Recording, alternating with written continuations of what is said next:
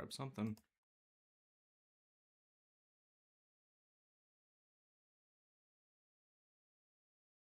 How's it going, everyone, and welcome to another episode of No Excuses with your favorite show hosts, Ara Still.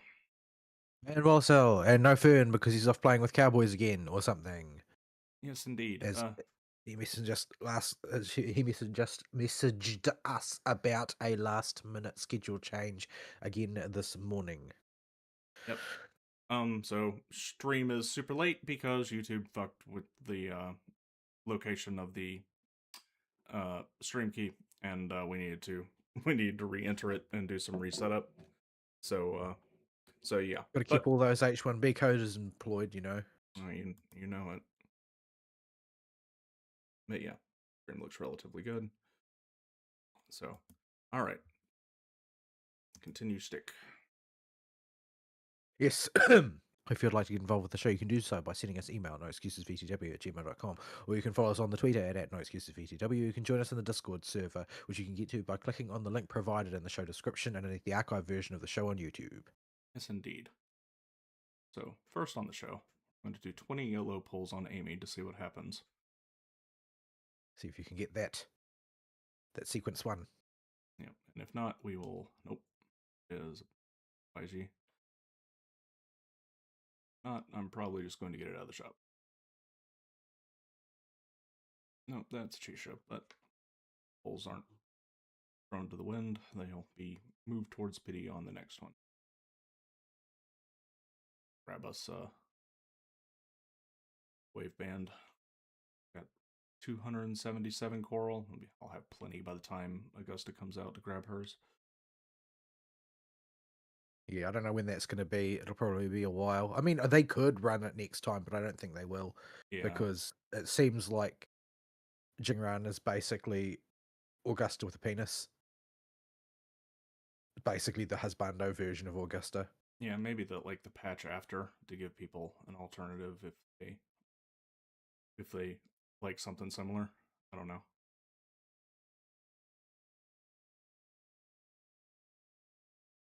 So yeah, I was humming and hawing about it because I do want to really replace Rover on the cartwheel team especially, but I think I'm just gonna have to get Chisa to do that. Because Sweet Sweet's It S1 doesn't seems even like help cartwheel. Chisa has like her value has gone up like Bitcoin over the past few patches. Like, I've always not bought into the Chisa potential woman memes. I've just had other characters I wanted more, like Cartwheeler and Pet themselves, or or any of the 50 other characters that are old because I'm always behind the curve in WUA.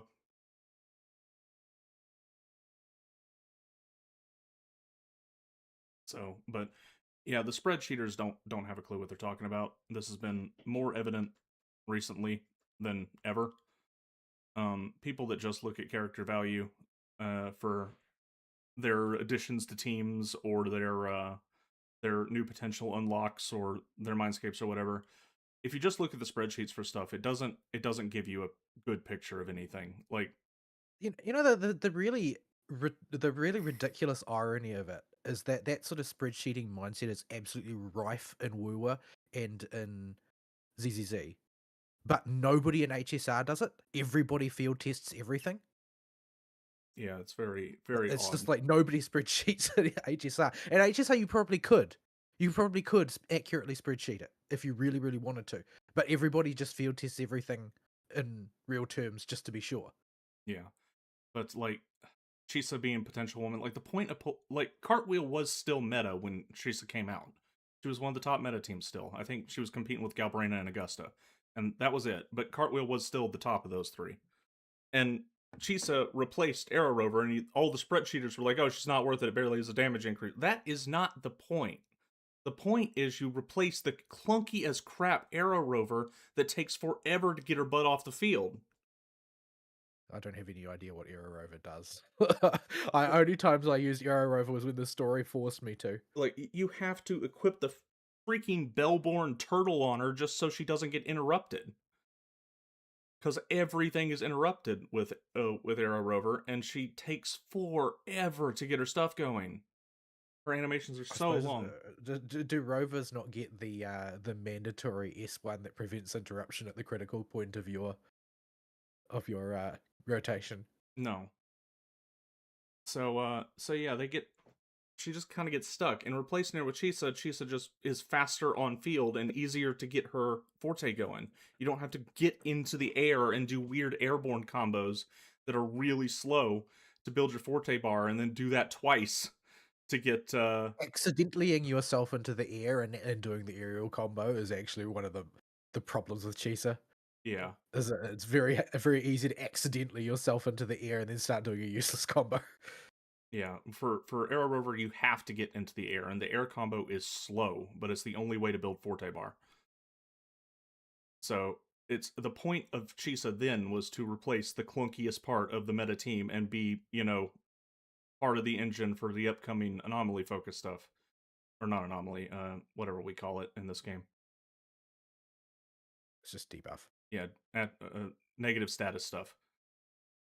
Like that was always the point, and she always had value from that. But the spreadsheeters was like, oh, she's only at like 5% increase over Arrow Rover. It's not worth it. I'm like, that is not the point, people. And I see this in ZZZ right now too with Jane, where they're like, oh, the potential unlocks for Jane are only like a 5% damage upgrade. It's not substantial. You mother. The point is that her EX special attack comes out way faster now, and when you do her Salchow jump, her little spin to win, you can cancel it and use it as a dodge counter that refills the entire Passion bar. This is huge. Like, I don't know what planet these people live on. Huge, even. Yeah. Like, these people live in spreadsheet land, and it drives me absolutely bonkers. So, like, Amy's S1 is not a super huge numbers uplift, I don't think. I think it's like 10-12% or something like that tops. It's not Yeah, insignificant. but when it doesn't like, but that's not the point. Like the point is not to dramatically increase your damage. The point is to eliminate all those situations where your damage falls off for things you can't control. Yeah, it's a quality of life sequence where you now can transfer buffs and multi-wave content and use your heavy attack to re-jumpstart your juice if you get stuck in an awkward spot. Yeah, that's why I like while I still, I'm not unaware that fundamentally wave bands are a money making exercise. I like the structure of the ones in Woowa on average a lot better simply because they are stuff that pays off. Like you're the very sort of concrete and understandable benefit to each one. So when you just really like playing a character, going deep on them makes them more usable. It doesn't just make you broken. Yeah, like I got Yuna's first wave ban for anti-interrupt stuff on her, and to make her more playable as a main DPS. I don't have Galbrainish yet. That one does have an. It's either the first one or this. You might have to go all the way to M2 for the anti-interrupt on Galbraina, but I don't have hers yet. I don't have Cartwheel's big one that lets her apply more arrow erosion herself to be less dependent on Chiakona, because Chiakona is not the problem on that team right now. Um, and Yeah, I've got Hiyuki's first one, and I'm planning to get more for Hiyuki because she's just so much fun to use, and she works with characters that I've got and got well built. Um, but like her first one gives her just lots of little tools. It does improve her damage a bit by, on like her basics that she doesn't care about and doesn't build for. But the important thing is it gives her traction, it gives her immune to interrupt on her really, really long animations in her primary chains. It gives her a little bit more debuff application opportunities. It's all sort of like QOL and useful little bits and pieces that make the whole experience smoother. yeah, it's There's it's nothing like going into one of her long, big animations, and you've only got one enemy in front of you because she just happened to juke the wrong way immediately beforehand. Now, with traction, her big, long animations will drag things to the center of them before they go off. the other reason I like this style of wave band is because it means the character isn't forced to get their wave bands. You only get it on characters you see yourself playing a lot or that you just really like playing, because very few of them are just colossal damage upgrades. They'll usually have one or two of those inside the thing. The rest of it is all quality of life stuff. Chisa had colossal damage upgrades. Well, PB's got a couple too. But She's got she starts with Chisa starts from the point of view of being a support though. So she goes from support damage to sub DPS damage, which is quite a hefty uplift and allows her to be used as an on-fielder for exploration.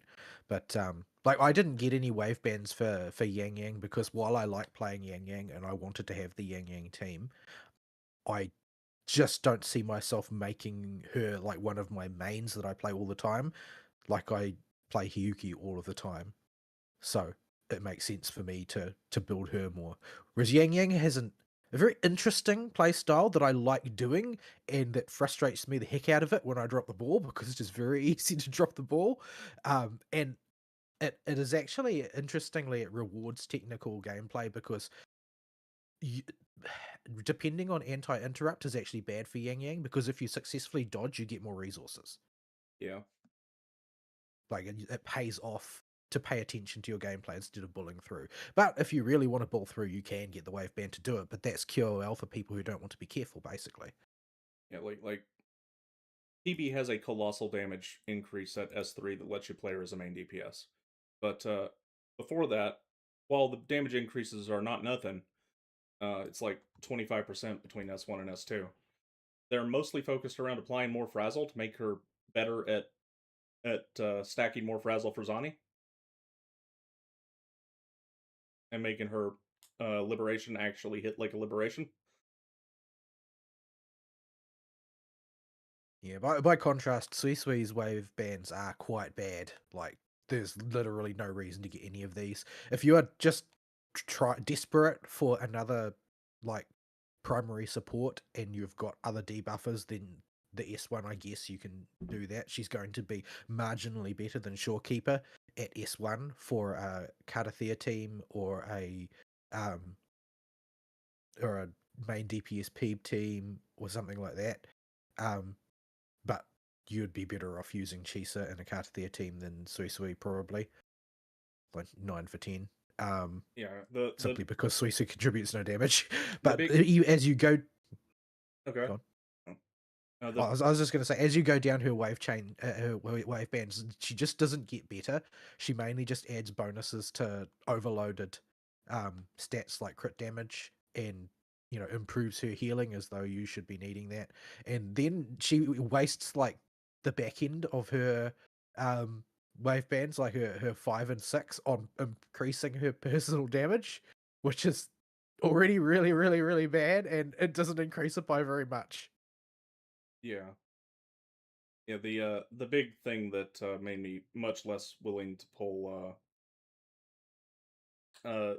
Weeswee was when I put her in the trials and was messing with her, the character trial. It was like there is no way to emergency swap to Cartwheel with No, her. that like I already told you about this when we had our conversation Oh about quick yeah, swapping. this is Like the she is totally incompatible with it because you shed all your bonuses if you ever swap.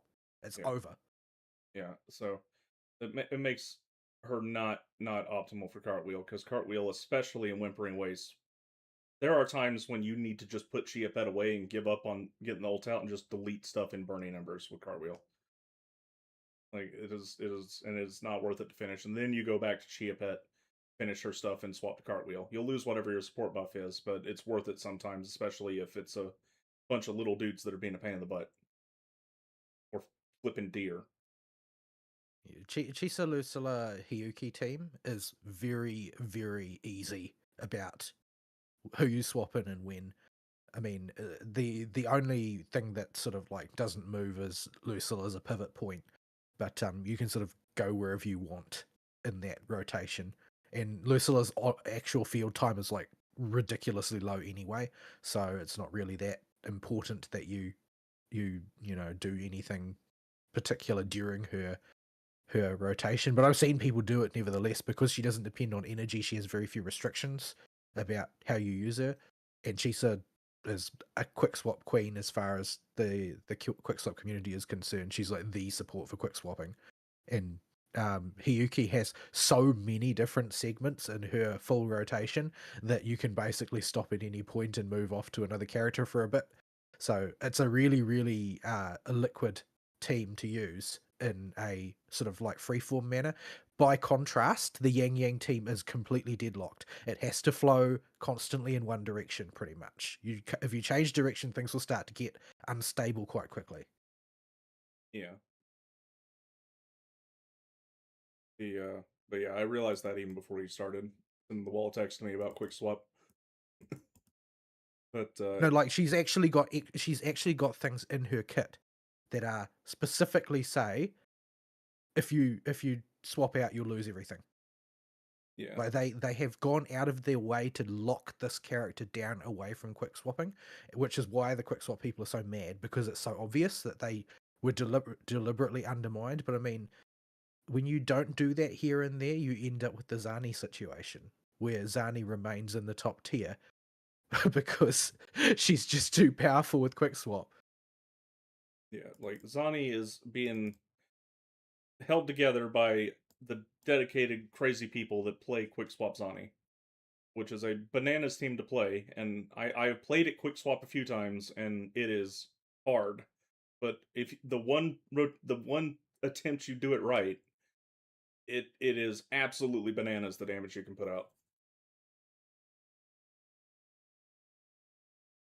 But yeah, Sui Like, Sui is I basically don't think every team needs to be quick swappable though. I'm sorry. Like sometimes people just want to play in a conventional manner because the for a lot of people who play Woowa, the point of fighting is to look cool.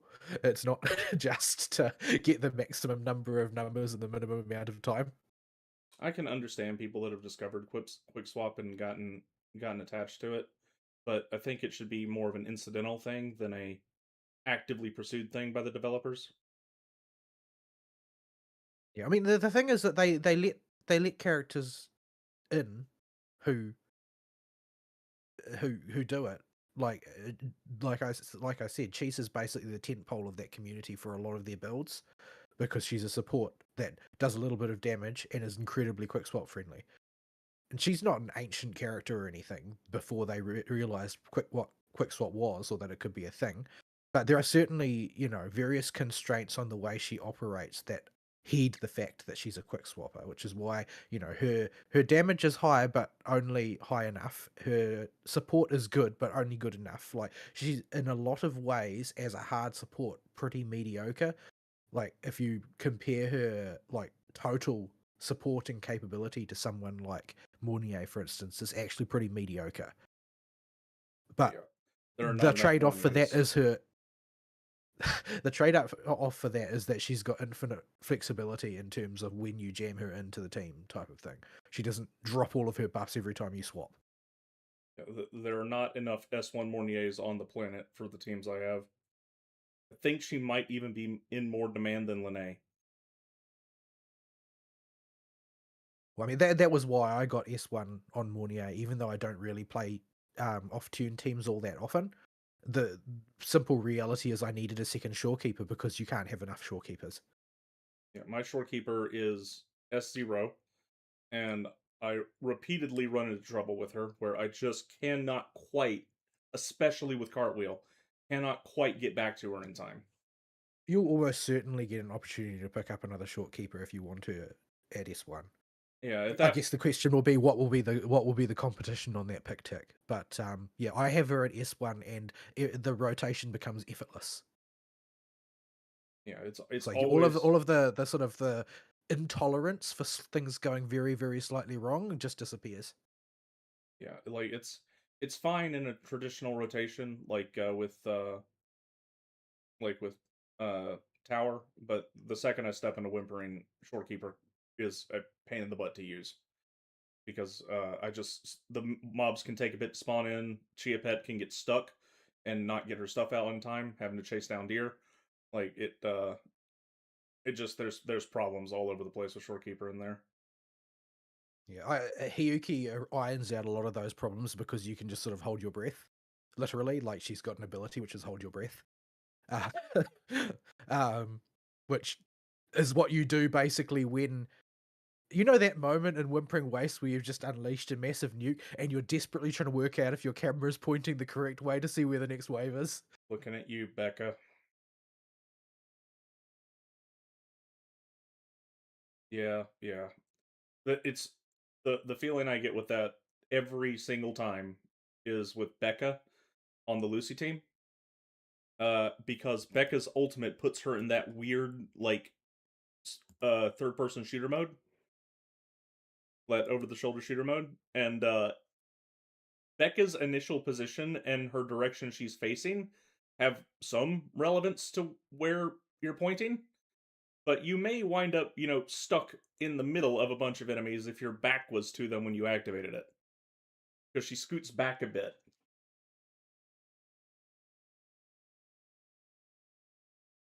And then I'm like, oh no, I can't hit all three of the deer. Oh dear. Whenever I think of a problem enemy in this game, my brain just goes, the deer. It's always the deer. The deer are indeed rather problematic as far as animals go. The deer go where the deer want to go. When the deer want to go there. It's never where you want them to go, and it's always apart from each other.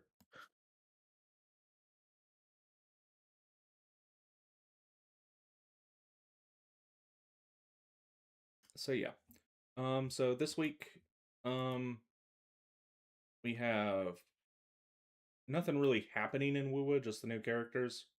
We got ZZ had a patch. You haven't finished the story yet. The new Deadly Assault came out, and all the other anniversary stuff. Except the new mode is coming out with a week delay for Hollow Zero, I think. Which Didn't is kind of frustrating to me. Because I was so looking forward to it too. well, you now you get to do it when you're not sick. That's true. But So I had put off doing my Hollow Zero run thinking it was going to debut immediately. So now I'm going to go and do the old one after getting hyped. I did an extra Hollow Zero run this week because the my Tism activated with the flippin' backfilled rewards, and it backfilled most of them, but there are some like just odd ones that don't backfill, like do a Hollow Zero run or go get a cup of coffee or go get some noodles at the noodle shop. Remember when we used to do that? Wait, there's a thing still? Yeah, Huh. I don't even know where those buffs apply. I think it's any non in-game mode.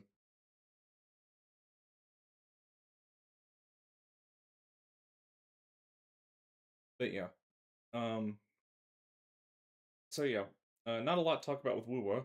We got I got Amy. I've liked playing Amy whenever she's come up, but she got delayed because I had other characters on the priority list at the time that I wanted to get.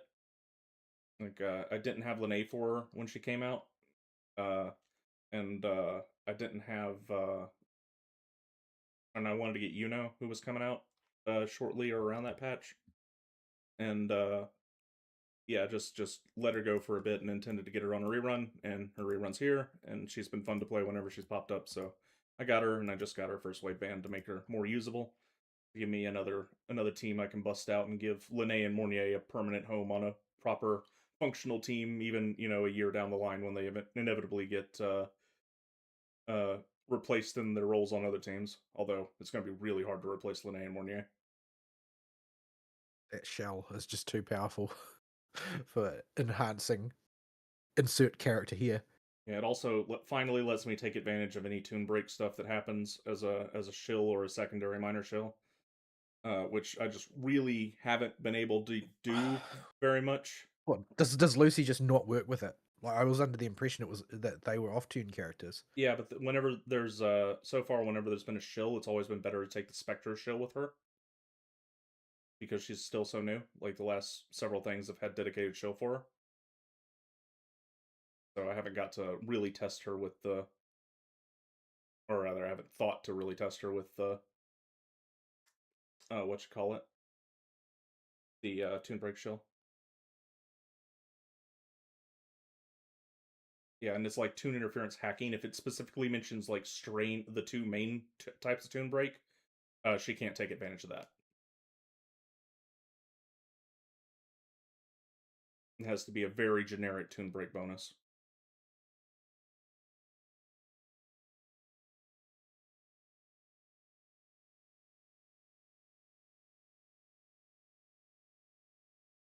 So yeah, you got your sweet sweet who can water at things. Yeah, I got her basically to complete the set with her sister. That was the primary reason. Like the first question on the flowchart is she pretty, not is she useful. So I mean, water is pretty. Do not have a fat bird. no, I have not purchased fat birds for Yang Yang or Sui Sui. I may in fact purchase fat birds because it seems like, you know, uh, putting a fat animal on your head is pretty much just the standard pattern for characters in Woo now. So For their I wouldn't couple want them to dollar feel left out. cosmetics. Yeah. Just put a fat animal on your head, it'll be fine. I got Mornier's alternate Halo. I looked at it and decided I liked it a lot less than her normal one. So I was like, no, no, thank you. I think that's worse. I think I feel like it clashes with her aesthetic, generally speaking, compared to her default. I think her default suits her very well, and I don't really feel the same about her alternate Halo. I think alternate Halo looks kind of weird and tacky. Makes it look like a space alien. I don't know. That seemed appropriate. It reminds me of the thing sticking out of Sana's head. That whatchamacallit, size limiter. Oh yeah. Oh, I like the extra rings and the asteroid in the middle of it just to taunt you. It's not really an asteroid, it's more of a primogem. The premium currency in the middle of it.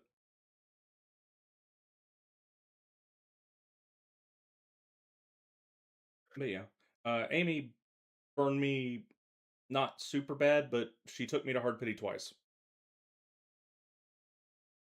If I didn't have a massive stockpile, it would have hurt a lot. But I was well over 40k, so hard pity 150-50 had to go to hard pity for the weapon.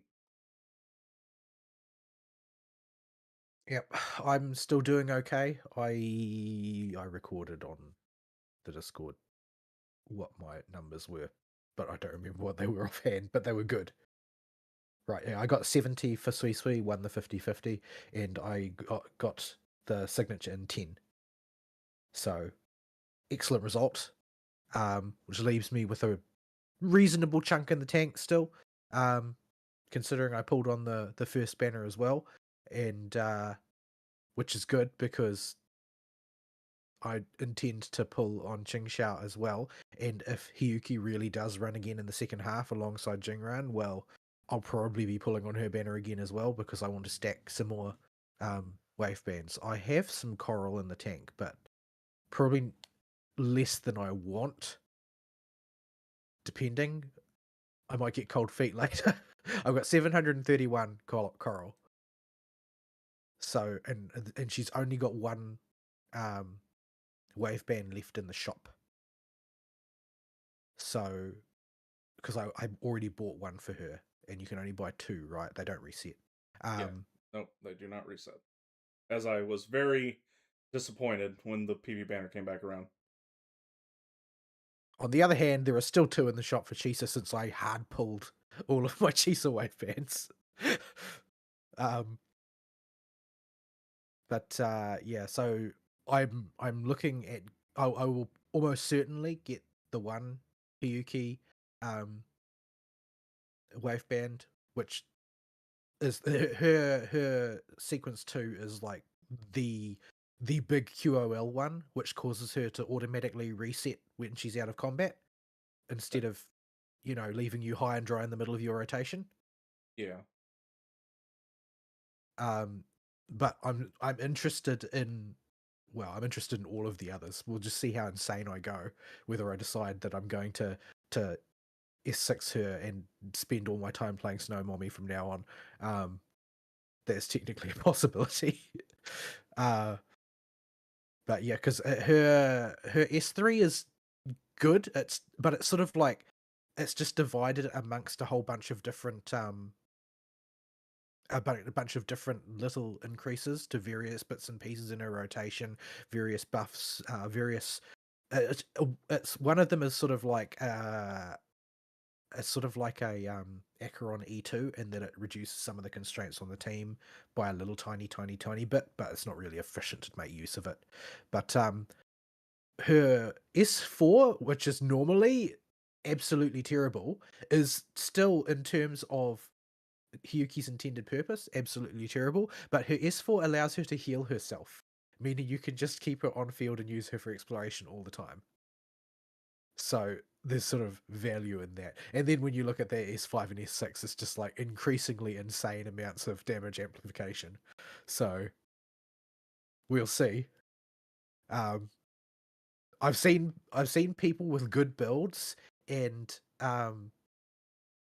S6 for Hiyuki like kill holograms within one rotation by perfectly timing everything and making extremely good judicious use of her parry to prevent the enemy from doing anything, which requires an insanely autistic amount of practice, but it's extremely satisfying if you get it right, because when you get it right, every time you get it right, it stagnates the enemy. I see. So if you are a perfect player, the enemy will just stay stagnated. But yeah, I mean, there's that's the reason why Woo has gained so much popularity. Really, is that there's so much headroom to be an autist if you really want to, and if you're a complete shitter at action games like me, you can still enjoy it because of the amount of aura farming. But like in Thailand, Woo is an esport. Like, there's a big competition running at the moment on hologram clearing. I don't know exactly how it works because I haven't watched it, but apparently it's like there's a head to head and there's like a pick ban structure of some kind. I see. So it's not enough to just be good with one character. you have to you have to learn you have to learn it inside out because you don't know what your opponent's going to force you to do. You know the leader is going to be like some super sweaty Zoni quick swap crazy person. No, no, it'll be even crazier. It'll be the legendary PB quick swap in total insane autist. That would not work. I don't think she They has might the just output for that. well they might just have like element ban or something as well. So it could be like, oh no, Spectre's ban this time. Spectre's just out. Think of something else. But yeah, so there's because there's that headroom and like no matter like, there's a lot of games where when you reach the autistic level of efficiency at play, the gameplay looks crap at that point because something really dumb like attacking twice and resetting or something is the most effective thing. Wasn't there something like that in Monster Hunter recently? I remember. I think it was Oh, Longsword or oh something. yeah, it Had was it some was like like 1 2 stutter step, 1 2 stutter step, 1 2 stutter step, or something with yeah. longsword instead of doing the full R1 R2 combo. Yeah, so there are a lot of games where when you reach an autistic level of efficiency, it makes the gameplay look like crap. But in Wua, when you reach an autistic level of efficiency, you just look even cooler. So Yeah. So yeah, Wu was doing good with his characters so far.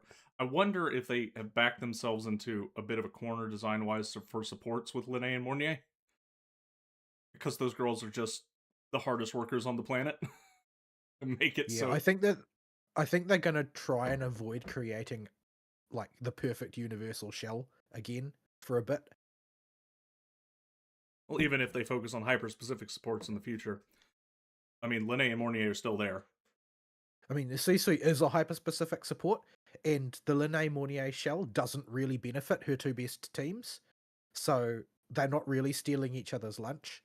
But I think that what you're likely to see is very picky, fussy DPS that are going to, want very specific things to help them out on their way. Like the rumor for the last, I think it was either the last patch of 3.x or the first patch of 4.x, was that there's going to be a new form of off-tune mechanic, basically to inaugurate a type of off-tune team that Linnae Mornier isn't automatically the best for because they can't respond to the particular mechanics. Yeah. And I can't help but wonder if the reason for doing that is that Linnae Mornier are too dominant. But like, I mean, uh next patch, Qing Xiao's coming out, and Qing Xiao's a Tune Strain character, so she will drop straight into the Mornier Linnae shell for those people who want to use it with her. I mean, I'm planning to use Mornier Danya for that because I want to use Danya, and quite frankly, there are not enough cheeses in the world for me to power a Fusion Burst team and a Glacio Chafe team and a Havoc Bane team, and I also want to put Chisa in every other team. So there's just not enough teams, not enough cheeses to go in all of the teams that are available to her. So my Fusion Burst team has basically been shelved because it benefits even more from um Ameth's whatchamacallit, first sequence than the Yeah. Tune Rupture does. Uh and it's to the point where it's sort of like not quite but nearly approaching mandatory. So while I really want to use Danya still, and Danya's a perfect supporter for a Tune Strain, and I was going to pull Qing Xiao anyway, so that team will construct itself basically. Uh, I Um, I'm humming and hawing about grabbing Danya and running the Fusion Burst Ameth with Danya and Lupa. I And mean, it works. You just have to never ever get hit by anything. I mean, Lupa's pretty good about that because she's always pogoing all over the place. Danya, it's a bit harder. Amy Danya is, will vaporize if she gets touched by anything. You need to make sure that you know what your opponent is doing. And because Danya spends a lot of time making flashy colors on the screen and striking poses, you need to be careful because she likes to get herself killed. yeah, yeah, it'll be learning Galbraina all over again.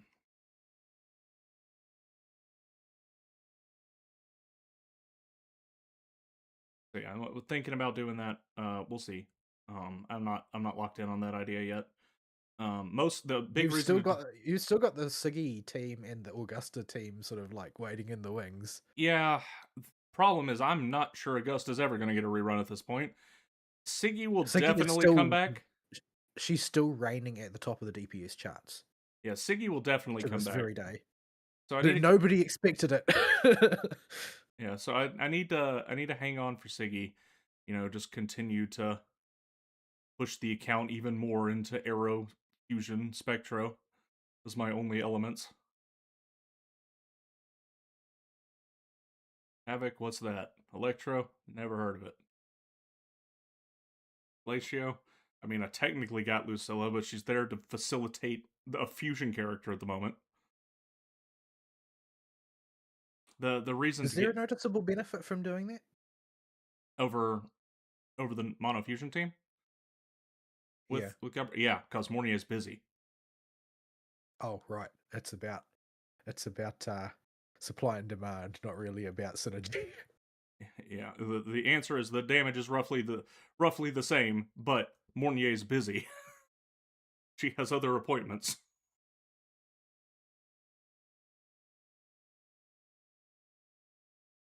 And even then, if she's not busy, it's still worth it to bring her in that team anyway, even though you're not doing the mono fusion thing anymore.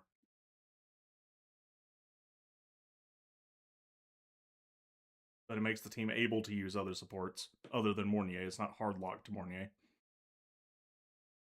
Because with Lupa as the secondary, you absolutely need Mornier in that last slot. There's basically no way to get around it with current HP on in game stuff if you're doing mono fusion Galbrena.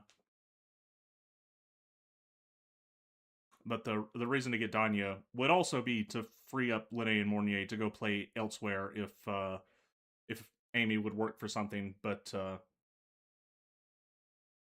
Mornier and Linnae are needed elsewhere. Like if I need to pull Yuno out or something. Just don't get hit by anything.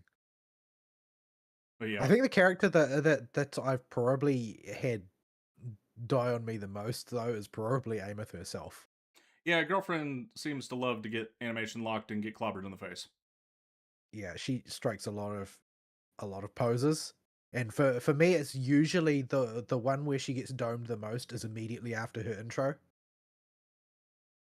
She'll intro and then she'll do her like I think third hit and then fourth hit where she dashes back out and then briefly strikes a pose which is totally interruptible. You can totally cancel that animation, but for some reason instead of canceling, I usually just get domed. I see. So yeah, pull plans are for me are based entirely on rerun announcements.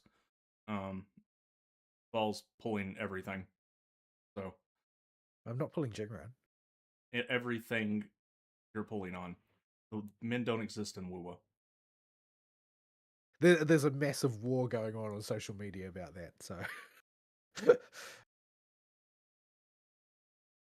But yeah, none of the new characters jump out particularly to me. It's possible once gameplay could come out and make me go, "Oh, I really want that," but right now, I'm not planning to grab any of them.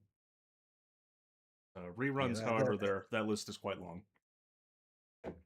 like a Ching Xiao for you would just cannibalize Ameth's position in off tune. Although if you moved her over to Fusion Burst, then could fit, but you're already planning to reallocate man hours for Mortier and Lene somewhere else. But the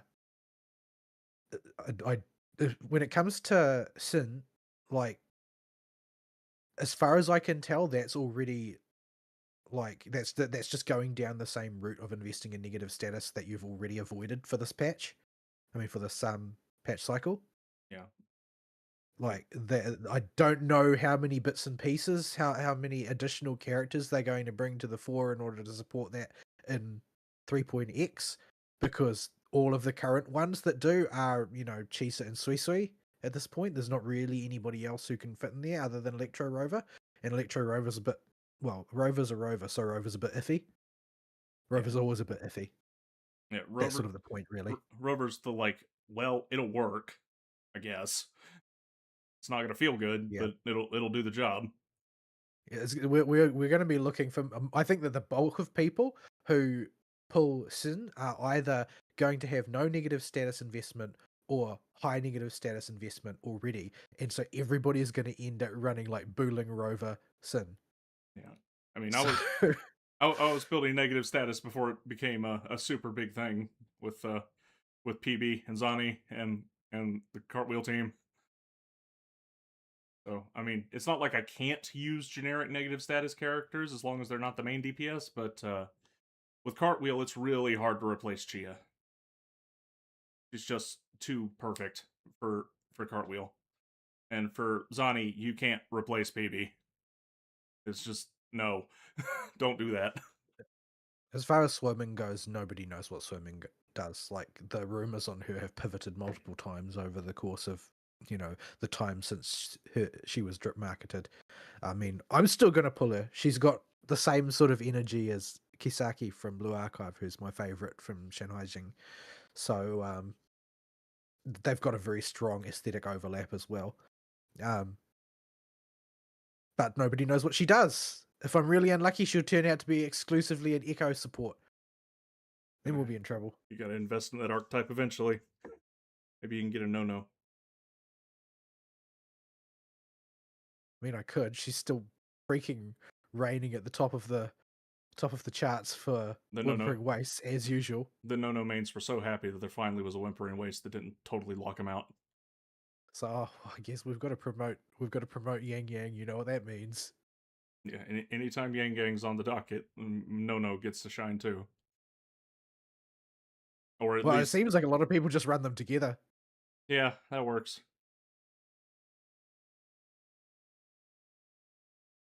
Just stick what's her booby lady on that team, and you got yourself a perfect whimpering waste team that doesn't resist havoc.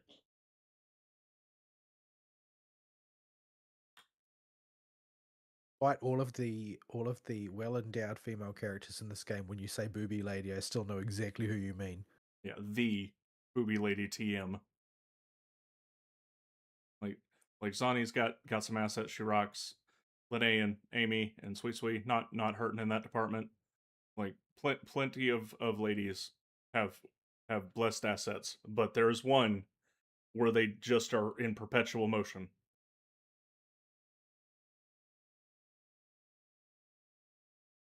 And I guess you only really get to see Zani's when she activates her ult because that button is a champion in her normal outfit.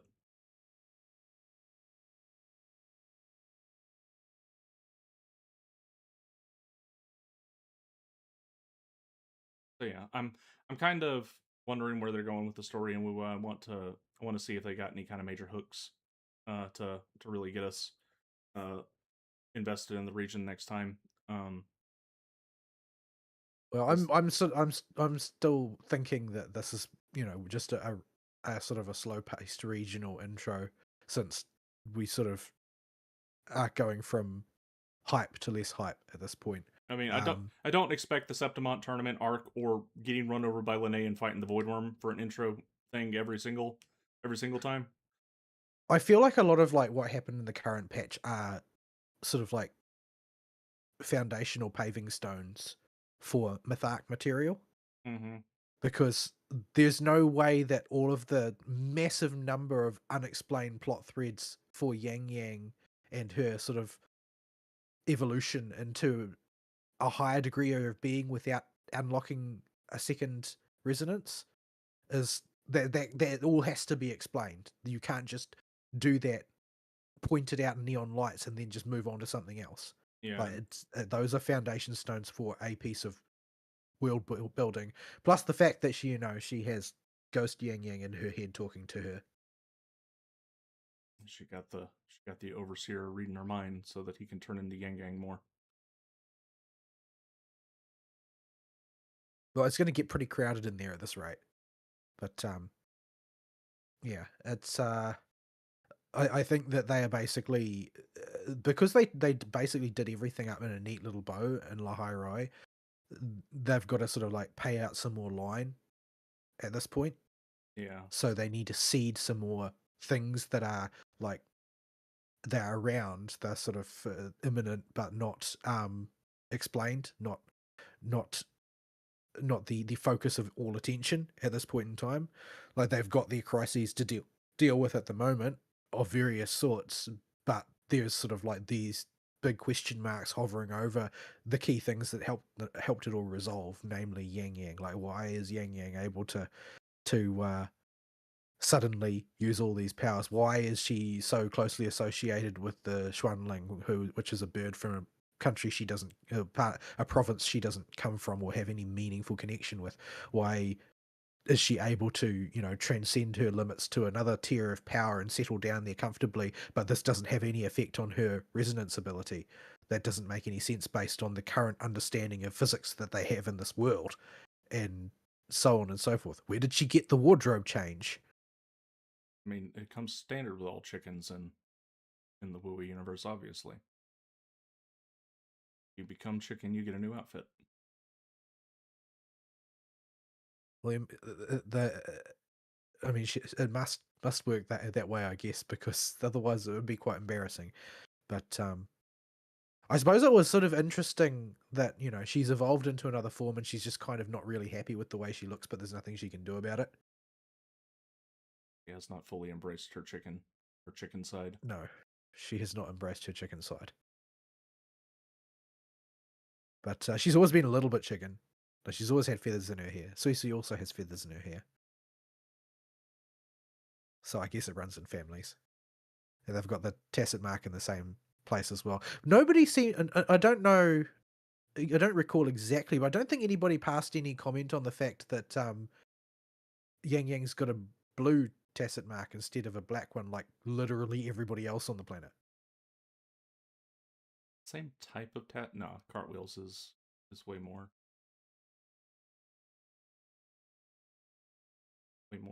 jagged and fatter. I think it's got more dots on it. Forget what the difference is between all the visual appearances of the types of tacit marks are and what each visual appearance specifies. It's usually crudely associated with the resonator's power. Yeah. Yeah, it's like there's different waveform patterns though that determine how the tacit mark formed, like and which spikes are bigger, but I forget which ones are which. Like whether it And was then there's Booby Lady. yeah, don't don't suck on handles, people. That's how you get tacit marks on your tongue.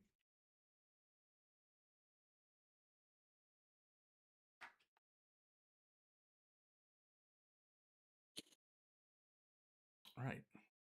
It's pretty much all that's going on for Wuwa is future pull plans, speculation, and I haven't touched the event. I don't even know what it's about. it's a generic combat event. Okay. Well, you need those sometimes. Goodness knows HSR does. Yeah, it's got a baby mode and where all the primos are, and then a harder mode that you can fight a boss and tune its difficulty with special modifiers that you unlock by completing stages in the mode. And you can make them And just super. get like shell credits and mats. Yeah, and it's like you can crank them up to hologram or hologram plus difficulty by by doing stuff, or you can just fight them a bit tuned down and just grab some of the rewards because it's just the total number each modifier you apply to a boss gives it a certain number of stars, and the number of stars that you have in total between all four of the boss fights or whatever it is determines your bonus rewards. So the last boss fight isn't out yet, and haven't unlocked the 3-star modifiers, so I haven't been able to do anything above 30 on the bosses. You know, I Some of appreciate this move of making the really important rewards always appear at the low level because, you know, while I would be happy to engage with the harder content in a time where I had more time, like I'm heavily backlogged at the moment due to having spent so long sick this week. Um, and I was already backlogged before that on tasks that I had sort of like made a note to do amongst the various gachas I've been playing, and I just haven't been able to do any of them. So I don't know when I'm going to get caught up because work is just going from worse to worse each passing day as more and more people get quote sick unquote. But yeah, it's good to know that I'm not going to end up like meaningfully behind as an account if I don't have time to sit down and mold my way through a boss that's too hard for me. Yeah, it's definitely a trend, and at least HSR, ZZZ, and Wubo right now that don't need to. They don't put very many. HSR puts the gear crafting materials on their higher difficulty, but that's for me that would be those are incredibly valuable. But apparently you can stockpile a lot of those like Vol does. What are they actually attached to? Like the knights or The the Night Stars. right? I guess they were making the assumption that oh well the most people should be able to clear the knights at least. But Yeah, you know I see more people miss stars on the knights than I'd see people miss stars on the final boss. yeah, Simply because you can pour all your resources into the final boss where you can't really with the knights. So yeah, I don't know. That might be a miscalculation on their part. yeah. The meanwhile in ZZZ they released their big new hard in game mode, and it's 110% optional. There's no account progression anything in there. In Wuwa, um, you don't you get like progress on titles for triple S'ing Whimpering Wastes and uh full clearing tower, but I I think don't give a thought to it because the odds of whether I get an SSS on Whimpering Waste purely depends on the shell. Because I just don't spend enough time in there refining my rotations to cross the line most of the time. Occasionally, I'll get an SSS if everything on the slot machine comes up me, but that's usually not the case. I want to get No because she's No and Phoebe Chupi has put No on the brain, but also because I like molding and whimpering waste and trying to figure out weird stuff to do with because it makes you play a bit unconventionally if you want to maximize it with teams that aren't shield. Um, which I'm often not because I'm behind the curve on pulling new characters. But No would do one thing. Anytime there's a deer node, I could just No it. I'm sort of hoping that the deer nodes will eventually become a thing of the past. I am I do not mind any of the other enemies in Wuwa when they show up in in-game mode. The only one I have a problem with is the deer. There are plenty of other enemies that run away, but they run away in a way you can bait them. You can force them to go a certain direction. Even the stupid knights with the funky hats in Renacita, you can bait those guys to go where you want them to if you're mindful enough about it. It's not super easy. It's slightly RNG on where they go and what move they do, but it's doable. The deer don't give a crap. Deer It's goes where deer pleases. that there is no kind of subtle movement tricks or distance or spacing or Well, anything you can half the do to avoid time them. they're not even attempting to go towards you. Their movement patterns are based on going away from you. Yeah, And when it comes to away from you, the direction of away from you is everywhere where you aren't. yeah, you got a big old 280-degree cone they can move in that's away from you. And they won't move in a straight line either. They'll just sort of like vaguely prance around. Yeah. They don't hit hard. They don't do any damage. They barely attack, so you can't ever counter them to break them to get them to stand still. No, no, no. They're just going to go hop away.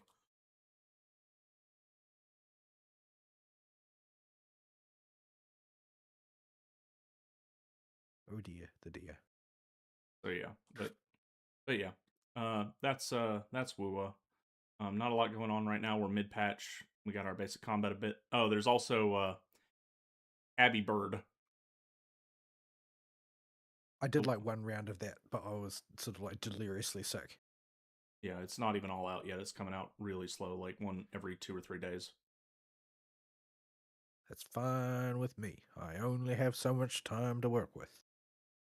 Yeah, combat events interesting. I like extra difficulty stuff, especially modular difficulty, extra harder stuff that you can do. I actually kind of don't like modular difficulty because when I see modular difficulty, I either like my reaction is always either I can't be bothered or I have to check everything, select all of them at once, and that's the only mode I will ever attempt from here on. Yeah. Oh, specifically, what I mean with this one is it is all harder than normal above easy mode for those things. You can pick easy. There are presets for each one you can pick, and I'm thinking mostly those because going through and autistically picking each individual debuff is something you do if you run into a wall that you just can't. There's no way you can get over it. Like one of the debuffs Oh, is just like killing you. something is like gives it a Genshin element shield, and you don't have that element style of thing. Yeah, something that like you need to run a tune break thing on this boss because of the way your account's set up, and this thing has like 50% less tune build up and damage taken or something. Like you can swap that one. But there are presets that have been fine for all of them so far. I just flipped on everything for the two I did 30 stars, and then I realized I can't actually get the max stars until the event's over because I won't have unlocked all the modifiers. So I gotta wait till the main event count time gating is done before I can go back and redo all three of the bosses I did at max stars. And there's a preset just for turning them all on, and we'll see how hard that is. I imagine it'll be quite difficult. The worst boss in it is not even a boss. You know those robots that always come in pairs in La Roy? The flyy ones that do Spectra Yeah, stuff? One of them is one of them just has a two. big gun, and the other one has a big sword. Yeah, one boss is just two of those dudes, like the just They're chilling. literally the most dangerous thing you can find in the open world. Yeah, like those guys are something else. I've managed to get them with Lene Mornier. Died, and we were relying on Mornier Lene DPS, and they resist Spectra. Well, I mean, it is what it is. Like, I killed that Hivatia hologram using just Mornier. The only thing that worse than the twin robots is if you had to fight two Hivatias at once. Yeah, but timer isn't an issue on it. They're very much so like pseudo hologram bosses with not as much effort put in for extra moves and stuff because it's only a baby combat event. But it's got a 5-minute timer, and you just need to be able to kill it before then. I don't know if it has any bonus effects like after 3 minutes, you start taking more damage to soft enrage you, like the holograms do. So yeah. All right. HSR didn't do anything. Nope. I still haven't had time to go in and do any of the. I think I did like one of the optional Slay the Spire things, but that was all I had time for, and I was just like too sick the rest of the time, so didn't really didn't really look at it. I'd be sort of meaning to go in there and clean that up, and I've got it's just on my list of things to do that I didn't get to. So, Yeah. So that's but that's a I'm not really expecting much of anything to happen. So, yeah, this is the problem with HSR lately is that they've put no effort into expanding the amount of content that they have available, and everybody is butt mad about it, rightfully so. Um, there's this narrative that has sprung up in various circles that that's fine because this is for like salarymen who have no time to play, and that means it's okay, right? No, no, no, no, no, no. That's not a thing. I'm sorry. yeah. That's not how you make a mass appeal game that becomes your cash cow. It's not by appealing to one specific hyper narrow demographic. It is by having general appeal. And if everybody gets fed up with nothing to do, then you lose your players. End of story. This Yeah. is not that complicated. Never mind that more stuff to do is always better. Even if you don't have time, like more stuff being available all the time is always a good thing. They Um, are still printing money. Like they are like very obviously printing money. If you look at their revenues, that hasn't changed in the slightest. So it really makes no sense to even attempt to take a tack like that as far as content strategy is concerned. Like you need to maintain those people, and the money is going to fall off. Like they had a really um they had a really decent main push cycle with Himiko, but compared to previous main push cycles, it was looking a little wilted, and there has been a very definite fall off since Amphorius in terms of people's responsiveness to main pushes. They're still printing money, but it's clearly not going to be able to be sustained in perpetuity because they just aren't supplying the content to keep people engaged with it. Like people aren't just see shiny thing and pull character necessarily. There are people like that, but people pull for the game because they're engaged with the game. If people are not engaged with the game, then they aren't going to care whether a new character came out because they'll engage with something else.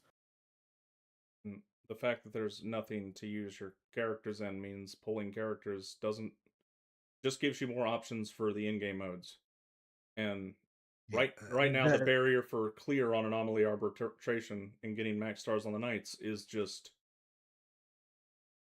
what the fuck.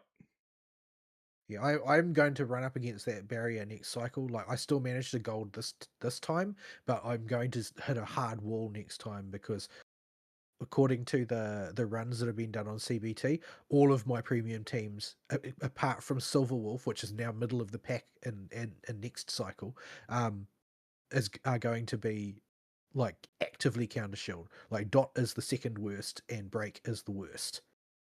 Is Aggie And I do not have deep verticals in Elation. Aggie doesn't make it onto the diagram because nobody runs Aggie. Yeah, that's the other problem with me in Star Rail is I've taken the only 5-star blonde waifu out there and decided that one. And she is so straightforwardly a character that nobody bothers to run her or test her. Well, the thing is that she's heavily dependent on supports that have stronger teams.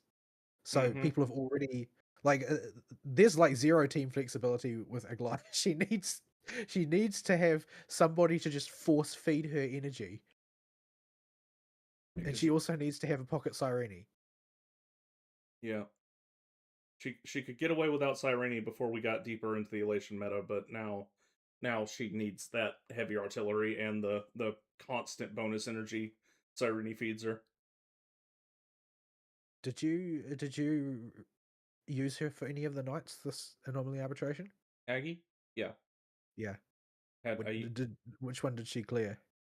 she got no, I had a fire, I think. I could 2-star the second the problem night with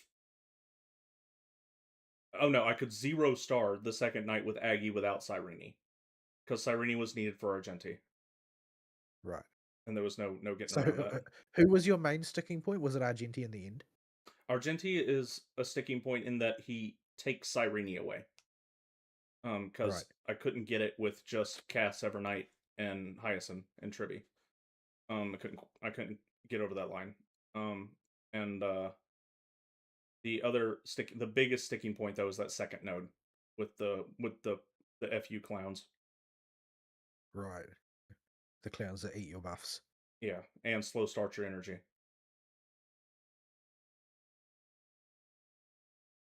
Yeah. I mean, normally you would want to put somebody who's energyless there if possible. Yeah, But if your remembrance team's already spoken for, then one of the prime suspects is no longer available. Facial's fallen off too hard. I had I could two star Acheron it requires with Silver a team Wolf. of penis havers.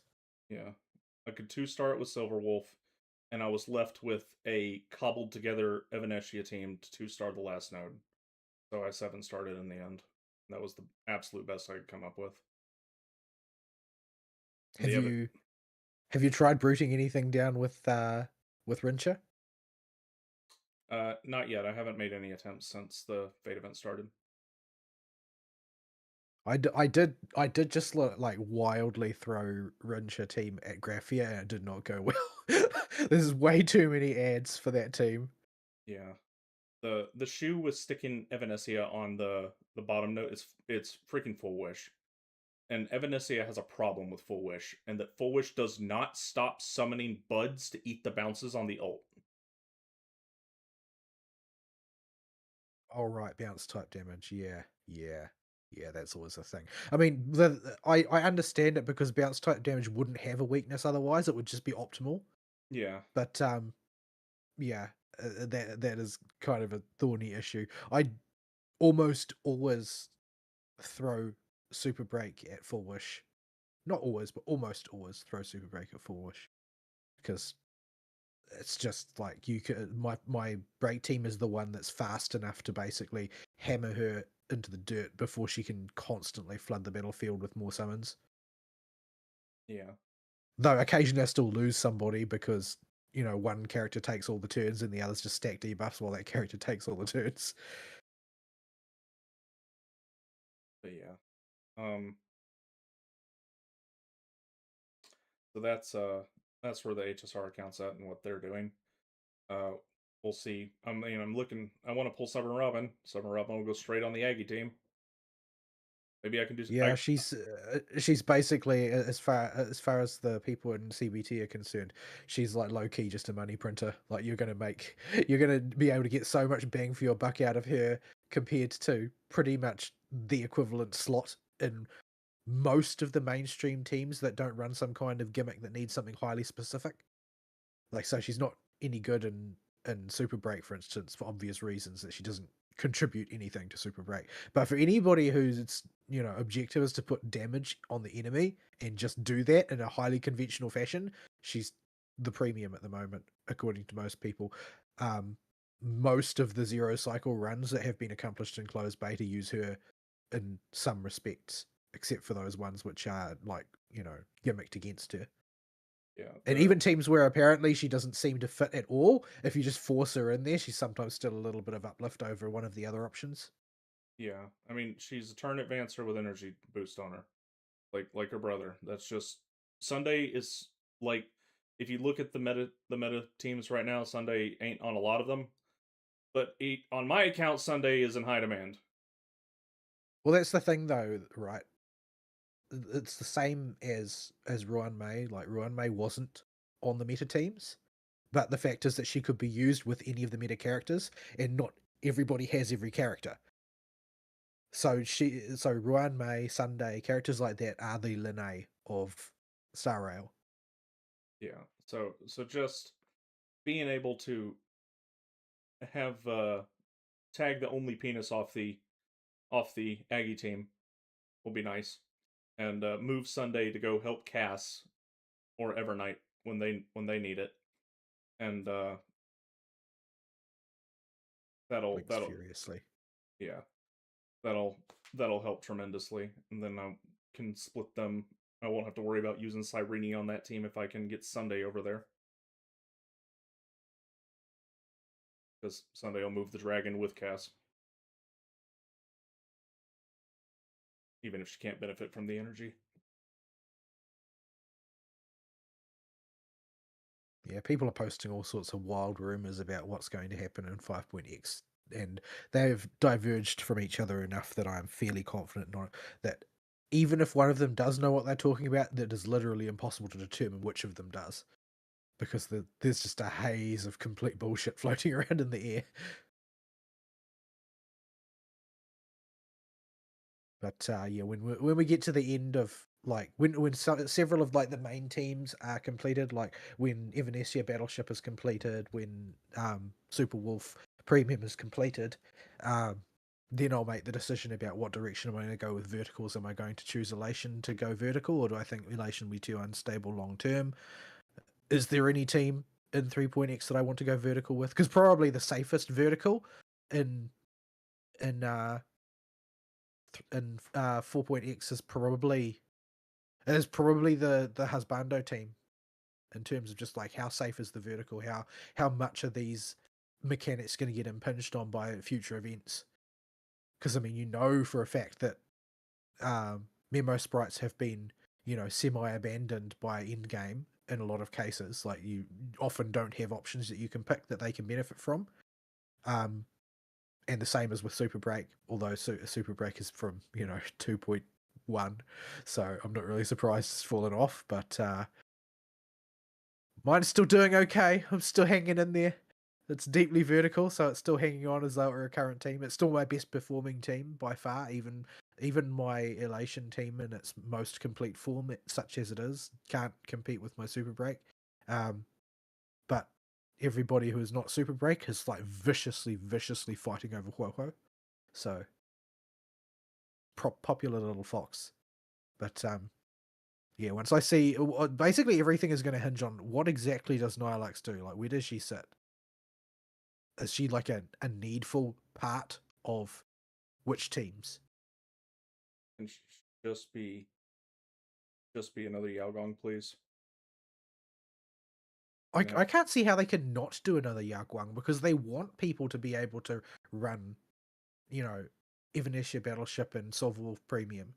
Like, the only way you can do that is if you've got two Yaguangs, or if Yaguang becomes like the lesser option after Nihilux, or maybe it will go the direction where Nihilux, being as she is Aha, of course, can just like make Aha moments happen whenever she wants or whatever. Yeah. Maybe her skill is just do aha moment. Dramatically accelerates the Aha. Yeah. Or Have maybe she just will get to act every time Aha would act or something. I don't know. Like, there's no knowing, and nobody has even tried to leak what Nihilux does, which is unusual because I would have expected at least a few bullshitters. But I think that she's such a question mark that everybody is waiting for information about, that nobody wants the egg on their face of being the first person to try and turn their speculation to a so-called rumor. So yeah, nobody's really saying anything about that. But yeah, what exactly does Pearl end up doing? What exactly does Nihilux end up doing? Answers to these two questions will determine like what route do I go with my vertical investment, which is why I'm sort of holding off for the time being.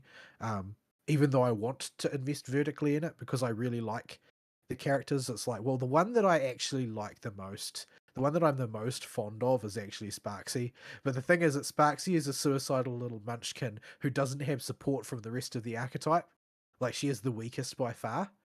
her It's not job. close. Her job is to feed thumbs up to Silverwolf. But see, the thing is that she's not like remarkably good at that. Like, you could just as soon use Elation Trailblazer in a lot of situations. Like, she's good, but she's not excellent, and she fights with Rin and Archer for hyper carry. So I can't really run her hyper carry if I'm going to run Rincha as one of my options, because they're trying to do the same thing from the same reservoir trying to act along the same shill, so it's not really efficient to run that way. I guess we'll see whether I decide to do any more vertical into that team, but Rincha vertical depends basically on just funneling more and more Eidolons into Sparkle, pretty much. So that's pretty much a non-starter because Sparkle doesn't exactly get banners every day. That said, she's a relatively strong shop option, and since am trying to maintain Dot as an option as well, I don't have E1 Sparkle like most Sparkle havers do. So That little gremlin yeah, has turned out to be a fairly solid investment. Early on in my account, when she didn't have a home and nobody knew what to do with her, and it was like, oh, just use Bronya because she's better. Like I didn't have Bronya, but I had Sparkle. Sparkle did the job just fine. not that you didn't complain mightily about how awkward she was to jam into teams. Oh yeah, she was weird as crap, but early account building, she was not a bad pull. And then the pick banner came up, and it was like over half Icky boys, and like Kafka and Sparkle, and I'm like, well, I don't have any other parts of a dot team because I passed on Hisselins and Black Swan, so I'm just gonna get another Sparkle. Well, I mean, I I did have Hysolins and Black Swan, but number one, they want a Huo, just like everybody else. And number two, they, despite the fact that, like, even if you go hard vertical in them, like, if I had invested vertically in my dot team to the same extent that I invested vertically in my Super Break team, it would perform better than Super Break by a tiny margin, except it would also just kind of not work in a lot of situations because dot's still just not fast enough, to be blunt about it. And it's harder to gear for because there's fewer useful stats. So And it can't yeah, take advantage of any of the bonus effects that the in-game modes like to give for breaking enemies, like in Apoc Shadow. yeah, and because you basically don't get any toughness depletion from most of your damage. And they have no colorless breaking options whatsoever. Like there's no way to break through that for the entire archetype. It's one thing if you're trying to run something specific like Iglai Hypercarry, and then you might run into some difficulties with certain elements. But it's not like that's a problem for hypercarries generally. There are a number of hypercarries that you can slot into, like say the Aglaya team. There are a few characters you could insert into an Aglaya framework, and they would perform well there. But there are no characters for Dot that can be moved anywhere, Yeah. and so you're pretty much just restricted with where you are. Like Hysolins doesn't take very many moves by design. She's meant to basically maintain buffs, and all of her damage is done from the sidelines as opposed to actively. So she can't deplete toughness at all most of the time. In fact, the only person who really meaningfully can deplete toughness in that team is Kafka. So it's basically functionally like an Aglaya team. It only works against lightning targets. So yeah, that Dot needs help again for a different reason this time. But yeah, it needs help again. Um, Goodness knows if it's ever going to get any. They might just give up on it at this point.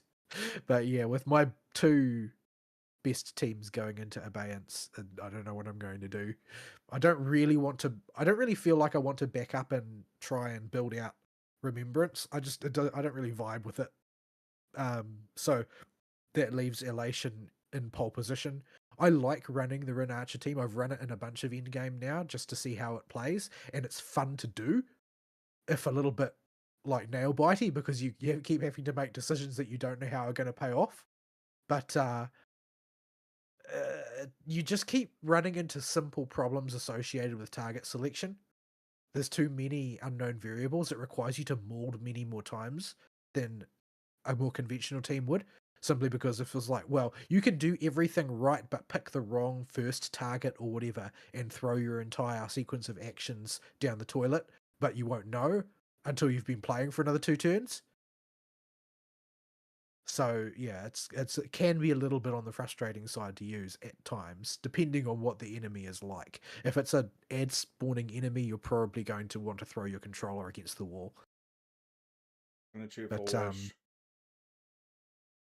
but yeah, So yeah, Elation's pretty much sitting in pole position for vertical, but I don't want to put any Jade into vertical until I know the best place to put it into vertical. Man, Full It's Wish is a pain probably in the going. butt already, but people that don't have Silverwolf on their account, like they start anytime after she's been run, oh man, they must absolutely hate that boss when they get to it and it comes up in the in-game modes. I just thought of that.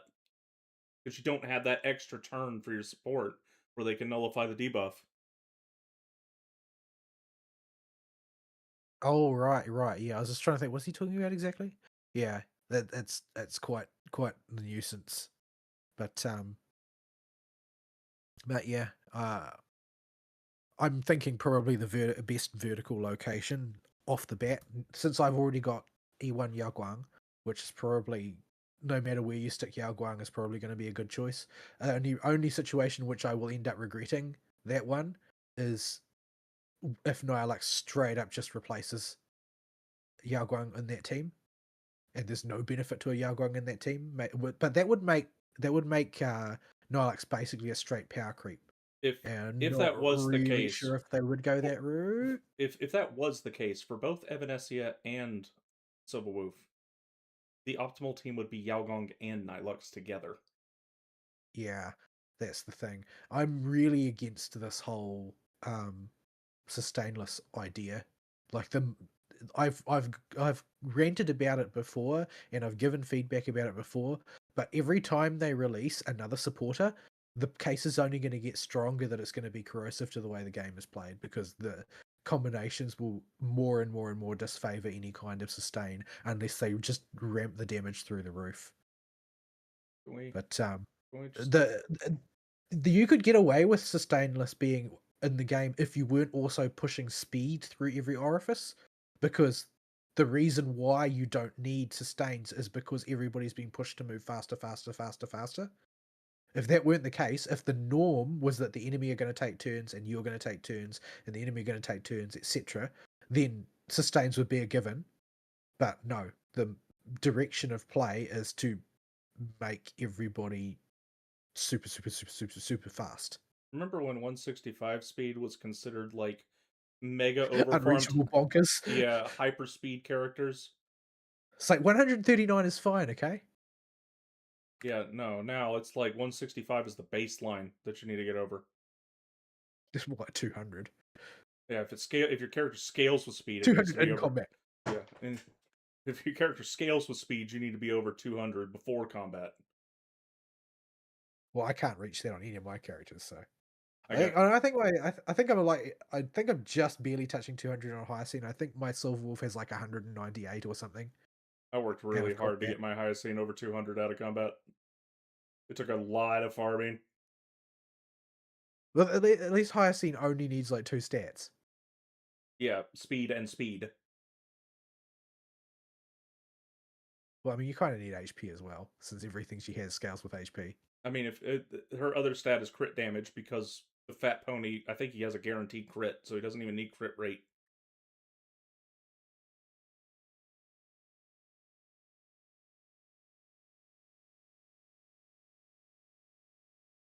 Yeah, that game is in the doldrums for all of the aforementioned reasons, and will probably stay in the doldrums until such time as I'm thinking that they basically have depending on what they do when we go to the next region. I mean, the vibe that I'm getting is that they pretty much just wrote off the whole 4.x cycle because too many things have gone wrong. Or 5.x, 4.x or 5.x, I can't remember. Or at Um, 4 in HSR. 4, okay. Um, yeah, the vibe I'm getting is that they've just written it off as too hard because too much stuff has gone wrong. Um, there are various like mini leaks have come out saying that um, there was a period during the development of the current cycle where they called in any loose end writers from all of the other teams who were available to just basically crash out a redo of the entire story. And that's sort of why it's a little bit incoherent. But that might not be true. I've heard the same thing about 2.x and ZZZ where it would also make sense. Yeah, Because I that's honestly, 2.x and ZZZ has a lot of the same problems. And that, there are like good concepts seeded without, just like deployed in a totally incoherent fashion. yeah.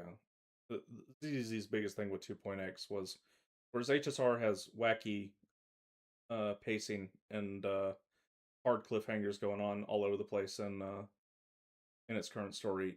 ZZZ just when they hit 2.5 or whatever, they came to the conclusion that we can't continue this anymore and hit the We don't know what to do, send in the creator ball.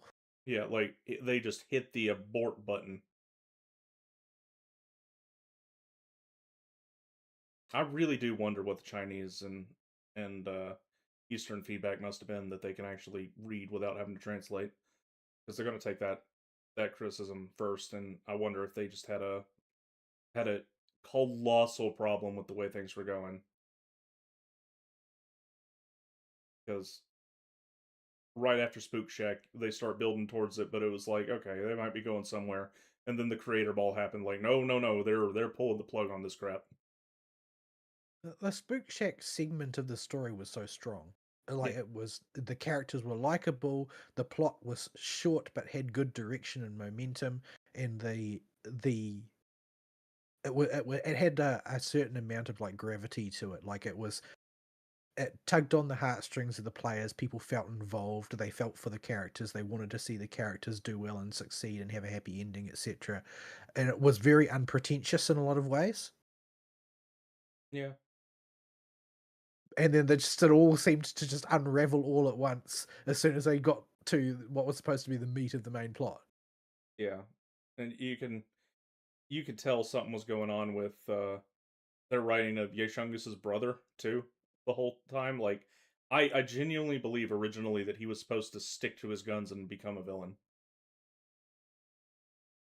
but I mean, something happened. there are a lot of ways you can read that story that sound perfectly consistent with the things that were taking place. Yeah, but Maybe people are just really against him becoming a villain or something. I don't know. I don't know. I know that in the West, you just get people drowning it out by talking about how they want more male characters and he should have been a playable. So, and the Chinese player base has no truck with crap like that. They aren't interested in male characters at all. Um, they are way more overwhelmingly male than the overwhelmingly male Western fan base. Like, the overwhelmingly male Western fan base is like 80% male. The overwhelmingly male Chinese fan base is like 98% male.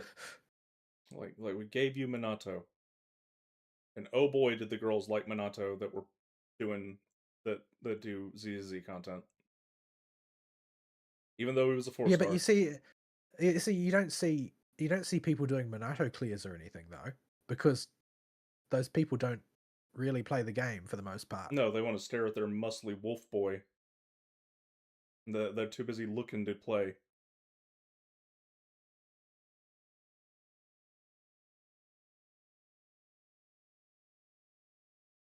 Hey, yeah, I guess that's a good transition point to ZZZ, which had its big anniversary patch this week. And I can't say anything about anything because I didn't have time. Like, I wanted to enjoy it, and this week I've just been so sick, and I was like, no, I could try this, but the whole experience will be soured because I'll have to stop every 5 minutes to be ill, and it's not going to be what it should have been. So Yeah, I had to put it all on the back burner. I basically haven't done anything. I haven't even claimed my free character or anything because I don't know what one to claim. Basically, like, I don't know. Uh, I don't know what there are so many good arguments for Jane, but they all are with the understanding that there is no clairvoyance EX, and yeah, I don't know. Like, the for me, who has never invested in Jane before, the route to M2, which is sort of necessary to validate the investment, is really unclear. Like, people say, oh, you'll get there eventually. Yeah, but the thing is, I don't want to get there eventually because what that means is I keep losing 50/50s and stuff. it means more graces. Yeah, like, my grace will be really good, but that's not the situation that I actually want. Look So at it's like, well, am I just going to curse my account if I get Jane? at least you are not Fufu's voice actress trying to pull Fufu with Grace's voice actress in the channel with you and going, don't worry, at least you're going to have an amazing Grace when you lose the 50-50 to Grace and then lose the 75-25 to Grace's ball. Yeah, Eh, I took Colada off of my 50-50 loss list, but now I'm thinking about putting her back on because she's got in all of the early testing server leaks say that she's getting her whatchamacallit, her strengthening next, her potential unlock. yeah, So there's the rumors of that new. Uh, they're not rumors. They're data mines. They're like rumors is when we don't have data, when the servers aren't up yet. no, so they've actually found flags in the code for a new type of armor or whatever it is. We've got footage. Okay. We've got like video footage of it. So that does. We'll just skip there since it's already come out up. So Claret is going to be deployed in what is being called the Armorer class, which is basically this is a signal that what they did in 2.x with Rupture is basically going to be a repeating pattern, much in the way that they deployed Remembrance in Amphorius and then they deployed Elation in Plan Arcadia.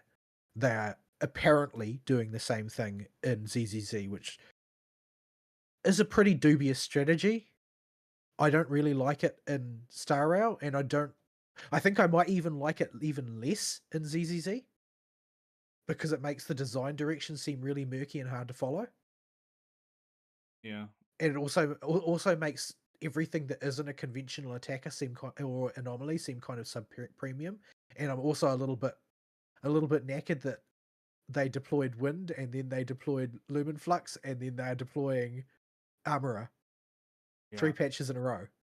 Like, the most optimistic outlook for all this is they have now established all this crap, so they don't have to go and establish more crap later and can continue to release stuff that plays around with it.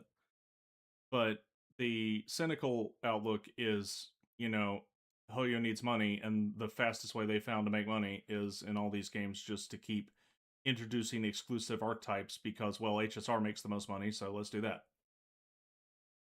Yeah. So to digress briefly back to the previous topic, this bent me away from the idea of pulling Jane toward the idea of pulling M1 Lucia, simply because adding Armorer sort of signals a decrease in the number of Rupture supports that we're likely to get. Like we're likely to get at least one more Rupture support because Hoyo have talked about it in the past because they're not really happy with the fact that Lucia is the queen of Rupture and there is no alternative. Um, but if they're releasing another character archetype entirely, well, that just means Rupture's going to get even less attention. And since I count on Yishin to clear content for me, I kind of need that team to be smooth as butter wherever possible. So yeah, I might actually even have to practice because according to the people that play these teams, actually Yishin has the highest headroom for tech, higher even than Yadari. Yeah. Um, because there's just so many ways you can exploit her animations. Yeah. But you need to learn them all and practice them all because you require an autistic level of practice in order to execute on them all correctly. Yeah. And it's not forget about throwing Dylan into the mix and what that does to it. Yeah. The phone thyroid. Everyone loves the phone Theron. Like she's a favorite character of mine in terms of like characters who I like seeing and who I think have a fun interaction with other characters and influence on the story. But in terms of the gameplay, I deeply resent her. So, um, but yeah, so the armorer class that they're introducing, what has been data mined about this is that it is going to primarily scale with defense as its source of damage, as opposed to HP, which is more common for rupture, and attack, which is more common for attack. Um, it is basically not going to interact with the crit damage stat at all. Like it's a complete dead stat. The same way that Rupture characters basically don't ever want to touch the attack stat because it's not going to do anything for them. and they definitely don't want to touch the pen stat because it's weaker than their inherent abilities. So, yeah, in the case of armorer, it does still interact with things like defense and penetration and all of that, but it has no truck with the crit damage stat. Um, it also doesn't have any real use for the attack stat either, since all of its attacks scale off of their defense. The crit rate stat, on the other hand, is highly important for them because for them it continues to scale past 100 all the way up to 200. So they have basically fixed damage more or lessly. They do get crit rolls and stuff, but they work in a slightly different way apparently. I'm not sure on the fine details. But once they have like filled out their 100%, excess crit rate just rolls over into another roll for a whole nother attack. Okay, so it's It a doesn't chance. roll into a third one at 300 though. So So it's a chance for a Wind Fury proc. basically, yeah. Well, it's not really I don't think it's really I don't think it's a chance. I think you always get the extra hit, by how much damage you do depends on how well it rolls. I'm not 100% sure. It's it's all what has been data mined is a data mine, and B in Hoyo speak. Yeah. So understanding it is like ha ha, good luck. Yeah. So they are basically, it basically sounds like the whole thing is an extension of Sanbi's mechanics, in that basically you can build up over the course of combat up to 3 pips on the enemy of a debuff that I don't remember the name of, and you can pop them using abilities. Like your special, for instance, might do it. It's probably going to vary from character to character. Um, but you can pop them for bursts of damage, basically. How all of that shakes out and the way the math works and the way it interacts with other things, not really all that clear yet, but it does seem to be based around, you build up, you build up a wound like you would in Monster Hunter, and then you exploit it for a pop type of thing, um, in terms of the way that it plays out. But which stats these things are tied to and how is all sort of a bit unclear. Um, How they flow the together in only teams? Are they a super? Are the, they the a super dedicated archetype among themselves, or are they meant to be mixed with other teams? well, they're not going to work with attack buffers. They all have an element like attackers do, so they technically generate anomaly. Like, it's all really quite unclear because there's nobody in the game that buffs defense in any way, and giving out crit rate buffs is not really that popular either for a lot of characters, because most characters are trying and struggling to hit the crit level that they need to function optimally as it is. Um, so at present, when Cleric comes out, there's basically going to be nobody that can support her, as far as I can see, other than characters who just give damage increases. Maybe you'd be looking at, you might be able to get some mileage out of like a rare pen supporter like Rena, although Rena leans heavily in the direction of attack, but she does give defense now as well, I believe. Apparently, with the If I remember ac- correctly. according to the spreadsheeters, who I don't trust, it is now better to try and get pin rate on your disc 5 for Jane for whatever flipping reason.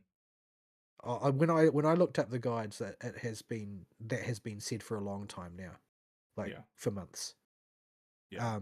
I don't know what the rationale is, but because I don't understand anything about the way the pen stat works. I don't even understand the difference between pen ratio and pen stats, but um yeah. In my brain, I list it by default somewhere between a flat attack and attack percent in priority. See, I want to see. I'm still getting used. I switched to Brave browser the other day because I got annoyed at something Edge was doing, but now that means that I'm having trouble finding it on my taskbar since I keep looking for the Edge icon. I just want to check something. Actually, it might be easier to do it on Pridwin because Pridwin are not fandom basically, and the only thing I'm looking for is character materials. So, as much as Pridwin may be uncool, they are easier to use than fandom. Not that that's setting the bar very high at all. In fact, I don't know if the bar could get any lower. I I have. mean, technically, fandom is not whatchamacallit, Fixture Life. I guess that's also true. I'm about to say there is a wiki that is worse somehow. You could have Maybe they worked really hard at that. you could have Is Rena all the under R or under A? uh R. She's under yeah, R. yeah.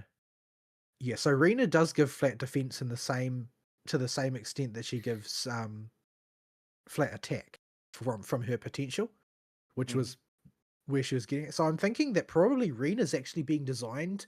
Her whatchamacallit, her potential is probably being designed to be the initial Claret support because there's not going to be a Claret support. My M6 Rena. I wish I had an M6 Rena. I like Rena. I just wish that I could use her more. Now I guess I can because she's been buffed. Now she's as good as Astra, but well, nearly. Yeah, I've heard her potential But calculations mathed out on the spreadsheets to just girlfriend is really strong. yeah, but I mean, since I've had my heart set on pulling Claret since the first trailer came out for 3.x, I might as well build up Reno, I guess, at some point. Not that the list of characters to build up isn't freaking gargantuan at the moment, but yeah, so Claret is an electric armorer, and basically just swings a big axe around.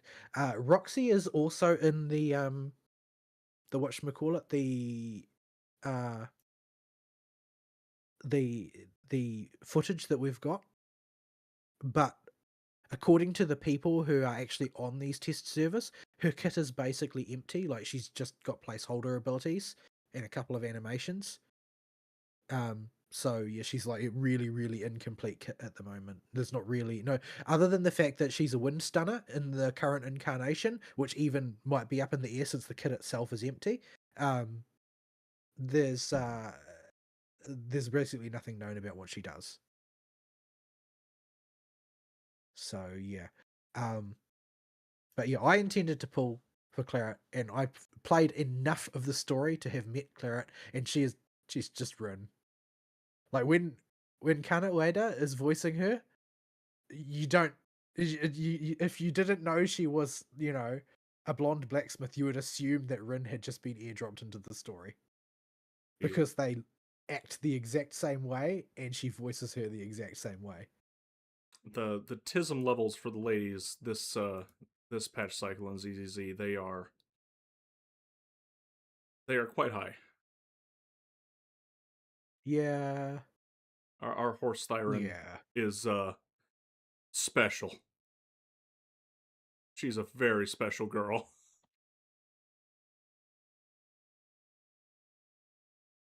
I mean, she she can read a room. She just reads it in the wrong language. like she is a very perceptive girl, but she is not a very smart girl. Well, she does have Well, moments where she's smart. she's not book dumb. She's just social dumb.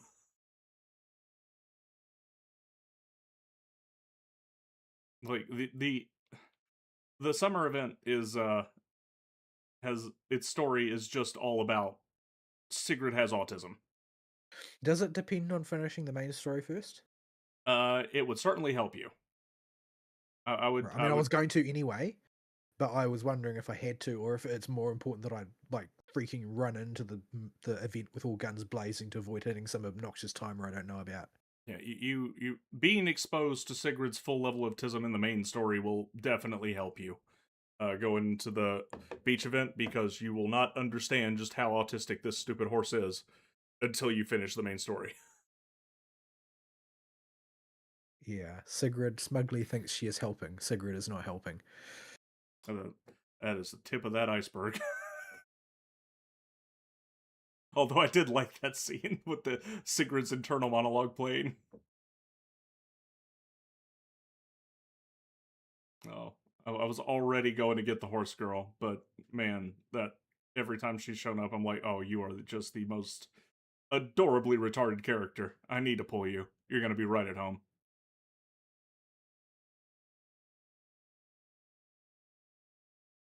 But yeah, so yeah, it's a bit jarring that they're introducing a third new thing. But yeah, I guess it remains to be seen what is done with it. I'm really a bit curious as well about, how what direction they're going to go with wind as an element, because a character like Valina's, at the moment probably my favorite character to play. I just like the way she feels to play. Yeah, Um, but where what I don't can't really work out what they're going to do with wind as an element, because it kind of seems like it almost doesn't work if you're not playing it as an anomaly. yeah. Certainly, the way Valina, as our only example, is built up, triggering those vortexes and everything relies entirely on anomaly. I mean, they could replace the vortex effect with not the actual anomaly proc vortex, but the big juicy one she does at when she gets two Well, anomaly that's pops. unique to her. That's her thing. Yeah, if you replace that with something to slide more in with attackers, and even then, I mean, anomaly stun anomaly wasn't a thing until Nangong, so there's headroom in there to continue developing anomaly stunners. Well, Roxy's going to be coming out in the same patch, probably the second phase, as Claret. So, and if she is indeed wind stun, then I guess we'll get to see a little bit of the direction they're planning to go, as well as the fact that they're introducing yet another freaking stunner. But we haven't really spent any time with Roxy so far as I'm aware. Does she appear later in the story at all? But I don't Where think you go down there, do you? like she is, I can't remember if it was even this patch. She does not have very many lines. It's Is like she like a stinger? no, like she's there, but it's a bit part right now. Like just Well, this I mean, character exists. all you really know about her from like previous promotional materials that she seems to serve a sort of secretarial role to Claret.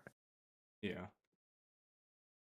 But So her outfit is like definitely styled based on Claret's. Like they are designed to evoke factional alliance in a very direct way, in sort of the way that the different uniforms of the Bellabog Industries characters are. Like Flint Workshop is the same way. They all have like a pseudo uniform type of like color schema carried between them, yeah, and Roxy has that. So, but yeah, I guess I don't really want to pull another freaking stunner, but I might get cajoled into it if Claret needs the stunner in order to function because she doesn't have any supporters in the game yet, type of thing. yeah. Speaking of Alina though, uh there's this trend I've noticed going on with Wuwa. Or not with Wuwa, with ZZZ. Particularly in the last two, in Remy, Valina, and the upcoming Sigrid, and that they saw Amy get put out in Wuwa, and they were like, that for everybody, because they all have finishing mode aura farming or finishing move aura farming. Like you have Valina does the dramatic pose strike when she summons the whirlwind. Remy is all dramatic poses. Sigrid does it whenever you get the 3 pips on the bar. They seem to be going all in on the aura farming for the characters, which is fun. The playing Remy and Valina together with the ridiculous amount of aura farming they do is something to look at. I don't know. It would make me hyperventilate, wondering if the timer was still ticking. I just choose not to think about it and enjoy the assets of Remy and Valina's dramatic poses. Well, I haven't had a chance to do anything at all with my Remiel, because I've been sick and I need to do a lot of farming because you couldn't do any pre-farming basically, give or Yeah, take yeah, for Remiel. I yeah. mean, I Her guess you disc, could her disc you and could farm element. some Freedom Blues or something if you really wanted to, but Yeah, the only thing you could get was her essential materials. You couldn't get her skill element stuff, and you couldn't get her discs. but I did not I did not get any doubles like Ari, but I did get Remiel herself in 15 pulls, which I'm going to consider a spectacular Oh, win, oh, and her win gen in 61 pulls. the Remy pulls were going great. I got Remy super fast. And then I had to go to hard pity and lost the 75-25 to Caesar's W engine. Rippin' pepperoni. And then I had to go pretty deep again. Uh but I got a double Wenjin pull for Remy. So I got her S2 Wenjin. So I didn't get any doubles, but what I do have is 54k polychrome still in the bank. So, um, I guess the question for me is going to be something like, well, I mean, certain amount of it is going to be earmarked for pulling Dylan on the banner when it comes up. Um, Thankfully you not don't because have I to go haven't, deep for that. Or you not can because I have an immediate use for Dylan, but because I like Dylan and I want Dylan. I should because for me playing uh Shifu is such a long term prospect. I probably ought to learn to use Dylan properly, but whether or not I do, because that would mean taking Fufu off the team, is a bit more questionable. But I will often put Fufu instead of Dylan, even if Dylan would be more optimal on some teams. Just if, especially if I don't know the character that I'm playing very well, because Dylan requires a lot of resource micromanagement on her own end. yeah, so I'll probably get Dylan as sort of like a long term project for. Eventually, I'm going to gear and learn Dylan so that I can use her to get through things that I might not be able to reach otherwise using more conventional means. But because I'm sort of like, and it's all part of the fact that like I feel obliged to future proof Rupture now because well, Rupture's basically been carrying me, and Shifu's my sort of like daily driver. Like she was my number one character used in the stat summary for end of year. So that's sort of why I'm bending back towards Mindscape 1 for Lucia, so that I can just shore that team up progressively more and more. Um, but yeah, what it does leave me with is with a huge amount of polychrome in the tank compared to what I expected. So if that carries on into Claret's patch, then I should be able to get Claret, and if, depending on what Roxy does, she might be up for consideration as well. Depending on I don't know what her character is like because I don't exactly have a lot of FaceTime with her, but Claret is just Rin, so of course I'm going to pull her.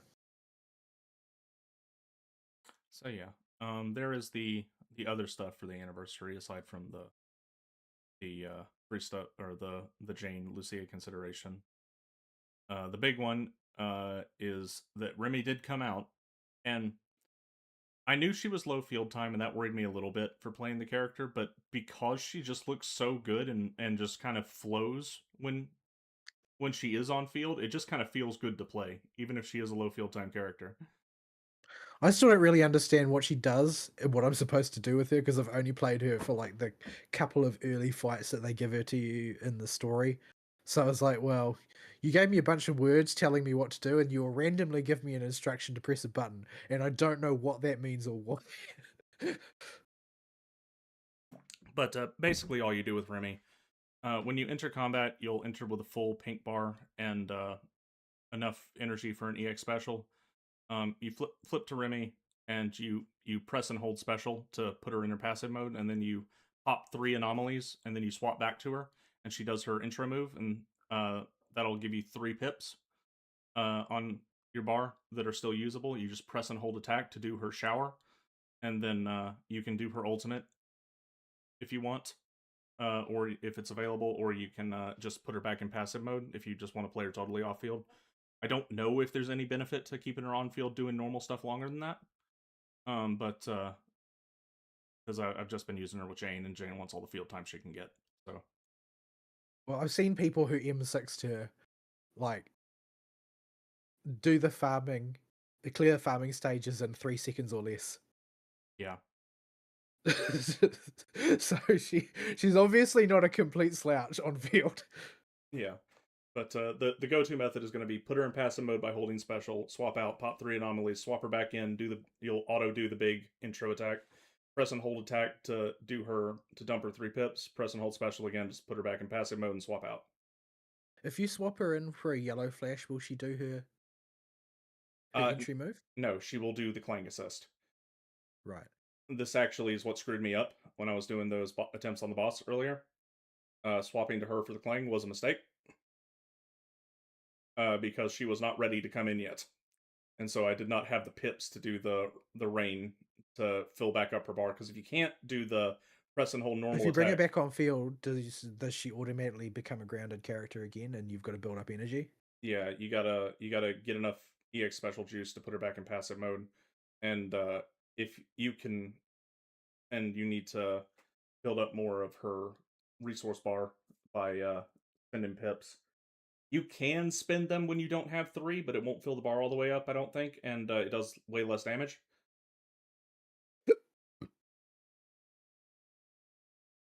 So you definitely want to keep her off field. In fact, when she's first swapped out and is doing stuff on the field, you actually can't swap to her. The game puts a safety net there to stop that from happening. But as soon as she gets three pips, she's always available to be swapped to. Do you have to actually attend to her generating her anomaly substitute thing? No, if you are swapping to her and with after three anomalies are propped every single time instead of doing it with a clang assist or hard swapping after a long time has passed, you'll automatically refill your entire pink bar once you use the press and hold normal attack button right after the intro attack, and then you can Right, so immediately. every time she fills in her 4 quarters of the circle or whatever, it'll just do whatever it does, and you don't actually have to think about when it does it. Yeah, you don't pay attention to the actual luminize effect. It'll keep it applied on the enemies.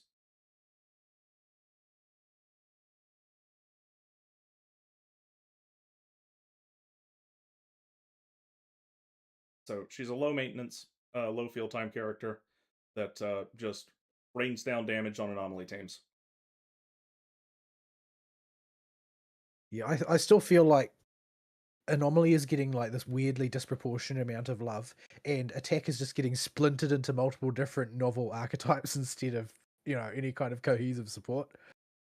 Yeah, I mean, in theory, the anomalies will. We've kind of got the complete set here. Like we could use a few more agents floating around, but I mean, the anomaly teams are pretty flexible right now with most of the characters being playable. Like you can mix and match all the way from the 1.x era for the anomalies. Like Jane just got beefed up with the potentials. Like there's nothing wrong with using Alice right now in place of Jane if you still want to go the physical route. Like Bernice is the flippin' hero apparently of the current super hard deadly assault. Bro, Bernice has been the hero of my account since she came out. Like, she's never been on the bench. Like Bernice and Jane used to be the best of buddies, but lately Jane has moved on to even bigger assets somehow as her partners. I guess she has to balance that bakery she has. Like, for the first, like, 6 months of the game, Bernice was, like, my main DPS in every team. Yeah. Like so the 1.x anomaly characters is still fine. The 2.x anomaly characters doing fine. I don't think there were very many besides Yuzuha and Alice.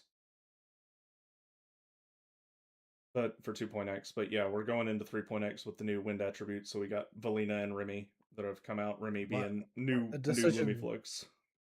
the decision that I'm facing now is like, wait, if I decide to just like go down the spending event path, then I will probably pick up um what's her name? The crazy girl who likes Python, Oh, Vivian. Vivian. Um the question is, if I get Vivian, does that get me out of sort of being forced to pull for Robot Girl in order to have any ether options at all? Like, can you make that team function using, like, say, Valina as the primary on-fielder and Vivian as a secondary and Remiel as the rest of the ether damage? The top Like, can Vivian you make that team. work? The spreadsheeters say the top Vivian team right now is Valina, Vivian, Yuzuha. Right, so you can do that. Yeah, Vivian is still played on as the for the pure anomaly Miyabi variants. With like Miyabi, Vivian, Yuzuha. I Um, usually use Nangong with Miyabi. They just seem to go together very well. Yeah, and then there's the Alice variant, which would uh be your equivalent to Jane. I actually think the Alice variant with Vivian right now is doing better. I don't know why, but for the physical route, and I didn't pull Promia, so I have no clue where she is in the rankings. I haven't looked. Yeah, I just don't. I don't particularly want to pull Arya, but like Arya's main role is that she's the only sort of like on-field direct ether damage dealing anomaly character. But if you can sort of Only like get by with a Vivian she's the instead, only on-field direct damage dealing ether character because lol zoo. what is Shifu? Oh right, I forget because her icon's different. Like if Shifu wasn't ether, I would have had a lot of trouble up to this point because I use her for everything. Yeah, Vivian's mostly used in the secondary anomaly slot because using her on field is not a prospect you can do. Vivian is going to do her crap from off field, and you want her off field as much as possible. You only bring her on to build up her pips. I still don't know. Still don't understand her pips. Why couldn't they have just had one type of pip? Why do they have to be two? Yeah, Like one type of pip in a bar, I could probably handle. Pips that sort of like weirdly invert themselves, I'm not so copacetic with. yeah. I it's weird. And Arya is a special ether DPS in that she is less an anomaly character and more Zuyuan Pro Max.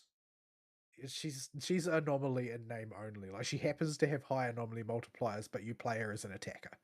Like you are sitting there building up as many glow sticks as you can and holding on to as many as you can get away with holding on to for the stun window caused by Nangong. Because I don't really want to get Arya because then it sort of like raises the proposition of running the Three Angels team. And the Three Angels team, I mean, is good and all, but I need Sinner to be on Yashungis's team in order for Yashungus to be usable at all. Well, if you get Dylin, uh, using her on the Chungus team is the less clunky option for her because she still synergizes amazingly well with Yeshungus, as everybody knows. Um, and you can kick off the rabbit from that team if you do that. That's true. And The rabbit is, but that you still need to have some way of generating pips for Yashungus though. yeah. So The that rabbit will doesn't contribute many, but it does contribute some. my Mostly, it depends on Sinner. yeah, my best use of that team making pips for Chungus is Suna, Dylin, and Chungus. And just use Suna for the pip generation. Occasionally, you have to do some actual combos with Chungus outside of her ult mode. Not very many, but Dylan's going to put her in ult mode so many times anyway that the need to spam generate them with the extra help from the rabbit is lessened.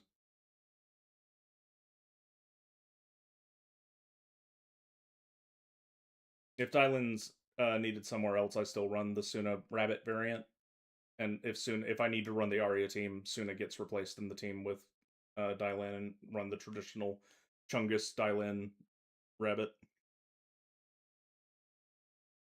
That sounds pretty unpleasant to run, to be honest. I don't like having Zhao on in any team. Like Zhao's just not a nice character to use, and the only thing that keeps that team functional is the fact that Sinner's there. If you have to have Zhao and you don't get Sinner, instead you've got to mess with Dylan instead. That just seems like it'd be awkward to use It because you is. have to depend on. Oh, so I need to ensure that my stun windows definitely line up with Zhao's behavior Yeah. It is clunk as because crap I'm to going to use. have to. I'm going to be forcing a real ult down the throat of that particular stun window every time, in theory. Erdwin has moved Grace up to tier 1. Grace. Grace? Really? Really? Huh. I don't know what's going on there. Well, Pridwin has always been a bit of a lolcow. They have moved Bernice up to tier 0.5. That makes sense with Remy and Valina, actually. Why not tier 0? I use it for everything. They have Jane down there at tier 1 at M0. If they had a Mindscape tier list, I bet that would change. Well, yeah, but that's sort of like the reason why I'm so like apprehensive about the idea of getting Jane, because I mean, It at first blush it makes the most sense, but I don't have a route to get to M2, and I need to in order to validate that for your particular opportunity cost. account, because you have Alice. Alice and Jane are have been like neck and neck with each other, and oftentimes used together in the double assault team, forever, with even field time split. Like these two girls have been at parity with each other pretty much the whole time. So you already have a character to fill that niche. Yeah, It and I way like playing Alice more than I do like playing Jane, because Jane is fun if you like dodging, but Alice is a counter, and I much prefer countering. oh yeah, Jane's got a pseudo counter now, but it's not a clingy counter. It doesn't feel like a count parry.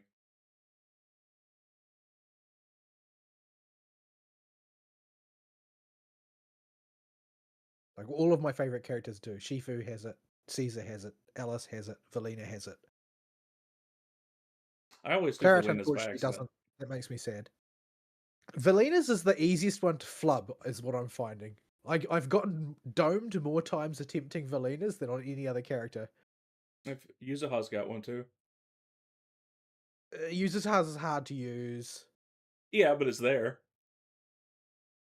I used it a lot early on, but that was because I was forced to spend more time on field with Yuzuha with the early teams that I had.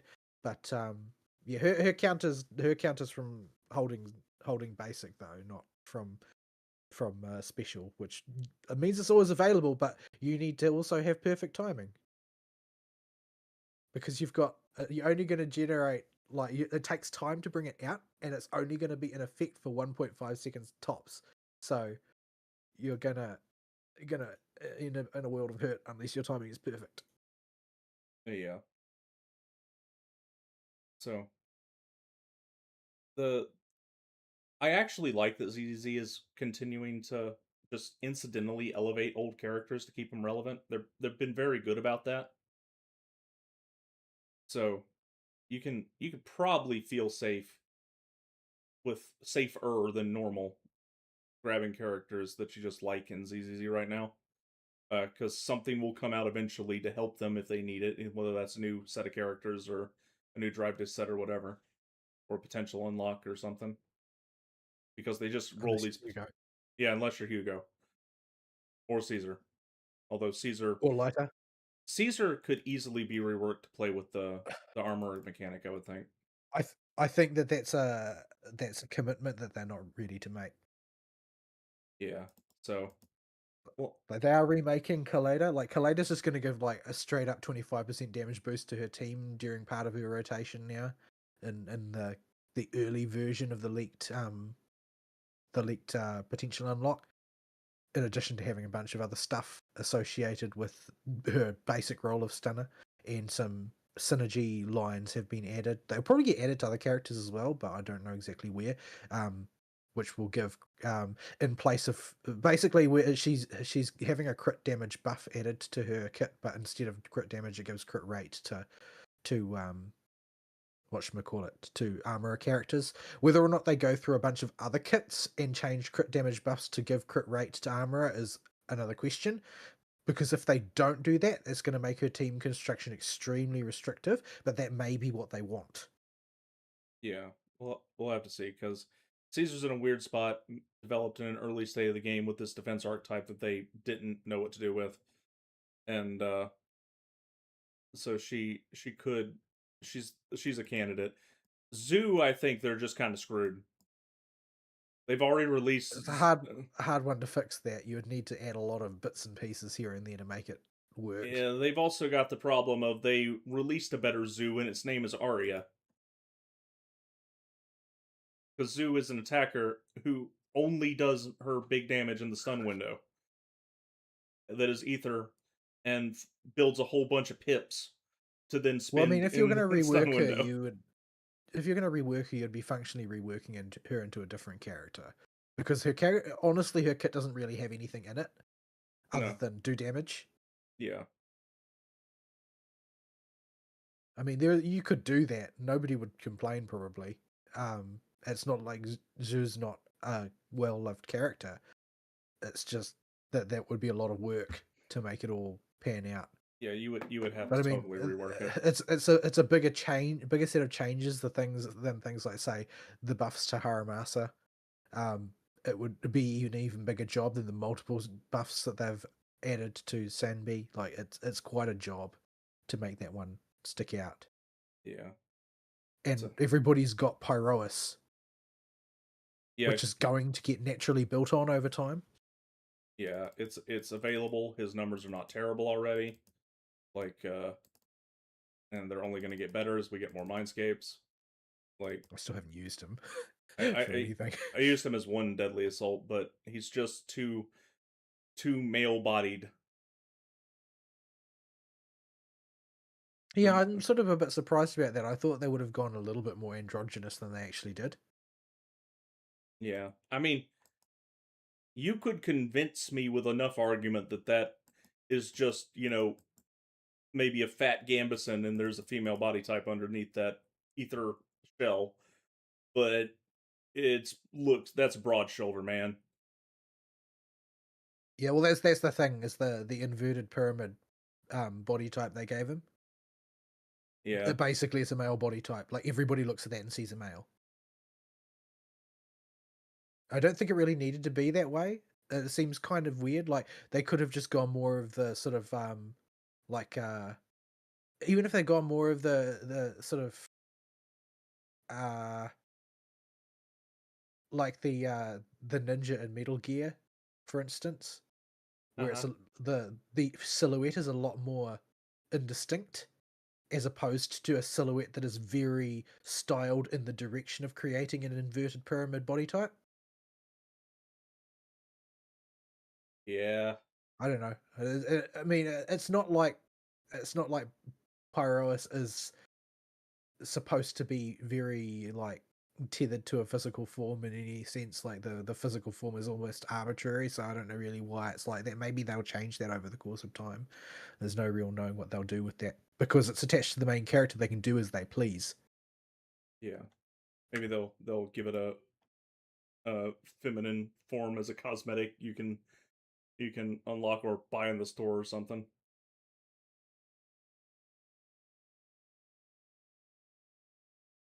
But yeah, but yeah, Remy's a ton of fun to play, even though she's a low field time character. I've enjoyed using Remy, and just especially with Felina, because there's so much aura farming between those two characters when they cycle between each other. Were the disc gods kind to you, or did you have to burn a shit ton of resources? Remy's disc went okay. They I got two discs that need some help, but they're not unusable bad. They're right primary and like one roll into the subs. I haven't really done any farming yet. I've done this stage like 8 times or something for daily farming. That's so I don't have any discs to speak of. All the ones that I got complete dog water. So Yeah, I them's the breaks. We'll just have to see how things go. saved up like 30 batteries and just dumped them all in there and took the best I could get from those, and then went to the shop for the I, ones that didn't roll anything at all. I think I've still got like 300 odd batteries. Yeah, she does have one really good disc that I roll. It's like her six or something. So it's not one of the easier ones. It's one of the important ones at least. Yeah. I'm fine getting tons of discs because I'm more like gearing Remiel is sort of like, oh, Remiel's an interesting character and she's necessary for the current phase of the anomaly archetype's life cycle. But I'm more focused on getting tons and tons of discs to prepare for Claret because I want my Rin. But Remiel jiggles so much So everywhere. does everybody. Yeah, but Remiel's special because she comes up to the camera to do it. None of them are as proud of it as Remiel is.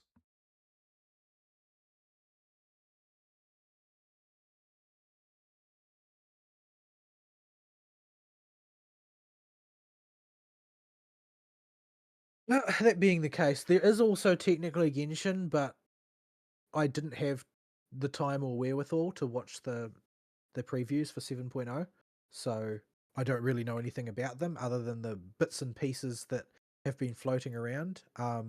The one bit that other than the fact that it's a new region and that, and so everybody's talking about what that may or may not mean and what the characters may or may not do, etc., etc. The bit that everybody is actually talking about are the characters who are being added to the constellation selector for the periodic whatchamacallit, Yeah, they do your um play for temper 9, thyself. yeah, play for 2.5 months straight and get your constellation or whatever. So Ability. the list of the added characters is Linny, Wriothesley, Navia, Xianyun, Chiori, Sijuan, Clorinda, Emily, and Mizuki.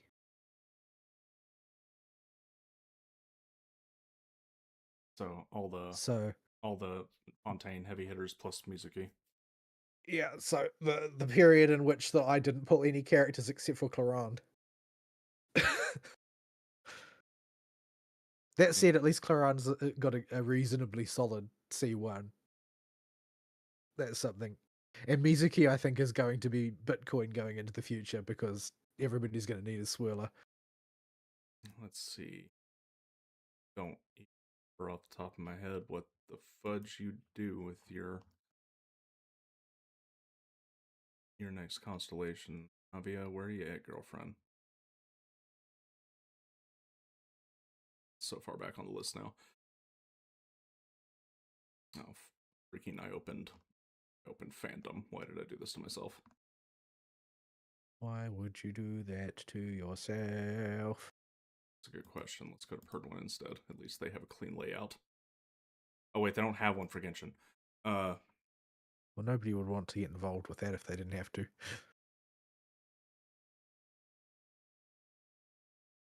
They seriously also don't have a Genshin one? I thought they would have had at least a legacy one somewhere. But I guess, yeah, you don't really want to be involved with that if you don't have to be. But 20% Geo Res Shred whenever your ult hits an enemy would be the next one on Navia for me. I mean, that's not nothing if you're, a dedicated Navia player. Yep. But yeah, the other thing I saw people talking about is it's something that I was not best pleased about, No. which is that it appears that they're adding in Snezhnaya tri-finger butthole. Oh no. I don't know, because I didn't watch the stream. I don't know what the limitations on it are or anything like that. But I did see a screenshot that suggests very strongly that tri-finger butthole is going to be in the game. Gonna have Behold Dog. Don't give up, skeleton.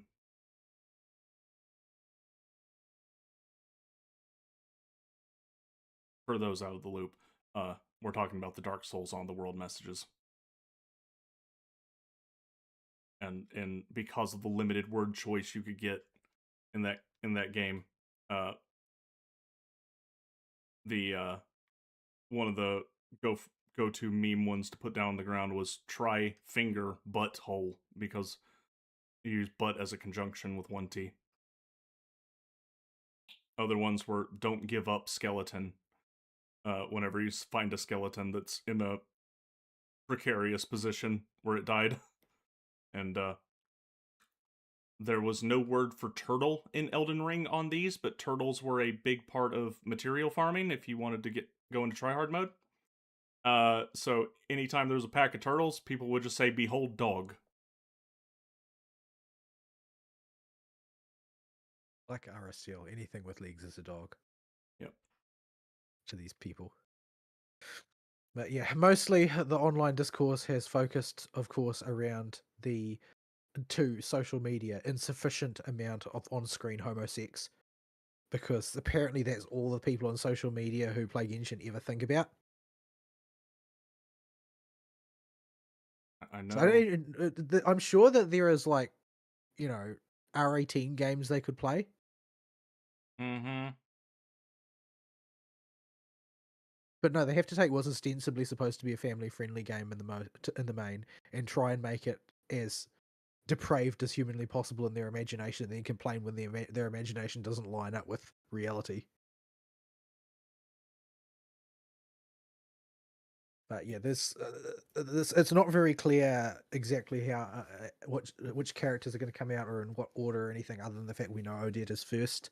Um, but yeah, I don't know what they're going to do, but it looks like there's too many males for my taste, which will make the pulling decisions easier. Like if let's say for instance, and it won't be because Hoyo aren't completely insane. Let's say 50% of them were male. It would just mean that I'd have enough primos to pull all of the characters. So yeah, Odette's kit is pretty much done now from based on the buffs and nerfs that have been going around. So it looks like she's pretty much just going to be basically a less Archon tier Columbina for um the whatchamacallit team, the Sandrone team. Um I suppose, any other related team along those lines. Sandrone being a damage dealer is not going to be, stonks the way Anefa is, because Anefa adds so much to teams, and in fact she's running again. The first patch of Sneznaya is still going to be running Anefa and Flynn's, because that team is bonkers, and Anefa is also like useful for every team that needs anything electric and will work just fine with Like, Stellar Conduct. if you need electric application and the ability to put up a shield, the whack bot just, I don't know how you can do it without the whack bot, especially if it needs lunar stuff.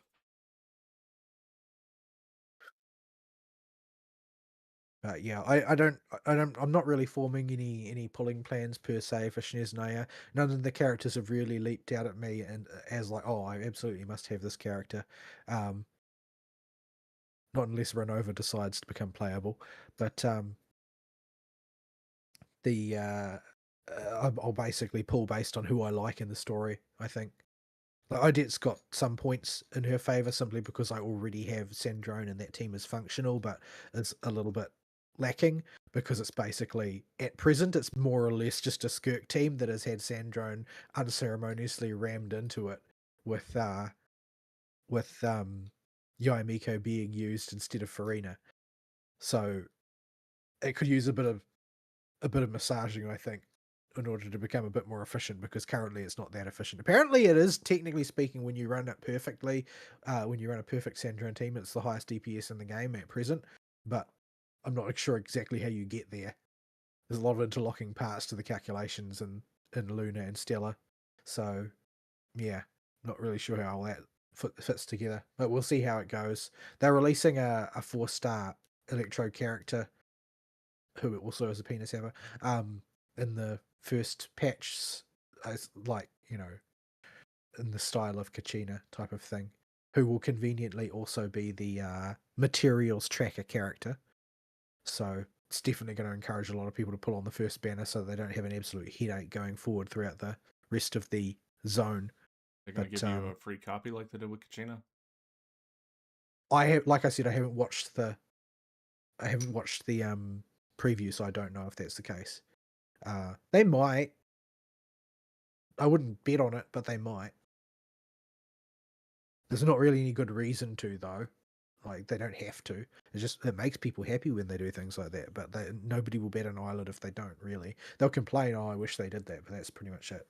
It's not going to stop anybody playing, so yeah. But yeah, I don't know much else about what's going to be going on in there because I haven't watched the previews, but yeah, I'm at least curious as to see how things are going, because they are taking a position of like, yes, we are very much trying to make progress towards the grand finale of the initial primary story of this setting. It's not strange for that to take years and years for a Hoyo game, so um that sort of, you know, on tempo for that. Um, but yeah, I don't think that there's really much else I can comment on. Like, there's a lot of rumors going around about what's going to happen at the back end, particularly because people have been waiting for Tsaritsa for forever. So, um, yeah, maybe there'll be another Nailu uplift. It could happen. Maybe. I don't. I mean, Nailu is Bloom. I And don't. I don't. I don't know if Bloom's gonna get a second resurgence after Lauma. can you play Nailu in a team that has more than water and Dendro? No. What does she lose? The ability to make hypercores. Her whole kit. Do you need them? Yes. Could Unless you you just use are. her as a Hydro applicator? I mean, if you literally just need something to be wet, her circle is pretty good at that. If you're going to be in melee range, like you can use it like Barbara, and it's a bigger circle than Barbara's. You don't have to actually be humping them, but you have to be in melee range. She could get a strengthening where some of her restrictions are alleviated. Yeah, you need only Dendro and Hydro characters to enable hypercores. All of her kit is around the hypercores. The only other value she could potentially have is make a hydro applicating ring around the character that applies a pretty good amount of hydro.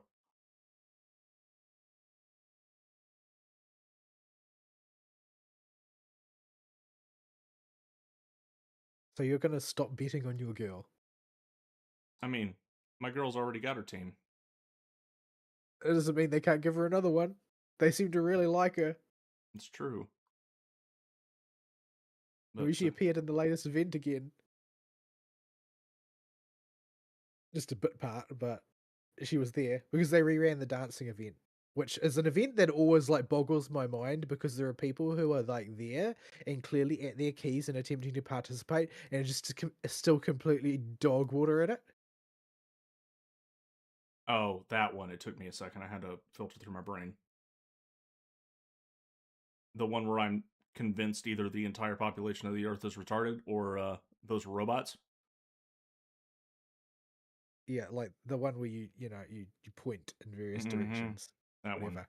Yeah, that one. Yeah, they reran that one, and it's like you can see a person who's like, well, they're responding at the right time in the right way. Like when there's a new follow mechanic where you get given a series of things, and then you have to sort of rhythmically repeat them as an alternative type of instruction you can get given.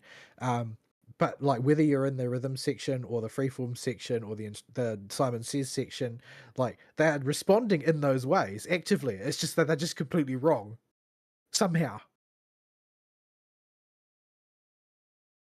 Yeah. Yeah. Well, at least they can't drag your team down with Xiao. It's true. Kazuha. Team building, team combat event. We Would you? involve, yeah, we lock in Navia and Nengong. What does the other team member lock in? Kazuha. Jeff.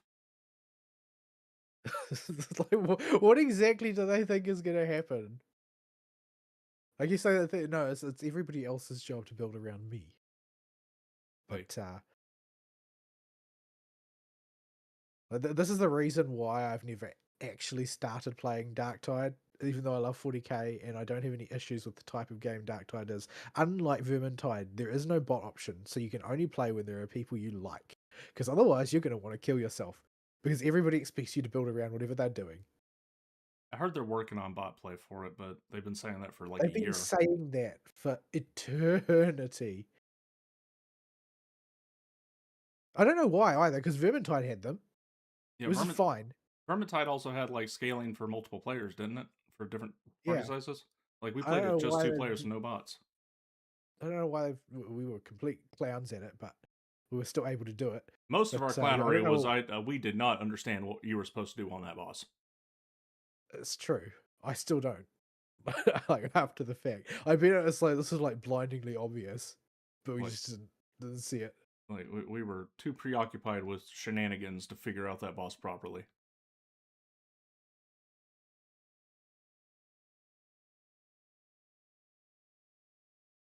So yeah, that's the state of the gotchas. I did the last event for part one on Blue Archive. It was incredibly silly. It was very stupid. The story was very idiotic, and I loved it. It was basically a search for Tsuchinoko, and it turns out at the end that the real Tsuchinoko was the friends you made along the way. Let's see. Yeah, that community has been very angry, even with the bit of capitulation they gave, and it wasn't nearly enough. This is what happens when you employ someone from EA to run your company. Yeah, the specifics of it aren't too important, but basically they came out and they said, okay, fine, we'll give you some rebates as you pull on every banner for pull credit, and it'll actually wind up costing you less if you need to go to double hard pity. The average pull primo currency will go down, but this doesn't change the fact that Blue Archive's entire in game is around getting multiple LFs for a character and being able to spark multiple copies, or if you just want a copy of both of the characters, go into 200 and then being able to grab both of them is something you could do before. Yeah, it's. I don't feel like this is like even if you were to view it from an ultra cynical money making perspective, this doesn't seem like a big win for them. This just seems like a changing something to change it in a way that's gonna piss everyone off. Yeah, like the casual players, if they have to go to 200 on a character, it's very often that I would like to get the other character on the banner, but I'm focusing on this one. Okay, it comes around pull 170. Okay, I'll do 30 more pulls to get the other one. Like that happens all the time. The thing is that this has been such a comfortable and successful ecosystem for them. Like, there's no reason to upset the apple cart at this point after all of this time. And the only reason to do it is because this is the sort of stupid bullshit that people from companies like EA do all the time. Like, this is their bread and butter.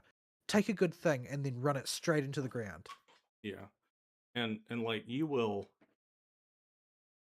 like your Blue Archive is doing well. If we lived in a world where doing well and being successful, was enough and we didn't live at investor land, you know, you could just keep riding that. Like you're doing good. You don't need to make Wu or Genshin money. You are the cash cow for freaking Nexon right now. Just keep riding it. And also the single biggest IP at Comiket. Yeah. Like, oh boy, do people love Asuna and Karin. And all the other girls too, that I'm sure have ridiculous amounts of fan art. Everyone who isn't Shimiko. Well, no, up until the Magical Girl event, at which About point Shimiko suddenly manifested a whole lot more fans than she ever had before. yeah, about to say, like, did you see how tight that outfit was? There's nothing left to the imagination. That's tighter than Amy's leotard. There are a lot of people who suddenly want her to step on them. Not a character I would have pegged for the Dami Mommy archetype, but it was certainly a play. But no, yeah, I'm way behind in Blue Archive now. There would be plenty to story to play through if I decided to check it out again. But even though I'm not doing the end game and I would just be going to check the story out, just that change to the gotcha took any wind out of my sails to ever go back and check it out again. It's just such an like this is like the dictionary definition of an unforced error. Yeah, There's nothing to be gained and everything to lose, and they did it. Like I'm even though it's sort of like there's not real evidence for it. It's so easy to believe that it was just off the back of stupid American corporate retard being given the job. Because this is like American corporate retardation writ large. This is the very picture of it. The sort of thing that has completely tanked the AAA games industry in the West. yeah, it's specifically that Silicon Valley uh, culture that is in the tech sphere at least just push these absolutely anti-consumer turbo corpo ideas for short-term profit gains with no thought to the longevity of your product. Or The reason I think that it has to come from the very top, that it's this guy, is because any marketing person would have reversed course by now after seeing the damage they've done, and we've seen them reverse course in the past. For a change like this magnitude to happen needs real force from the top, and for it to stay locked in place, despite the fact that the marketing people are probably desperately clamoring for their boss to change the decision, it has to be fueled entirely by the pride of somebody sitting in the very top seat. yeah. So that or the EA. EA is a special brand of asshole. Like if you stick an EA exec in there, like those the people that got into the upper suites of EA are the most. I don't even want to call them human because they operate with such twisted ideas of what has value. Well, the one that they employed at Nexon is the particular one who is most famous for making a whole bunch of really outrageously anti-consumer changes to Battlefield, and then telling people if you don't like, if you don't like it, just don't buy it. Yeah, the one that To his almost customers. yeah the one that almost torpedoed the franchise. Well, let's be real, the franchise is now torpedoed. He was successful at doing that. Yeah, I mean, Battlefield 6 released and people didn't they were willing to play that one from what I saw. But Battlefield 5, I didn't hear anybody talk about after the first Battlefield week. 6, I would say, was released and people didn't notice, would be more accurate. The same with COD now. Yeah, Like, these things have just become such grey paste as a result of this excessive corporatization that nobody cares when they come out anymore. It's not even a thing. Like, they are now just at the level of Madden, where the only people that play it are the people who only play that game. yeah.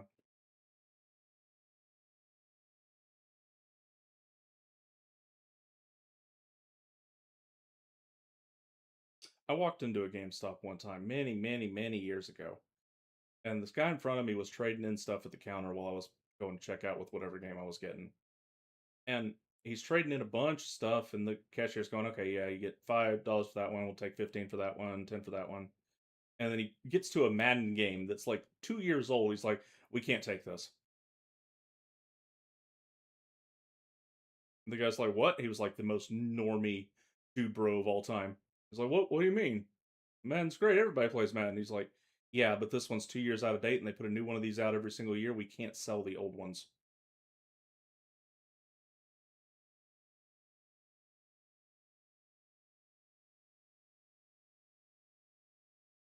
I'm afraid I don't really get the Madden phenomenon because, well, nobody plays Gridiron here, but there used to be um, rugby union equivalent Mm-hmm. back in the old days, PlayStation 1, PlayStation 2. Um, it did take off a little bit, but it didn't get the sort of market penetration required in order to become like a thing because, well, the rugby playing countries are New Zealand, Australia, South Africa, and the UK. So, Yeah, but yeah, it became a thing here because football's a thing here. Like we don't have soccer. We treat football uh, with a different form, but still highly intense form of autism.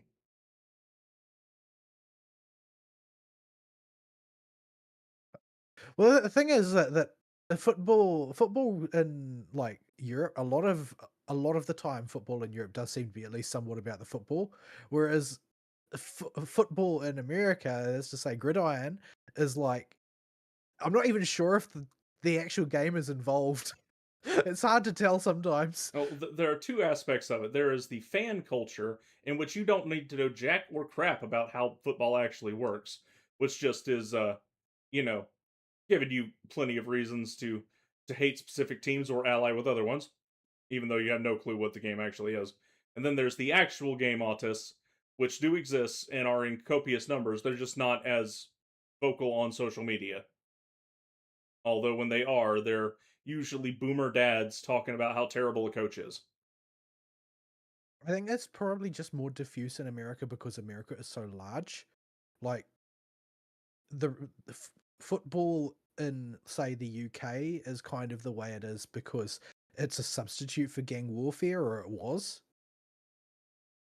Like you would go to your team's matches and you would get rowdy and drink too much beer and have a punch up with the other side probably afterwards, and that was just sort of like normal and expected.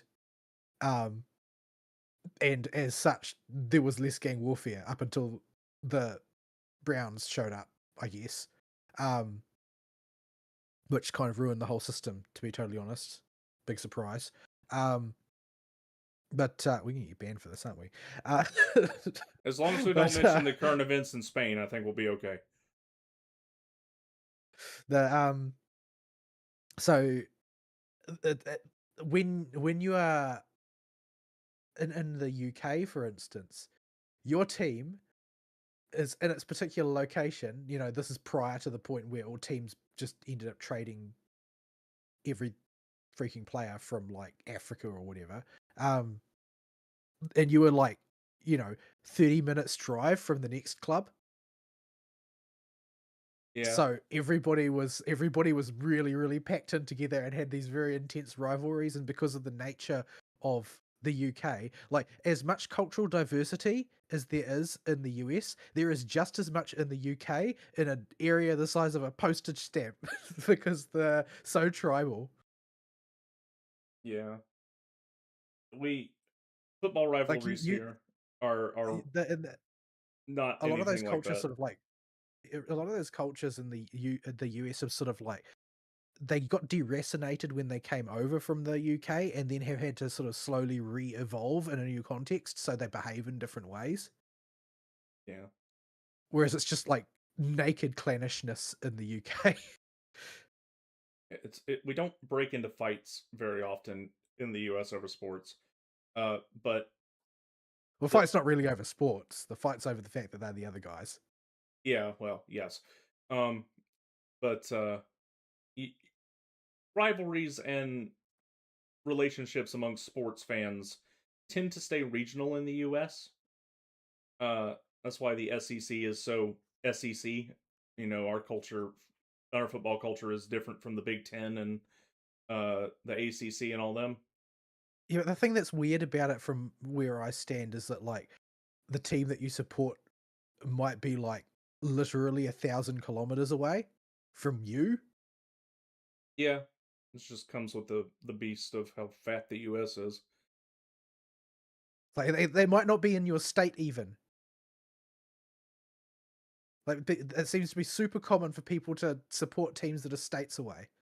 Yeah, the Braves in baseball were like America's team. That if you didn't have a team to root for, you would people would cheer for the Braves because everybody knew the Braves because the guy that owned like the major broadcasting networks in the US also owned the Braves, so they got airtime every week.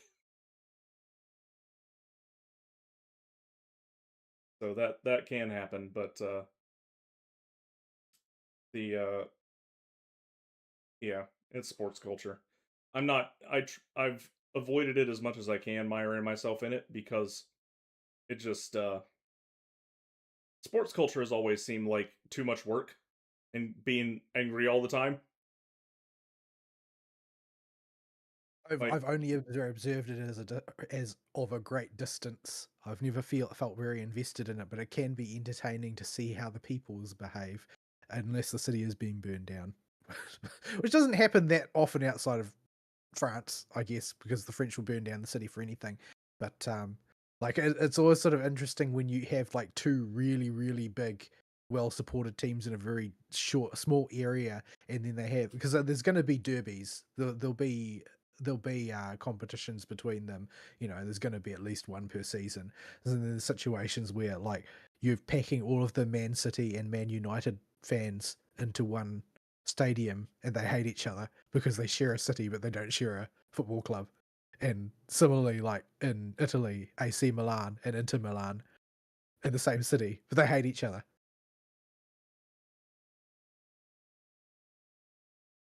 Yeah, it do be like that, Mrs. Stancil.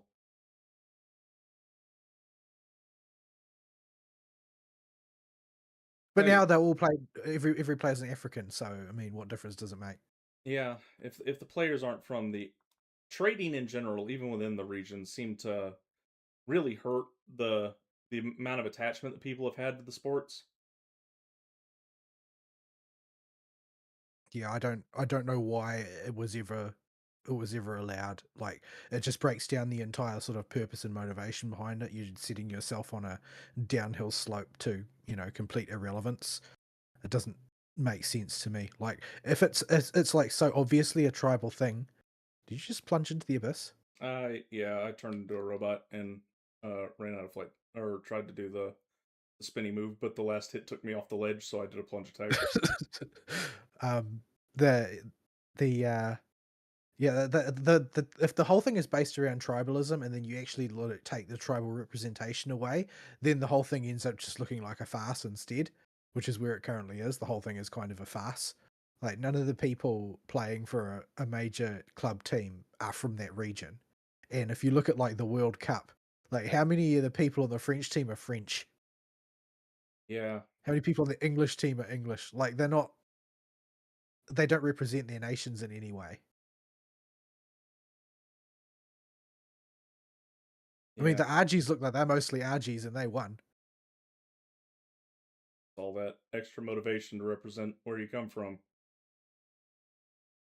No, I think it's because the Argies have a chip on their shoulder all the time because, well, the Falklands belong to the UK. All them government tax cuts that are helping them right now. They had more money to spend, so they were a happier team. No, no, the Argies hate everybody. I never said Like they if you were. look at the way they play, they hate everybody and they never play clean. But yeah, they're just embittered about the Falklands as that's the Commonwealth reasoning for everything the Argies do is because they're embittered about the Falklands. Or Yeah. maybe because Hitler moved there after the war, I I guess. don't know. The That's the the traditional conspiracy theory is that Hitler never shot himself in a bunker. He just moved to Argentina. yeah. The only exposure to sports that I've had forced upon me recently was the World Cup coming to the US, and Atlanta was one of the hosting cities, which meant Metro Atlanta got tourists. And getting to read all the news articles after all the Europeans uh would come out and say like oh, you just don't understand our heat. It feels so much hotter, and it's actually this on the heat. And it's like, honey, you don't understand the southern heat. You don't understand the coastal heat, like in the U.S. Like you probably understand it better than these Europeans do. In fact, you might be even more humid and murkier than we are because you're an island. I live on an island. When it gets hot here, you can move the air around with a spoon. Yeah. So you get all these Europeans and people from all over the world coming here after sitting there on Twitter telling the U.S. about how they don't understand heat, and then they're passing out from heat stroke. What I don't understand is skeeters. Oh yeah, they're just a horrible little gremlin of an insect that nobody wants. Like I go to great effort to destroy any and all sources of standing water between like 100 meters of my house. It, it's Like, it's kind of hard to do that here, given how humid it is all the time, and at least in the area of the South I'm in. We're not in like Arizona or something where all the water is just gone. So there will be standing water somewhere that them buggers will find out in the woods somewhere, and before you know it, you got a swarm of them just all over the place during the summer and the late spring. well, even the Americans don't seem to understand it because my media kitchen guy is American. He kept getting bit by skeeters, and he's like, I don't know where all these coming from. And I went round behind the back of the building, and there was like a broken garbage can full of water, and I peered into it. It's just loaded with mosquito larvae. It's like he could have just stepped outside and walked 2 meters around the back of the building, and then tipped out the water, and then the mosquito problem would have gone away. Yeah. I I watched the fat electrician put out a video on the Europeans coming to America for for soccer, and he got particularly triggered by a UK interview that even I knew about beforehand of this girl in the UK arguing against air conditioning in she might have been in the EU, not the UK. I can't remember. But she had all these ridiculous solutions for what you can do to cool yourself off so you don't need air conditioning. And it's like, put a wet blanket over yourself and sleep under that. Like, that's gonna stink. That's gonna get mildew like you wouldn't believe. And it's just like, oh, put your feet in water underneath your table while you do stuff around while you're sitting at your desk at the house. Like that is gonna make it smell even worse. That's gonna make your whole house smell like wet feet. And then she's like, and sometimes put yogurt on my windows. I thought that that was trolling. Like, how do you even arrive at that solution? Like the yogurt, What what I what were the rejected ideas? don't know, but like you're making window cheese here with yogurt that costs more than an air conditioner with the amount of yogurt you would need. Well, the thing is that Americans have radically distorted this as well. Like, air conditioning is not in any way rare in the UK. Like this is something that the US is playing up because it allows them to dunk on the Brits because, frankly, the British are way poorer. There's a lot of housing which doesn't have air conditioning, and the people that live there can't afford it. Period. End. This is just simply a case of a discrepancy in wealth. But Most like middle class and up have an air conditioner. There are a few that stubbornly don't get air conditioners because they are old, and that is, that's their decision. yeah, the yogurt interview was just like, oh goodness.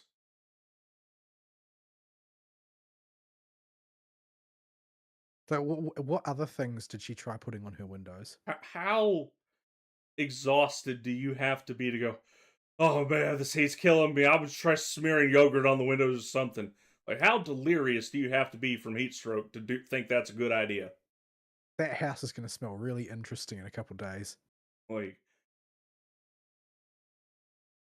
I don't want to go into a house that has window cheese.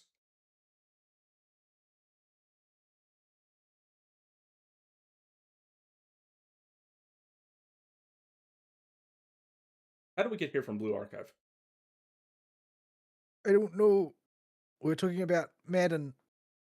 Right, yearly EA yearly releases, Madden to soccer to World Cup in America to window cheese. Got it.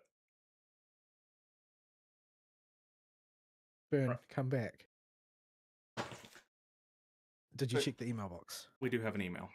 I technically have something I can talk about for a week, but you can do the email first. All right, we didn't actually do weeks. Where are we at? Here we go. Where's my monitor? Dear No Excuses. So here we are in the scorching heat of summer, except for those who live in the southern hemisphere. But for the Gacha games, it's an excellent excuse to go down the road of the beach party is just getting started.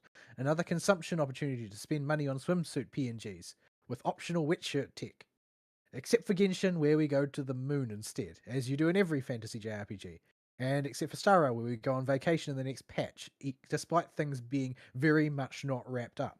But of course, in ZZZ, we get to do all that and more. A bit strange doing the beach stuff after the 3.1 story, where we listen to Ramiel complain about how hard it is to dry her wings. Presumably, she does go for a swim if she bothered. Presumably, she does go for a swim if he bothered to change into hers. Okay, if she bothered to change into a swimsuit. So yeah, I got Rin after a surprise appearance of Blade and Ramiel and the freebie Jane, and finally stopped with Woowa because I just can't get into the story. I have also tried Reverse 1999 and have absolutely no idea what is going on in that game. Something about time travel while being inside a suitcase and time rain washing away the past. It's a card game like the HSR event, which you described as Slay the Spire. Funny you mentioned that because somehow Anita has returned. Turned out she never really went away. While we thought that she was laughed off the face of the internet after that Law and Order episode about Gamergate, turns out she just quietly assumed a consultant position in the gaming industry. She's been raking in cash for years and years by pointing out how your video game is racist and sexist and problematic. And finally, Doom! There is only one map set worth mentioning, Utakata, some random Japanese guy casually dropping a 32 level map set as a debut, with every level having its own unique quirks, from a besieging a Japanese castle to visiting a demonic laboratory, or being not quite alone in a haunted Japanese high school. This one map alone is worth a check out, if only on YouTube. Serathis. Yes, indeed.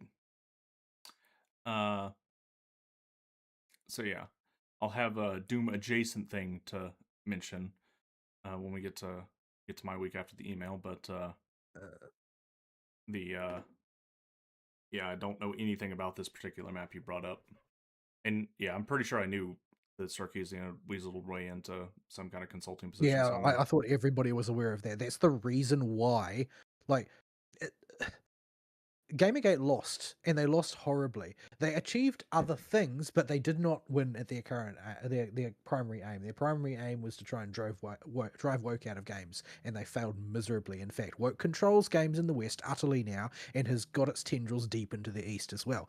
There are bulwarks holding out against it, but most of those are located in China. The rest of the industry is basically lost, and everybody knows this. This is not news. The fact is that the what it did basically, in short, was catalyze the introduction of a lot of otherwise normal people to politics. That was basically what it did accomplish, is that there's a certain degree of political awareness on the non-woke side that didn't exist before. That's pretty much the only good thing that came out of it. It demonstrated that, you know, things can get stirred up, and that there's an enemy that is worth fearing, but that you know, they've still won that game, and Sarkeesian knows it. Like, she's still a lolcow, but so are a lot of people in the games industry. That doesn't mean that they aren't getting paid money hand over fist to ruin the industry. See new CEO of Nexon. But yeah, they're just this is just the way things are now, and it's going to have to run its course, and it is running its course. Like, it's not like any of these things make money. That nobody at the financial level is going to forget things like Concord, and things like that other game that was Concord 2 that I don't remember the name of.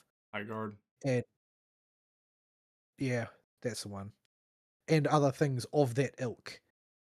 That's not going anywhere.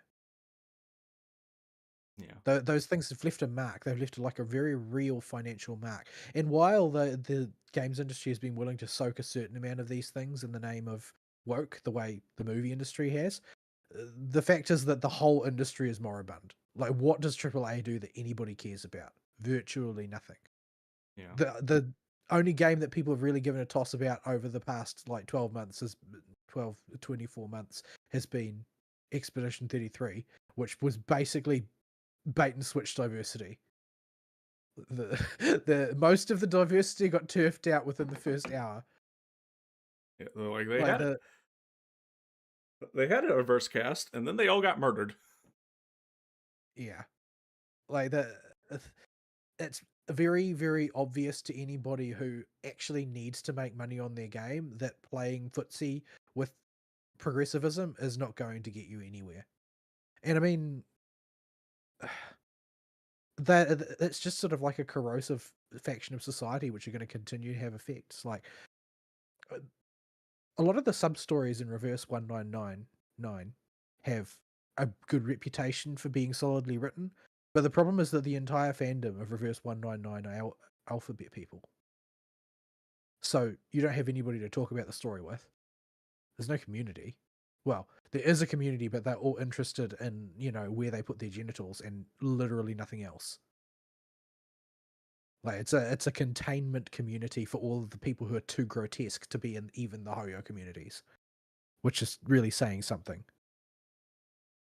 So yeah, um, Anita getting laughed off the internet didn't mean anything to her, because frankly, getting laughed off the internet was pretty much one of the options for a successful campaign on her part, because her job was always to make bank. It's what every leftist wants. What every leftist wants is to become a disgustingly rich capitalist. They'll fight you tooth and But the nail whole, on that, but they're wrong. yeah, this is the whole thing. This is champagne socialism in a nutshell. You need to be able to afford champagne in order to be a socialist. Yeah. So yeah, See, their hero Bernie and his like however many mansions yeah. The millionaires and billionaires have just become the stopped really billionaires being. now. Well, no, the billionaires are sort of fading out because of Elon crossing the Oh, the 12 big zeros mark the on big his net T. worth. So now it's just the trillionaires. So all the billionaires now get off scot free. The only evil left in the world is Elon Musk. Yeah, as dumb as I think some of Elon's ideas, especially when it comes to AI, are, like I'll still like whenever the boy makes the lefties big mad. I mean, he's got dumb ideas, but he's a raging autist. Of course, he's going to have dumb ideas. Every raging autist has dumb ideas, but they have to give him a platform because he's too rich not to. And he's he did you see any clips of that interview he had with that British woman about the fate of the UK? Oh, I saw them And posted, but I he just basically keeps telling her, "No, you're wrong, and you're also a bad person, and everybody like you is a bad person." And uh, this is basically just his response to everything that she says oh, I saw the in one clip that form or was like another. you do know how many people hate you, right, or something like that. Yeah, that's just one of them, but like the entire interview is just like banger after banger like that from the bits that I've seen. Just tearing this, you don't hate, just sending the message loud and clear, you don't hate journalists enough, Yeah, and saying it the to a person journalist's interviewing face. him, the person interviewing him is clearly just completely delusional about the state of the world. They've never had to go outside of their walled garden compound. Yeah, if we take away all your private security, all you high profile lefties, I bet your tune, at least on a few things, changes real fast. Well, it did pretty quickly, didn't it? For like whatchamacallit? Anna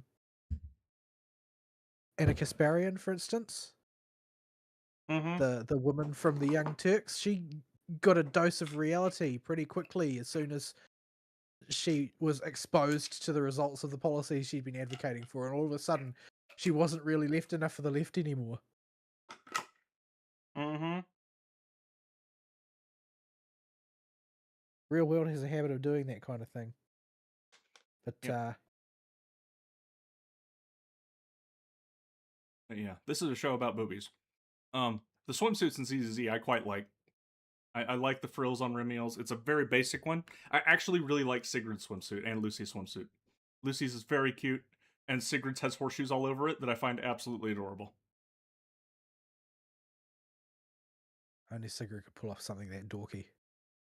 It, Yeah, it, I'm relatively lukewarm on Sigrid's and Remiel's. I'm in two minds as to whether I'll get Remiel's because I mainly like her black outfit. I don't really see myself using the swimsuit one, so it doesn't seem worth getting. it just Um, just in case the family makes a surprise visit while you're playing ZZZ. I think that Woo has got me covered on that count. Um, but yeah, I like Lucy's though, but that's sort of colored by the fact that I like Lucy as a character. Like she's one of my favorites. I kind of wish she got more screen time. I particularly enjoy her dynamic with Alice. Yeah.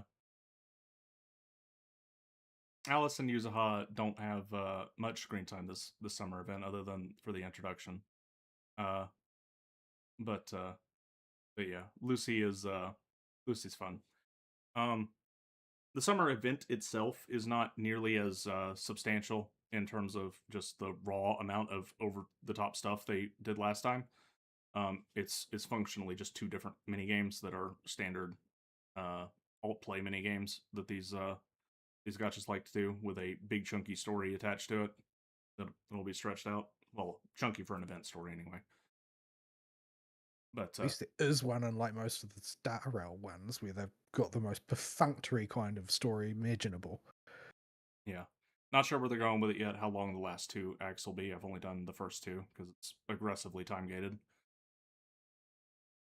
But yeah, and I'm here to tell you that while we may have wet t-shirt tech, the depth of our swimsuits in WUA definitely put us past PNG territory.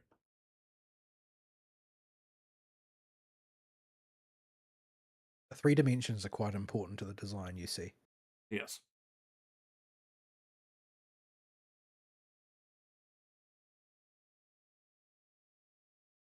So yeah, thank you for the email, Sarathus. I'll have something Doom adjacent to talk about shortly. Guess we can quickly do my week and then wrap the show. Hmm. So this week, the start of the week was not that bad. The end of the week, Friday was like the most like I can categorize the amount of energy I have after any given work day by how busy the work day was. Like if it's a light day, I can get home and I can go ham on a game. If it's a medium day, I can play a game straight, but I won't be as focused. If it's a heavy day, I probably need to play something light. If it's Friday, I go home and die. And I do not have the same energy or sleeping problems that Vol does. And Friday was the most go home and die day of all time. And it was just me sitting at a desk answering emails. I didn't even have to get up to do anything. But everybody wanted something from me on Friday. Like the entire planet had like I was a little worried at the start of July, slow month. Apparently they waited until Friday to all just go, yeah, no, we're gonna make up for not contacting you the rest of the month, and I was working until 7 o'clock. So I didn't do anything on Friday. But early in the week, before things got really bad, and it slowly ramped up throughout the week, I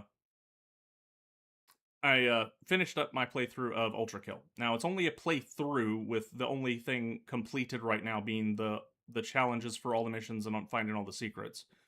There is bonus super bosses to find, and for P ranking all the levels by getting an S rank in time, enemies killed, and style points, because we have a Devil May Cry style meter in Ultrakill. But the game's not finished yet. It's got one more. It's got one more layer to come out before the game will be done. So I'm kind of waiting for that to drop before I decide to go Turbo Autist with a Devil May Cry scoring system. Because that may come out with new weapons and stuff that makes going for high scores on stuff more fun. So yeah, I finally got around to playing through all of Ultrakill, and you can see the progression of the developers. It's not very many people. It's mostly one dude, and like a little bit of help. But it's a first-person shooter that. What if we took Quake and Devil May Cry, put them in a blender, and put it out as a video game? And then that's not good enough. Let's go get all of the cocaine. All of it. All of it? All of it. And just every time a new layer got released, they're like, add a little more cocaine. Because it just gets more and more over the top and intense the longer it goes.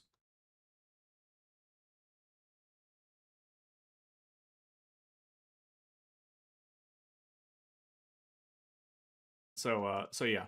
I had a great time with this game going through it. The community is a hot load of garbage, but as that's the case for most games nowadays, especially indie games. But the gameplay itself in the game that's put out in front of me is a lot of fun. You are a GoPro, you run on blood, humanity is dead, and you're in hell. Kill stuff.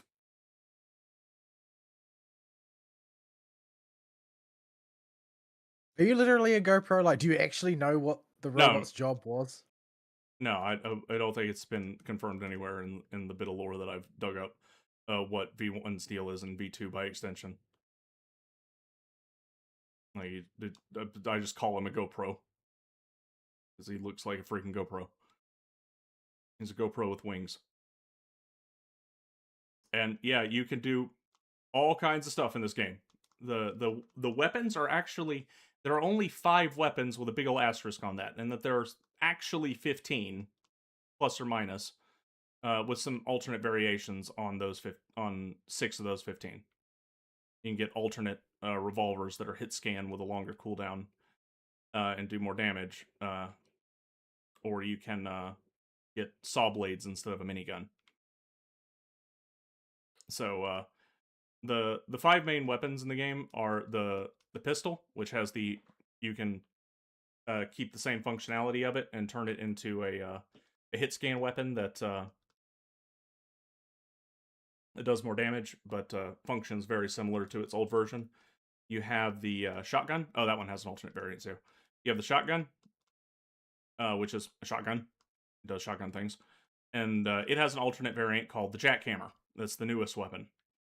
And this, you replace one of your shotguns with a jackhammer. And what this thing does is, we'll have to save it for later because it plays into the other crazy mechanics in this game. So you get next we have the minigun, the chain gun, the machine gun thing. It's a machine gun. It has an alternate variant that lets you shoot saw blades instead, but yeah, they're saw blades. And then you've got the rail cannon, which is a special weapon, and that it goes on your weapon bar and has a hotkey to pull it out like a normal weapon, but it's on a cooldown, a long cooldown, no matter which version you shoot. Because there are three variants of all these weapons. We'll get into that in a minute. And it just does big damage. And you have like a very chunky cooldown between shots, and it's your elite mob deleter or significant health reducer. And we'll get into the kind of crazy tech you can do with it in a minute. But there's that weapon, and then there is the final weapon, the rocket launcher, for your standard weapons. The rocket launcher does rocket launcher things. Now, that doesn't sound like too much, but each of these weapons has 3 variants. Their alternates also share these same variants for the weapon that do very similar things, just with the different types of fire. So, for the pistol, you have the basic pistol, where its alt fire for variant 1 is a charge piercing shot. You have variant 2, which is the one everybody loves because there's so much tech with this thing, where you can flick coins out and shoot the coins instead of enemies, and they will cause the coin to ricochet towards the nearest enemy and guarantee a headshot. And if timed perfectly, will cause it to split into 2 coins with no damage loss that also explode when they hit. And you can ricochet multiple coins off of each other. They will look for other coins first, multiplying the damage each time. So if you flick 4 of your coins into the air and shoot them at the perfect time on the last hit, you can send out 16 bullets cascading down for explosive damage that will auto-lock onto the nearest enemy and hit their head. It sounds like it's more for aura farming than fighting. It is, until we get to some of the tech you can do with it later, because it isn't just the pistol that can bounce off these coins. And then you have the sharpshooter, which is new-ish addition from what I gather. It hasn't been out very long. Came out like a few updates ago. And what this does, you spin the pistol around on V1's finger, and you fire it. And it will bounce off the walls for a flat amount of time. So if you fire it in a very enclosed position, you will shred stuff in an enclosed position. If you're in a big open area, you're not going to get as much bang for it, though. And it does not lose velocity or effectiveness as it bounces. All that it has is a timer. That's cool. The shotgun has a cord eject, which is functionally a grenade launcher. A overpump, so you can manually pump the shotgun, and you can keep pumping it to add more damage to it. If you pump it more than 4 times, it will explode and damage you, unless you time a dash with iframes right as you fire it, which is pretty rough to do, but a lot of fun when you pull it off. It does big damage if you do that. And then the last version just slaps a chainsaw onto the end of the thing that you can hold to rev, and when you release after revving, it will fire the chainsaw. And there's another utility to it that we'll get to when we cover things that aren't the weapons for tech. Oops, doodles! I turned into a robot and thought I was pulling out the bike.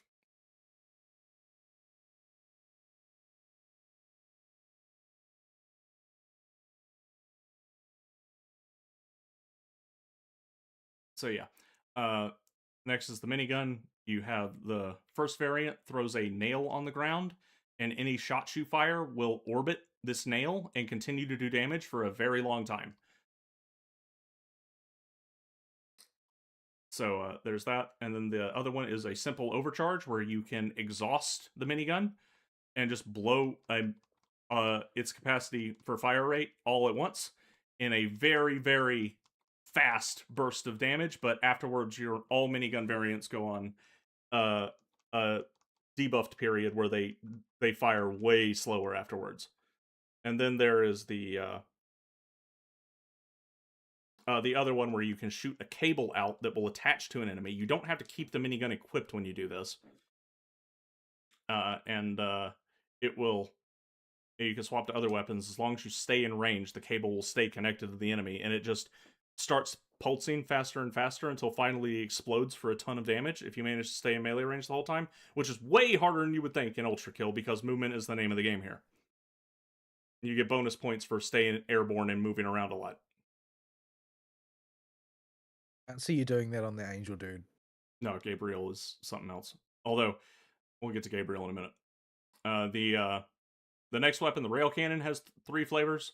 One of them I didn't really use. It shoots the base version is a lightning piercing beam that does a colossal amount of damage and pierces through targets, and you can ricochet it off the coins for increased damage and multiple hits. Or you can shoot it into water to do a big explosion and do conductive damage to everything in the water. Or yourself if you shoot it in an underwater level. It also has a variant that fires a drill that causes the enemy to just bleed passively and bleed more when you hit them for extra healing. I didn't use this one very much. I forgot to recharge my bike charges. So did I. It's annoying that it doesn't recharge when you're just like not using it. Or like there's a gas station.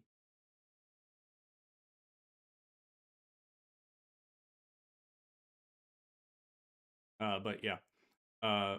So that's fun. And the last one is just a big F off explosion that you can do with it instead. That does less damage but has a much bigger area of effect. The last one is very, for a rocket launcher, this is very interesting. So the primary fire is a standard rocket, like usual with all these. The alt fire on the first one is a time stop for your own rockets, where you can freeze them in place and either grapple to them once you get the grapple hand upgrade, to grab onto the rocket and then surf the rocket wherever you're pointing and cause a bigger explosion when you get there. Be sure you dodge at the last second because it does a lot more damage. And this explosion is big enough to bypass enemies that have resistance to explosions where bullets normally tank off of them. You can also ride the rockets around to get to secret locations easier and stuff without having to do stuff like slam storage, which we'll get to in a minute. And then you got the cannonball, which fires a physical cannonball out of the thing for a ton of damage after a long charge-up period, and has a long cooldown. But after you shoot the cannonball, you can use your grapple hook to grab the cannonball and then punch it to shoot it at something else for a whole lot of style points. I think it's called like the dunked special style modifier. And then you have the I see. And then you have the last variant is just shoots a bunch of frictionless oil out of the front of it, and you can use this to slide across the ground and have a good time doing that. Or you can coat enemies with it, and now any attack that does an explosion also lights the enemy on fire. So the weapons are very solid, and the alternate variant of the shotgun is the only one that's different enough from its normal versions to warrant mentioning, and that it's the jackhammer. And this thing is funky looking. I'll find a picture in a second. Okay, let me find a picture of the jackhammer. Because Ultrakill jackhammer. Oh, you're gonna fandom me, fine. Not be that hard to.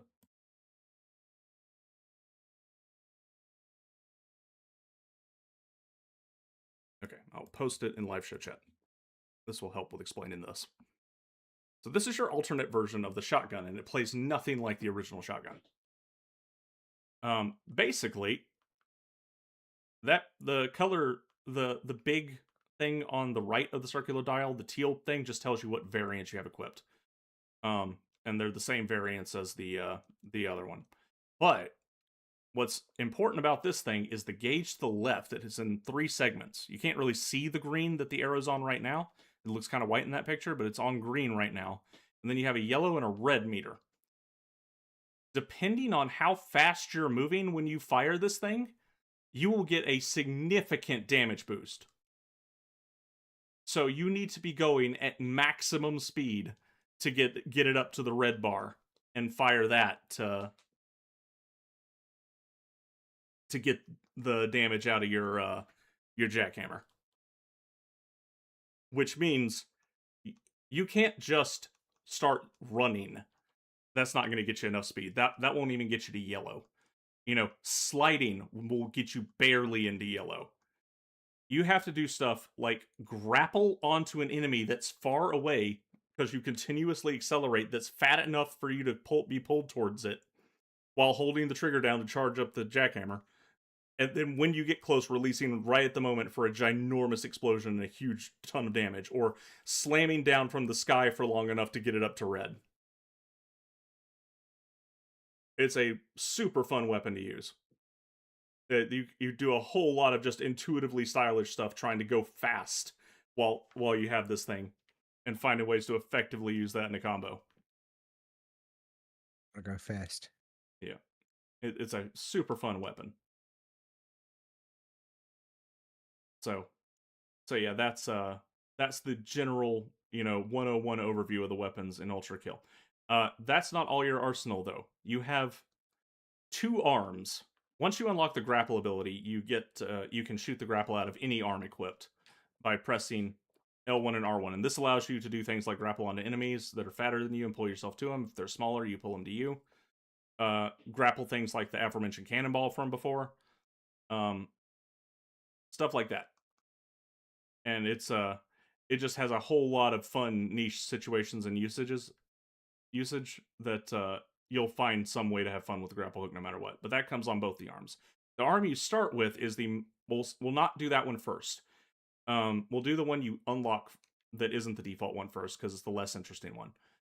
This is V2's arm, your identical evil twin, because he's red. Are you sure he's the evil one? No, not at all. In fact, I'm pretty sure we're the bad guy. But because we are kind of indiscriminately murdering everything, but it is in hell, so who knows? Maybe everybody is the bad guy in this scenario. It's quite possible. Like, there's only one unambiguously good character, and he's the super boss at the end of part 1 that I haven't unlocked yet because it requires P ranking all the levels. So yeah. This weapon, this arm, hits harder than your base arm, and if you hold the melee button, it does an explosion at the end that rockets you backwards. Not very far, but a little bit. And it can break shields that enemies carry. There's only one enemy that really has a shield that needs breaking consistently, and it's not introduced until like layer 7. So you don't have to worry about it too much, and it's usually the worst option, because the default blue arm, V1's trusty old left hand, can parry.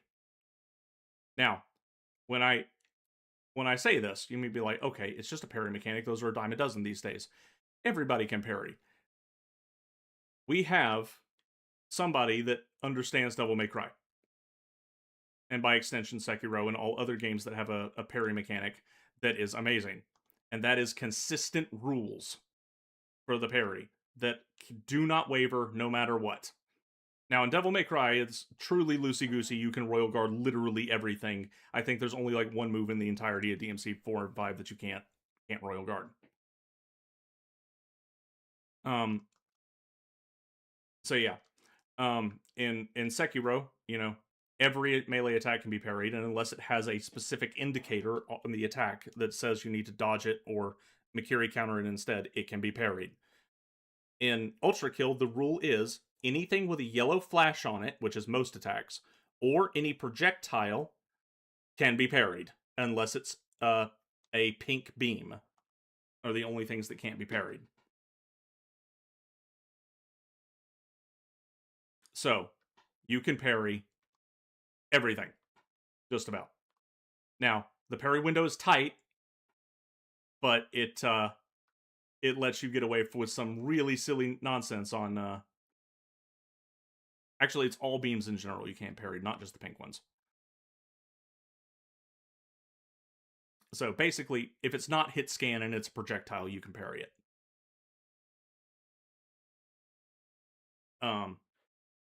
This leads to all kinds of scenarios where you're just bopping bullets back at enemies, and you get a full heal whenever you successfully parry. So that's always a lot of fun to do. But that's not the extent of the parries in this game. No. You see, there are things that you have that are projectiles, like your shotgun pellets, because that weapon is not a hit scan weapon. Yes, you can parry your own bullets as they come out of your shotgun, or increase This damage. seems like technically a difficult thing to do.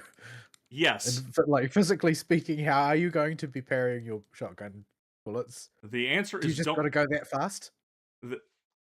So you would have to equip the normal shotgun instead of the jackhammer. So I always keep the default shotgun uh, as a shotgun just for this tech, because when you parry your own shotgun bullets, they explode and they go much further and do way more damage. The cannonball out of the rocket can be parried. So when you grip it to pull it back to you after it hits an enemy, you parry it into a different enemy to get the dunked effect. Like, this is the kind of dumb BS tech that I love in these games. So yeah, the parry will come up a lot when I'm talking about the game itself. So I guess that's all V1's got for his arsenal, but it's such a versatile arsenal of ways to play around and do stuff that you just have so many ways to approach any combat encounter with whatever way you You want say to. play around and do stuff, but what you mean is indiscriminate mass slaughter. Yes, but there are a whole lot of ways you can have fun doing it. So I'm starting to think you belong in hell. probably, but so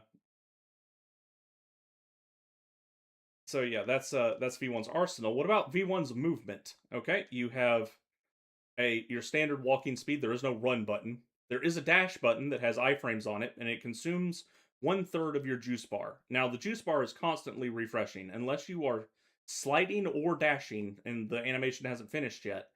You will be regenerating that juice very quickly. You get about 1 pip per second, and there's 3 pips on the bar, and it takes 1 pip to dash to get your iframes, and you will need these and need to strategically place these when fighting, because there are a lot of enemies and they have a lot of different ways to kill you and will often fill the screen up with bullcrap. So learning when to dash is, the whole point of this game. Uh, so that's your most important tech for avoiding damage with movement. The dash has iframes on it, but it more importantly it physically moves you in the world away from problems. So you need to, while you can iframe through stuff like your own stuff exploding, um, it is more important that you position yourself appropriately with the dash in addition to using the iframes. So, okay, you have that. What else we got? Well, we got the slide. This is your fast movement on the ground. Doesn't consume any of your dash energy, but it does stop it from regenerating as long as you're sliding. And this is the slide in this game behaves like every other slide in a first person shooter from the 90s and 2000s, and that you can do all the fun physics stuff with sliding, like bunny hopping and slide canceling and slide jumping, and just perpetually build up speed that way and stuff. Just a good fun bit of move tech for outside of combat movement mostly, but it does have its uses in combat too, particularly for ramping up the jackhammer to be going max speed without a grapple.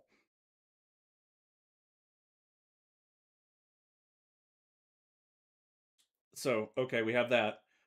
Your last bit of move tech is you can jump and all the stuff you can do while jumping. You can wall jump 3 times before touching the ground, and you can just go straight up with these wall jumps if you want, but you're only allowed 3 of them. You can also enemy step. I don't know if it has a term in the game, but I wouldn't be surprised if they just called it enemy step, because it's enemy step. You step on an enemy, your wall jumps reset, and your airborne actions are refreshed. Not that your airborne actions are particularly limited in this game. You can also slam down from the sky. If you land on an enemy, you do damage. Now, that's your basic movement. There's some advanced movement, and one that I particularly get a lot of mileage of is called slam storage, which started as a bug. And when he fixed it, the people rioted because it was so much fun. So he put it back in the game as an actual mechanic. I believe this was the same thing with the parrying your shotgun bullets. So the way slam storage works is if you do a wall jump immediately after you start a slam, and keep the slam button held, you will maintain the velocity of slamming, but just kind of fall slowly like normal. And all that velocity gets stored, and you can blast it out in a jump if you jump right when you hit the ground. And if you slide jump when you hit the ground with slam storage active, you can catapult yourself across an arena at light speed.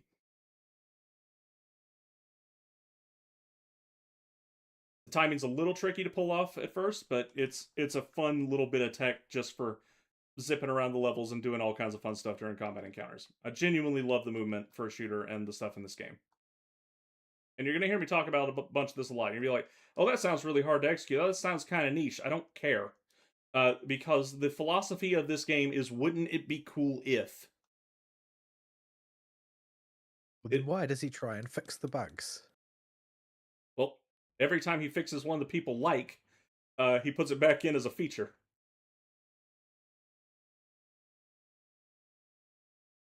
So, yeah. Yeah, the game is held together by popsicle sticks and happy dreams for its code. It recently had a revamp that fixed a lot of stuff with the older levels and made them much cleaner in geometry and made them look better. Um, but if you look at older videos and you go to play the game now, you'll notice there's a significant difference in quality and performance in the game you're playing, and what you're playing looks better and plays better. It's because they had to go back and fix layers 1 through 7, so they didn't go as jank, or layers 1 through 6. So yeah. Where do we go with this from here?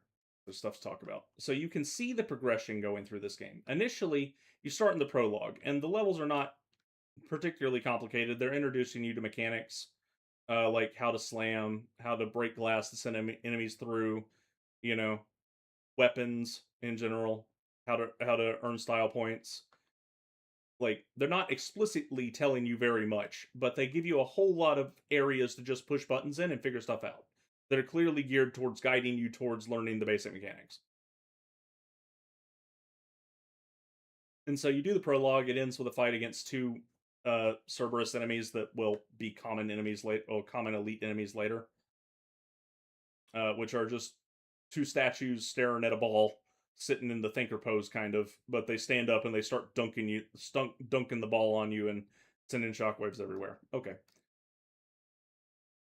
The next layer is Limbo, and this is again a very simple layer relative to everything else. He still has a lot of fun with it, although the later layers that you get introduced to are just going to blow it out of the water in terms of quality, because they just get better and better as they got more and more money. So in comparison, it's quite light. But when you first get there, you're going through an area. You arrive in Limbo, and it's tranquil. It's a nice sunny with an artificial sky and peaceful. But then you look around a bit more, and you see like speakers on the walls making bird chirpy noises. Like this is all fake. And as you progress through one of the levels, eventually, it just all starts getting lit on fire. And yeah, we're still in hell. So it's all burning and on fire and stuff. So that's kind of cool.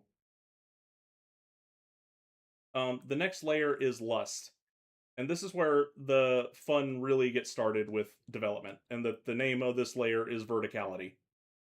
There are bounce pads and opportunities for slam storage and rocket riding all over the place. And the rocket wasn't even out yet. That didn't come till later. And yeah, this place you see this big monstrous creature just towering over Lust. And his lore is actually pretty explicit because all of his lore is out, and that this is King Minos. Like, because the whole thing is, divine comedy. You're gonna see a lot of references to the divine comedy in here. King Minos in this version though isn't just the judge of hell that determines where the souls go and sits on the lust layer after they get out of limbo, or if they need to go past limbo. He basically rebuilt the entire lust layer because he felt that lust was not an appropriate sin to be punished for into a thriving city.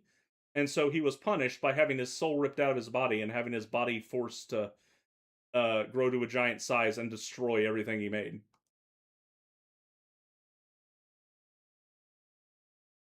So his body is walking around just crushing the this really cyberpunky neon city that he made, and he's just colossal. The dude is huge. Like if V1 was standing next to him, he would come up to his ankle. And at the end of the layer, you fight his corpse, and the boss has a lot of attacks. But the important thing here is you can parry this man, and his main attack is punching you with giant fists. And it feels very, very good to do so. So then you get to layer 3 gluttony by going inside of King Minos.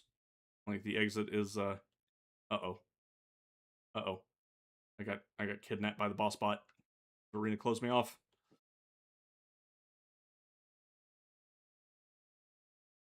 But yeah. You go inside King Minos' stomach. This gluttony layer is very fleshy and nasty, like you would expect of gluttony layer. But this basically acts as a test of all the basic mechanics you learned in Act 1. You'll probably flub it quite bad going through this first level. It's only 2 levels. Every 3 levels is only 1 major level that's longer than most, and the next level is just a boss level for the end of the act, because the game's broken up into 3 acts. And when you get here, you're not going to have a super good grasp on the mechanics yet. You'll know what they are, and this layer is here to hammer them into you to make sure you know what you're doing before the game really starts getting silly.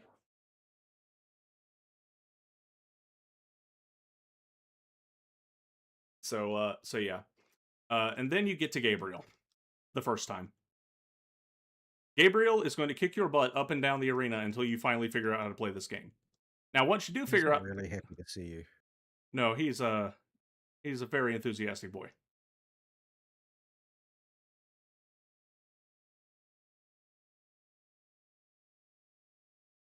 But yeah, Gabriel is a fun fight. Your first time you do him, he is quite hard, but the second you get him down and realize where the dodge timings are, he's one of those bosses that, while he has a very intricate moveset, he is not hard at all once you know that moveset. And you will be intimately familiar with it by the time you finally beat him. In fact, it gets to a point where in layer 8, uh, other angels come down looking for Gabriel, and their only difference is they have a female voice. and scream their attack names very clearly because it would be too chaotic otherwise. Just become a common elite enemy. So Gabriel's where you sit down, you learn how to parry melee attacks, you learn how to parry a projectile, you learn how to effectively use your dodges, because if you don't, he will kill you in 2 hits.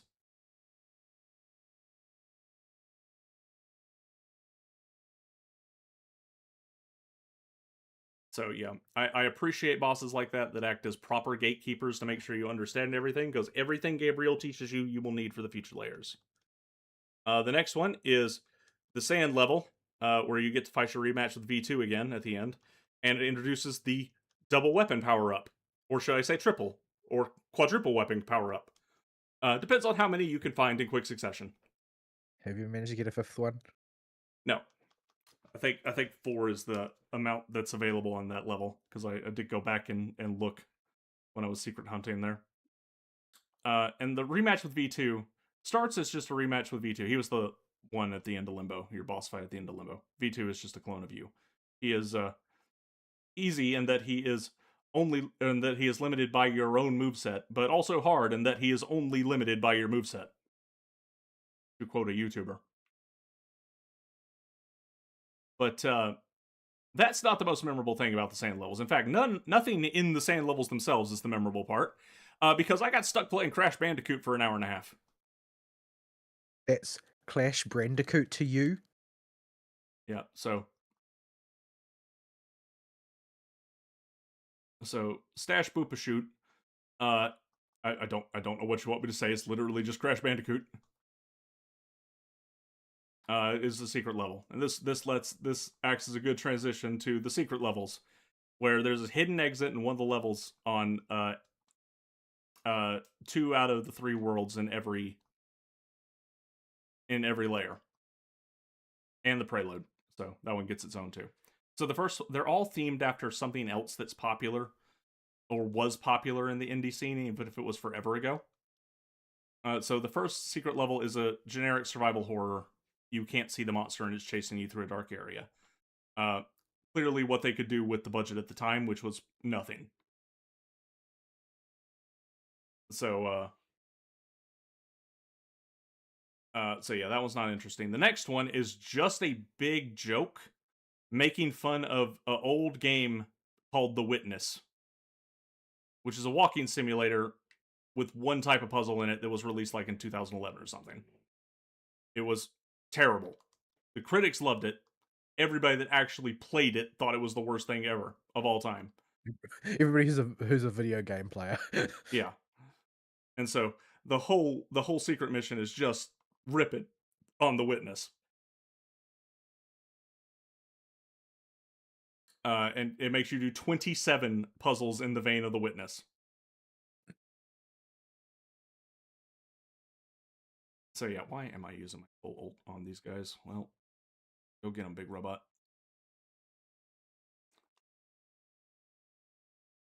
So yeah, the next one is let's see, that's for 1, 2. Hang on, brain farting. I'm gonna pull them up instead of trying to pull these from memory, because then I won't have to stop and think about it.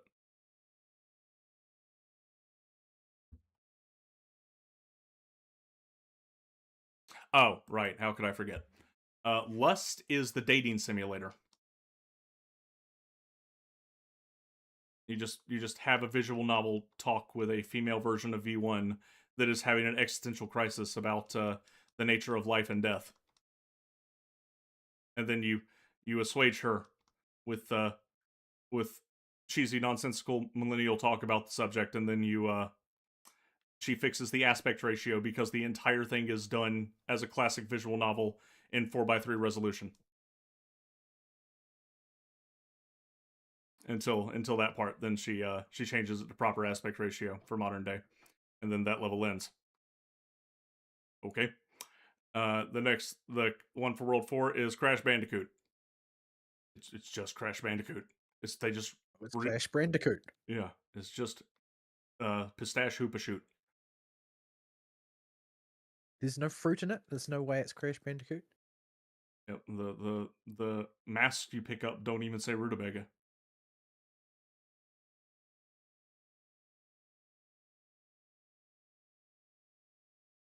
So so yeah. Yeah, the actual name is Clash of the Bandicoot is the name of the secret mission. Uh so yeah, that's World 4. World 5. The secret level is, it'll make sense when you know the level, the fishing level. This is just a rip on fishing minigames needing to be in every game. To clear the level, you have to find fish that have incredibly wacky criteria. Just look up a guide. I had to look up one for a few of them. It's too much work. And it's following Ultrakill logic, so we are extra nonsensical in this house. And the entire level is based around water in Wrath for layer 5 for the main level. You're jumping around. First you go into an underwater cave, and you can actually drain the water so that most of it isn't water, but otherwise it's entirely underwater. And you go through that cave and do underwater shenanigans, and then the next level takes place just on some floating debris out in the ocean, and you jump between the debris and hit some switches and slowly begin to build a bridge, and past some longhouses that rises higher, and eventually when you flip the last switch, a giant ship comes out of the water with the ferryman on top of it, and it's Charon. And there is, if you know anything about Greek myth and you happen to see one of the books and you remember what one of your guns has for its alt fire, you can just throw a coin at him to skip the boss fight. So he just wanted paying, and you were trying to rip him off. So the ferryman boss fight is not anything to write home about. He's more of a mini boss. But then you're inside the boat. This is where you get the rocket launcher. The boat's a really fun level because halfway through it, right when you get the rocket launcher, the boat starts sinking and flips upside down. So now you have to do the level upside down with a different route through it, passing through familiar rooms from alternate paths. So that's a really fun level. And then you escape the boat by falling down to the seafloor. And the whole time you're on this layer, you see this monster, this giant sea kaiju that's very snake-like, flipping around and passing by the ship and stuff. And you start this layer in the boss level, and you see a silhouette of him in the background as lightning's flashing, and you're walking towards it. And you get to the jump pad, and you go up on the jump pad, and this thing just comes out of the water to fight you on this little piece of driftwood. And you could fight him the way that, he's designed to be fought, which is okay. It's an okay boss fight. Or you could do it the fun way, which is use your whiplash that you got from the last boss you fought and just go crazy on this guy. And just whip all around him and try and stay connected to him while shooting him in his weak spot on the back of his neck.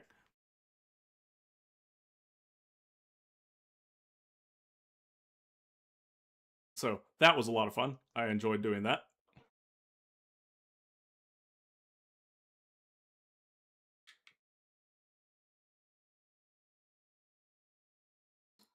Amy, you just kind of go when I activate flight mode, don't you? You don't have a whole lot of... Yeah, you got to be careful with that thing. It's very fast, but your level of control is dubious. Low. So the water level is where it starts to really get good. This is where they started to get some actual budget. The game took off a bit. And then next up you have the boss level for this one, which actually looks like hell in Heresy. This is your exam level, teaches you all the new mechanics and enemies that you found in this layer. And for the main level, it's a step up in difficulty yet again, and we'll make sure you understand what's going on, because in the next boss fight we have Gabriel round 2. Gabriel round 2 is like one of the only bosses meant to be fought in your peripheral vision. The boy does not stop moving.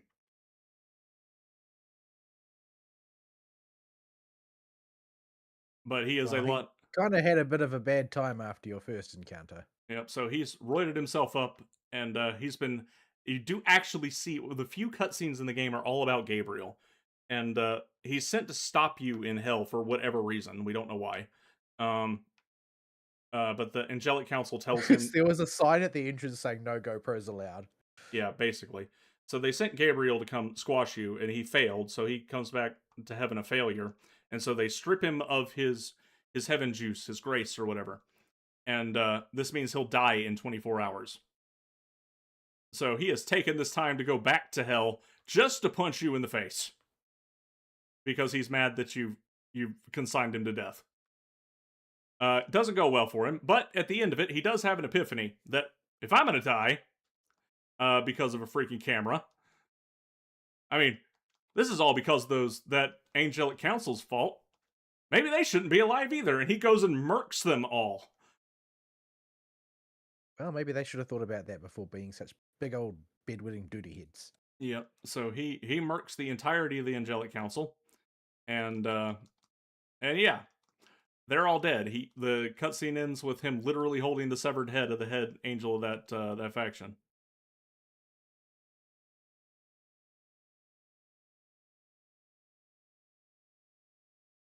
I didn't get out of combat, so my S1 didn't activate to reset my juice.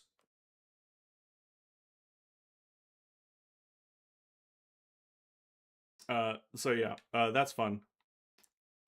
Layer 7 is violence, and this is the real budget started kicking in here. We now have tech like if you're not looking at an enemy, it moves, the Weeping Angel effect. And we apply this to mannequins, where they will attack you normally if you look at them, but if you look away, they will start zipping around and moving to a totally different location, including on the ceilings. And we introduce a whole lot more complicated enemies and stuff like that in this layer that I'm not going to go into in full detail. You'll have to play the game yourself. But they're all a lot of fun with their own unique needs in combat that for dealing with them. But the layer starts off with just a white room, or a whole level that is all just white walls and everything, with only splotches of color being you, the enemies, and the keys to the doors and the pedestals you put them on. And this is to highlight just how much enemies there are in this layer, and see the blood just splatter all over the walls because it's the layer of violence. We're in layer 7. So that's You've also made all the other layers into the layer of violence, so well, violence came to visit. So you didn't leave anything behind. I mean, no, but yeah. So then you the next level in this layer is a level that's based around these trees that are in the ground, and there are 3 of them in the level, and you have to solve this pseudo maze that's mostly open and not very hard as a maze. But you have to find the trees and kill enemies next to the tree. When you find one, it'll start a combat encounter, lock you in the room, and you need to drag enemies to the trees to fill them up with blood. And and by filling them up with enough blood, you cause them to lock as fully bloomed trees, and they uh, they then open the doors for you, and you can leave the level. The next level is the most traditional uh, picture of violence, and that you're just in like a war-torn World War One esque area where bombs are going off and buildings are falling. Like it's something out of a Call of Duty game at first, except this is Ultrakill. So our job is to get a nuke, put it on a tram, fight through increasingly ridiculous amounts of enemies and stuff collapsing and falling down in this city street and the buildings around it. To ride the tram all the way down it, put the nuke on the tram, take it to the other end of the level where you originally were, and blow up the payload at an obstruction that's stopping you from reaching the exit. Very different take on a level. Even replaying it, it's fun because there's a lot of ways to approach it and different ways to tackle it. Because being the street is totally open, you can clear it however you want. So it's a good fun level with a lot of experimentation available. I liked it a lot.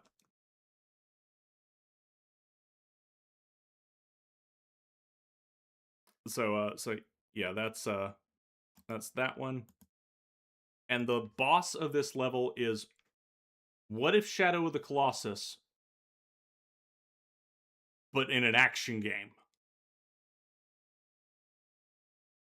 Or you just had this giant F off hell robot And the entire boss fight level is you scaling this thing and fighting elite enemies the whole way up until you get to checkpoints where you fight mini bosses until you get to the brain of this thing, and you fight a proper boss fight against the brain, and then you have to do an escape sequence when you leave.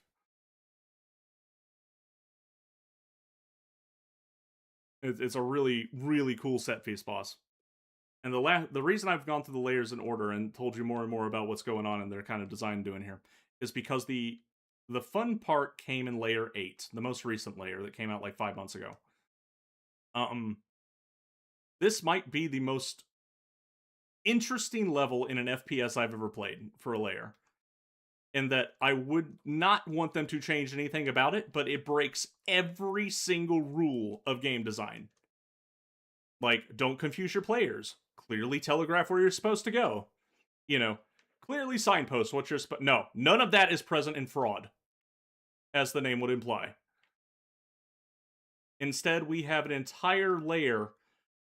Well, the first level is about spatial warping, and that rooms will loop infinitely, contract and expand at will, basically. And navigating your way through here and figuring out which doors go where, and is a challenge. But it's a fun challenge because the amount of spatial warping going on is to a level where nobody will be able to play this in VR because you'll get sick. But it looks really, really cool. And then you get to the next level, where the focus is on mirrors. You walk in the level, there's nowhere to progress, but there's this pool of water that looks like a shallow, like, pool you could just walk through. You step into it, and the world flips upside down. And it switches to nighttime, and everything is inverted. And you begin progressing through the level and fighting through business, stereotypical corpo businesses in this layer, buildings. And they, as you're going through, you figure out that you can just do stuff like stand on the ceiling. If you jump high enough, you'll invert yourself. And anywhere that the carpet leads, you can go and the gravity will change. Why am I getting bodied by... Oh, it's a level 120 bear. It's that one we killed. You were just casually fighting a level 120 bear. Yeah, he clobbered me once. I'm like, what the heck is going on? I'm getting bodied. Well, bears is dangerous. True.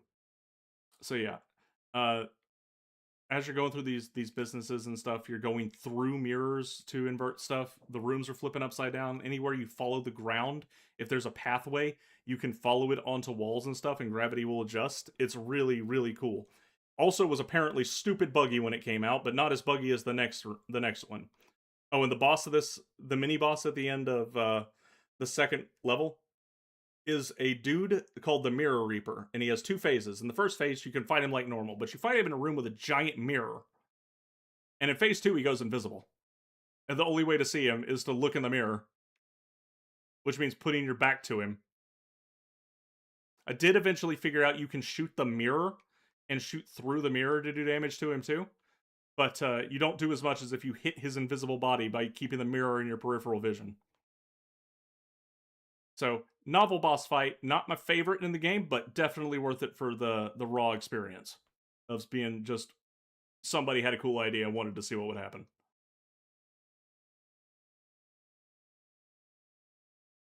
So that's that one. And the last level that absolutely blew my brain was just this place that doesn't just do spatial size warping. It is an amalgamation of all the other layers.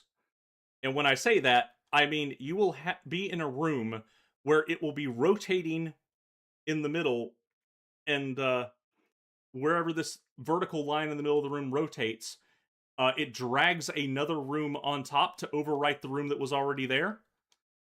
And you'll be fighting in 2 rooms simultaneously with their own unique groups of enemies.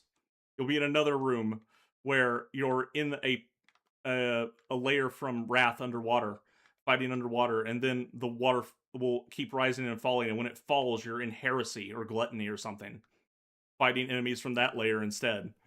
And it was just so cool going through this level. And every single level in this game, or in this layer, has a fake exit.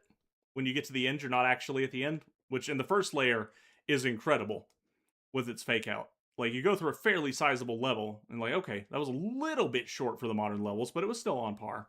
No, no, no, you're not even halfway done in the first layer. When you fall through the exit hole like you normally would, gravity inverts and you shoot out the top of a building in the first level, and you're now up in the sky above a bunch of skyscrapers, and now have to navigate through a bunch of skyscrapers, fighting increasingly complex enemies with spatial warping on the interiors of all the skyscrapers, linking them together, so that if you continue down one hallway, you'll wind up on the other side of the row of skyscrapers in the other building.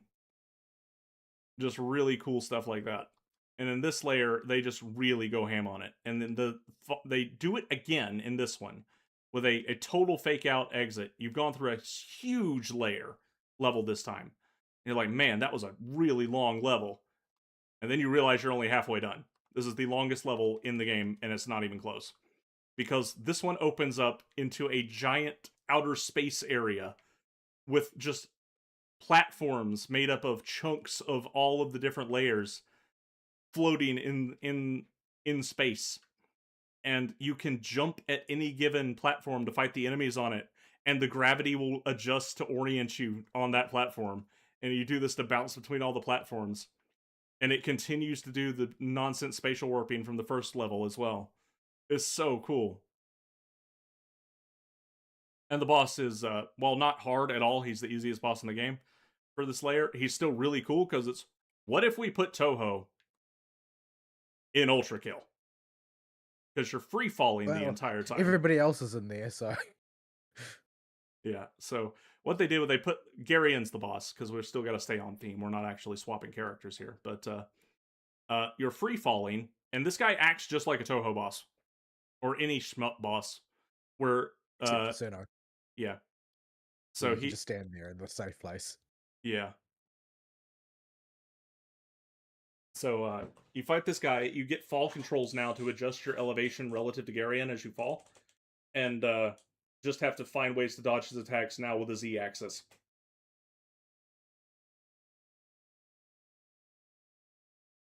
So yeah, and the layer ends with you landing in an auditorium that you could see if you jumped up high enough to touch the skybox. The skybox would morph into this empty auditorium that's like for a play or a stage show or something. You land in that auditorium after you beat Garion, and he lands on a mock copy of himself made up of paper mache or something. Well, it must be harder than that because he gets skewered on it. And this like child's production level background of the area you were just fighting and falling through, and an empty auditorium that's applauding, and you have to leave through the normal exit and walk through, and it's got signs that say this layer was all a play put on by V1. Like, oh, what did I do? Did I have a choice in this? Did I sign the paperwork for my likeness to be used? But it's a really trippy layer fitting of its name, Fraud.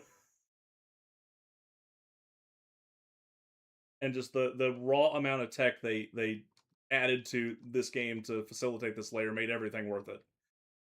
And you'll notice that a lot with this game if you ever play it. That there's a lot of stuff where if what you're doing wasn't so cool, it would be annoying or obnoxious.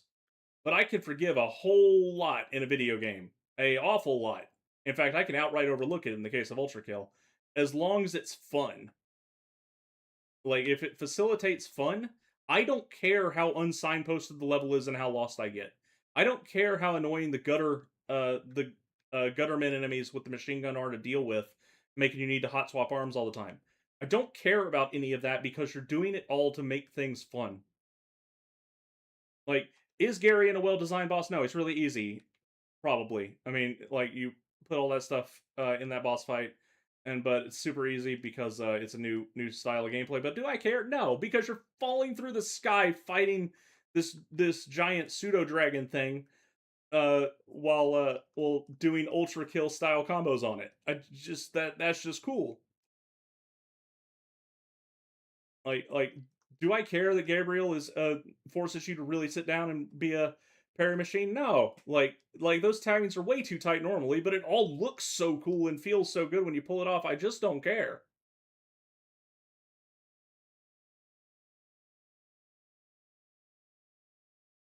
Like it just is a fun time going through the game. They clearly are having a lot of fun with it.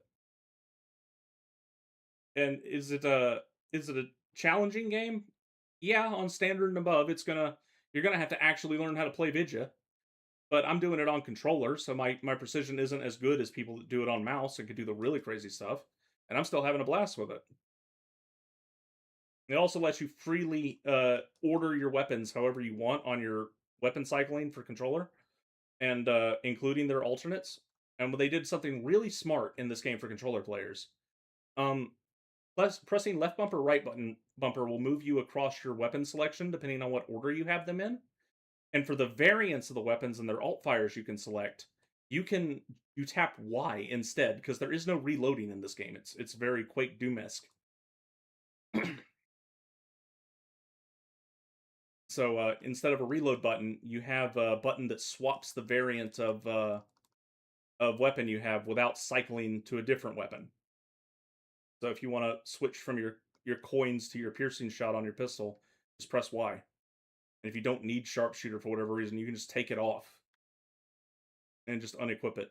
And you can also order the variants however you want and tell the game to remember the last variant you had cycled to and stuff. Lots of customizability options there.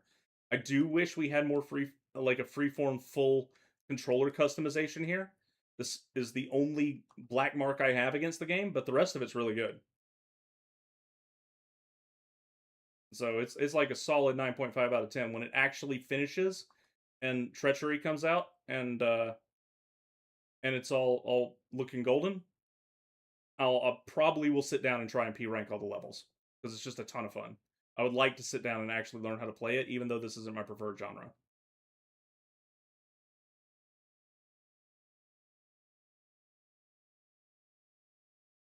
So yeah, that's Ultrakill. I finally got around to playing it. I don't know if you have any commentary on it since you have not It's sort of played it. hard to since it's like purely an experiential game. Yeah, like you saw me play a little bit of it on Monday. I was about halfway through the game then, in the sandy I saw levels. you get repeated beat. I saw you playing Flash Bandicoot and getting repeatedly bodied by a guy with a rock on a rope. Oh, Sisyphus or whatever the insurrectionist. Yeah,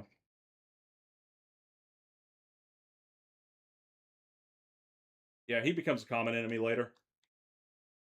This is a theme in the game, actually. Things that are bosses and initially are challenging. I hope you figure out how to fight them real good because they're going to be common enemies later. And that'll seem imposing at first, but a lot of these guys are just once you know how to deal with them, you know how to deal with them, and it becomes how you deal with them and get the most points out of them as you get more experience with them. Like game feel knowledge goes a long way in building those intuitive responses to their attacks. Thankfully, when they make Gabriel a common enemy, the lady that plays the baby, I'll call them Gabrielas, that are actually in hell looking for Gabriel after he had his little murder party in heaven.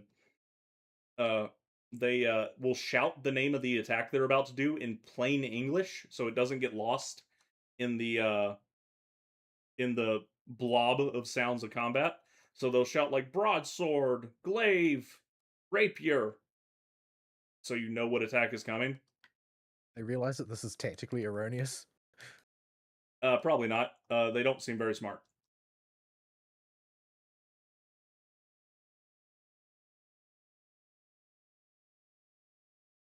But yeah, just good decisions all around with this game in service of having fun. And the real interesting point talking about this game is while there are traditional game design mistakes, they are more than made up for by just making the game fun like a video game. Well, the thing is that whole language of game design mistakes, like that language sort of it's hand in glove with the idea that there are corporate targets to meet. Like Yeah. the they were never supposed to be rules that were followed, and they only became rules that were followed as opposed to sort of like rough guidelines for what to do 85% of the time. The only reason they became rules was because of risk aversion and investment. That's it. Yeah. So yeah, you will find no yellow paint here. No, you will find the most basic of tutorial. I think like the only tutorials that pop up are you can you need to be close to enemies to heal when to do damage, which is the best healing system, by the way, because the way you heal is by doing damage when you're close to an enemy and making blood splash out of them. Because this healing system requires you to play the video game. Yeah, I kind of don't like when the optimal healing situation becomes stand and do nothing for 25 seconds if you've had a rough encounter. Yeah, that there is no ability to disengage, and in a game as fast paced as Ultrakill, that serves it so well. Because the way to stay in the fight is to get more into the fight and get more aggressive to pull yourself out of a hole if you took a few hits you weren't supposed to.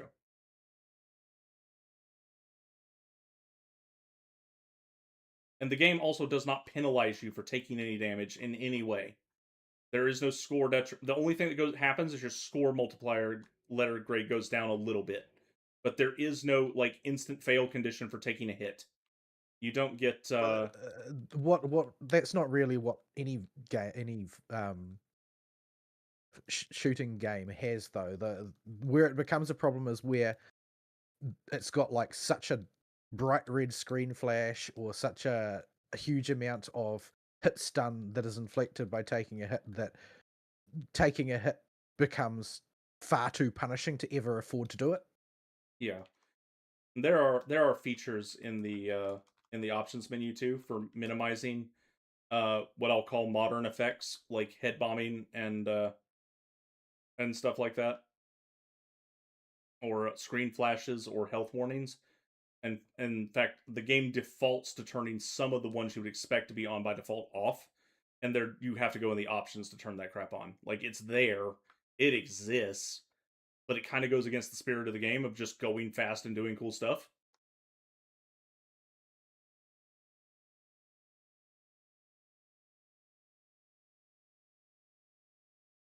But yeah, I had a great time with it. If you like, high octane action games and you are one of those people who's like was born with cocaine instead of blood like I was, and this is just your jam, it's gonna work for you. Like this isn't even my preferred genre, not even close.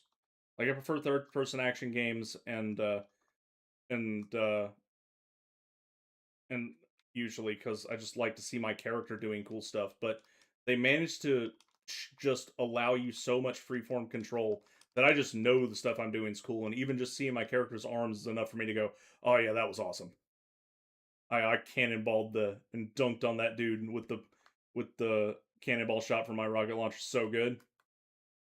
That was awesome. I just rocket rode this rocket into this elite enemy with my jackhammer pulled out and just totally rocked his face with a fully charged jackhammer and instant deleted an elite. Oh, that was so good.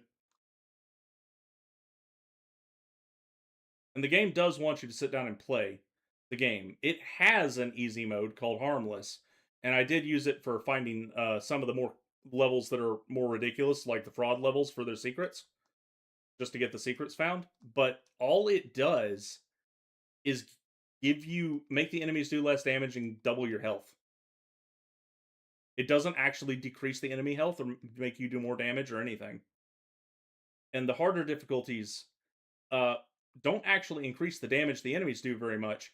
The big feature they have is they add more stuff the enemies can do. It's a proper modular difficulty mode that, well, not modular, but like proper difficulty selection, and that each level is not just number tweaking; it's an actual tangible change to the game.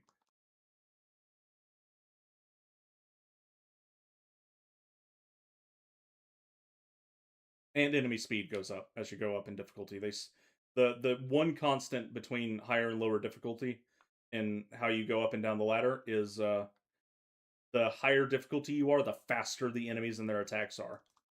Which sometimes actually I found makes it easier, oddly enough, particularly with the big funny rock faces, because they could take a while to start shooting their parryable bullets, which are the best way to take them down is to parry their own bullets back at them. But if you're in a higher difficulty, them mofo's will shoot that stuff almost immediately, and you ain't got to stand around and wait.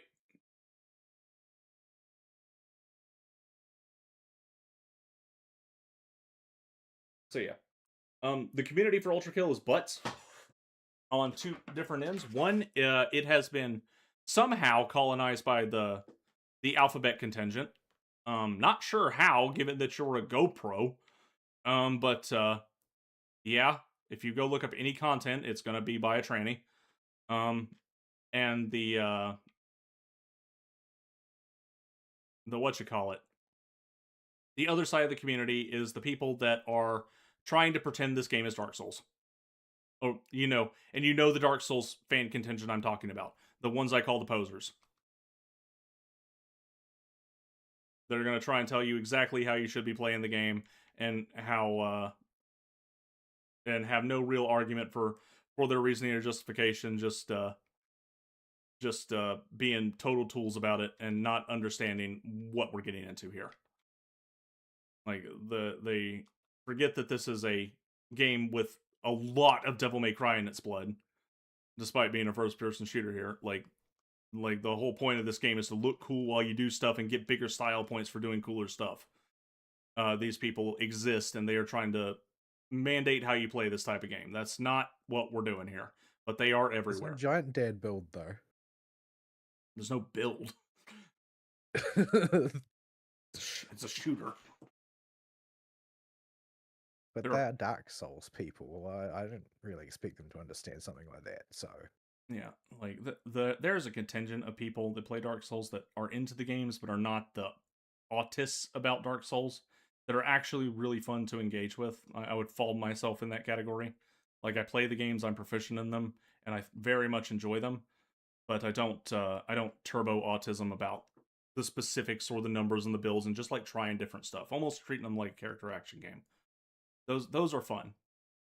Those are fun people to talk to. But the contingent that is just posers that feel that having played Dark Souls once is enough of an accomplishment to make them a better person, or that they know more about the game than you do and need you to know it.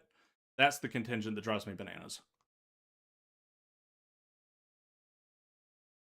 Like there are things you can be proud of accomplishing in a game like that. I've shown off some stuff I've did, but it's never been to the deterrent of other people and what they've done. The only thing in a Souls game that I've actively disparaged is the one game mechanic they introduced in Elden Ring that plays the game for you. See Mimic Tier.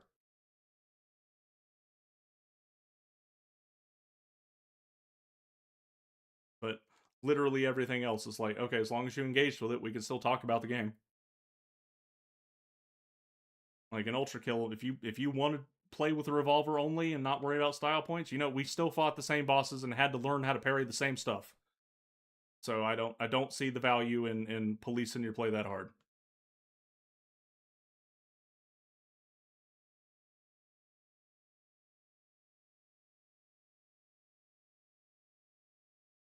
So yeah, that is Ultrakill. It is going to go up in price when the final layer comes out, they've said. But yeah, it's currently crossing over with Power World. The secret level for World 8 is not out yet. Oh, I forgot the secret level of World 7. This hurt me. And that was the point. It's Power Wash Simulator. You are sent through. You're put back into the tile set of the first level of violence, so all white walls, and you go through and you murder stuff and get blood and gore all over the walls, and then you get to the exit door after playing what's a fairly normal, boring level, and it's like, okay, now go clean up your mess, and it gives you a power washer and a vacuum cleaner.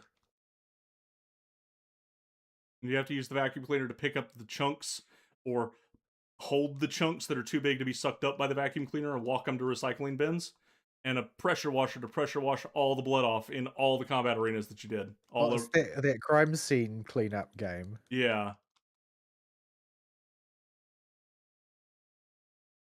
Like Well, I mean, you did create a crime scene. Like, I don't know what you were expecting, man.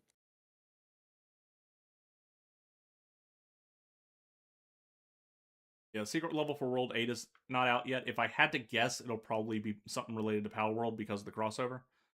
But we don't know. Ultrakill is very loosey goosey due to its small size on who it crosses over with and the appearances it makes and other stuff. Um, they just kind of will do whatever. I'm not sure what the details of their deal is. Apparently V2 or V1 is already out as an armor set in Power World, and he's not bad at all. I'm not sure how armor sets or anything work in that game, but apparently it modifies gameplay in some way. So yeah, I kind of wish Fern was here when I was talking about this, but I couldn't wait another week on him because number one, I don't know if he's going to be here. Number two, I wanted to talk about it while it was fresh in my brain. The game is not very Did long. he did he finish it? Power World? I don't know. Oh no. I mean, like, I don't know if he's got time to play it because of Cowboys. drunk cowboys. Yeah. So I'm not. He claims that there's only one main drunk cowboy season, but I don't believe him. Yeah, like I have 2 tax seasons a year. He Maybe says once per fortnight. he has like I would think drunk cowboy season would be similar, like 1 or 2 a year. But he seems to have them like once a month.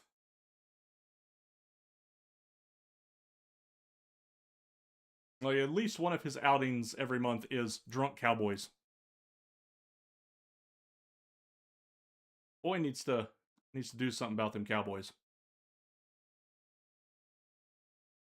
Oh man, when you're out of combat as Amy, or can get out of combat and just run along the world with S1, she's so good for world play now.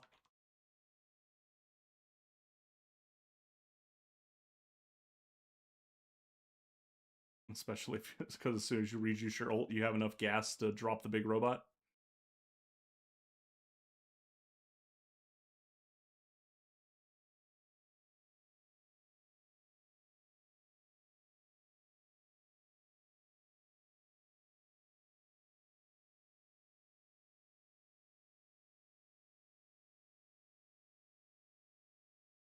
So yeah, um, that's uh that's my review of Ultrakill right now.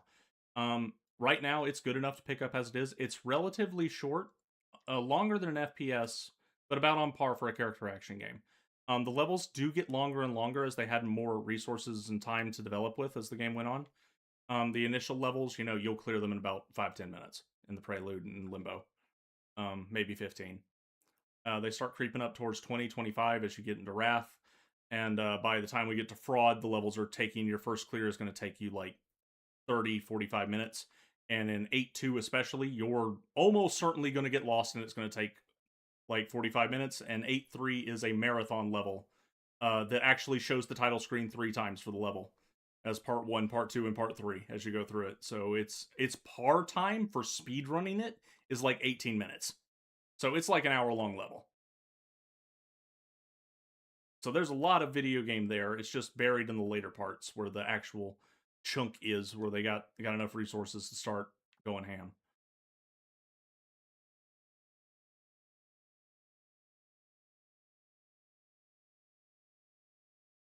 But yeah, definitely strong recommendation for action game shooter, Devil May Cry fans. Like lots of camps can enjoy this game. Like if you like any flavor of fast paced action, even if it's not your preferred genre, it's not mine. I don't play shooters normally, but it's got something there for you that you'll be able to get something out of, and their focus on just do cool stuff. Even if you're not an action game fan, I think that seeing just the kind of stuff you can pull off by accident and trying to replicate 1 or 2 things is enough to get you by and have a good time with the game. It's relatively cheap, like 15-20 bucks, I think, normally, and it does go on sale, but the base price will increase when it comes out, they've said. So yeah. Also, there's a horde mode where you can farm currency to unlock the variations of the alternate weapons sooner if you want, or that's not really an issue anymore because they adjusted the way currency works apparently. Instead, now you can farm up to 1,000,000 currency to have a custom weapon color for all your weapons and set it however you want instead of the stock versions you unlock by finding secrets. So, stuff to do. Yeah. That's all I got. But I wanted to cover that before I forgot.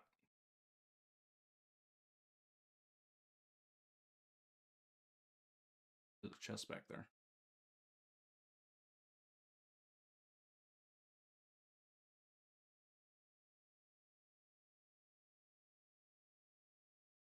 All right. You got anything else? Because Ultrakill and the ZZ story are pretty much my whole week. Nope, my whole week was sitting on the can. I could talk about. I guess I can give initial impressions of it before I forget them. Because my perspective will be changed by the time we get to next week. Because I plan to do a little bit of malting on it either this week or next week.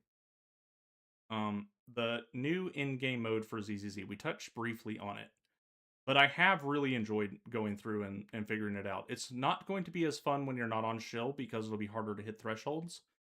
It is quite a step up in difficulty compared to the other stuff in the game in terms of at least meeting the score thresholds they're asking.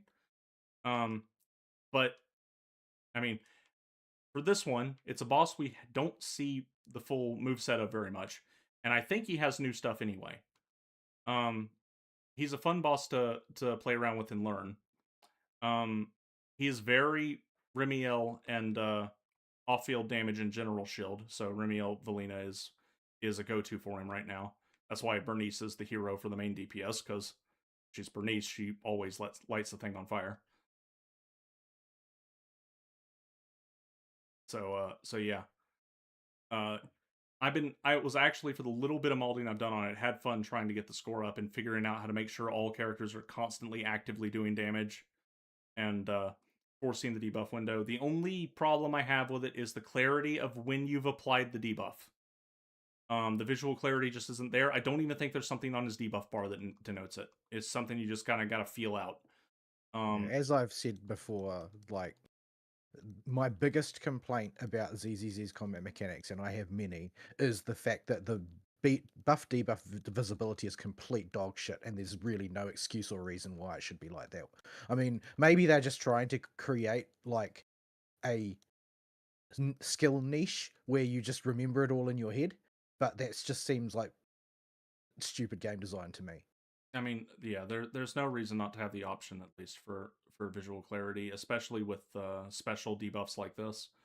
If it's just a normal debuff, I would like there to be a better indicator for it somewhere on the screen. But I mean, you can at least vibe those out by just playing a lot. But when it comes to special debuffs like this, it's where it really annoys me.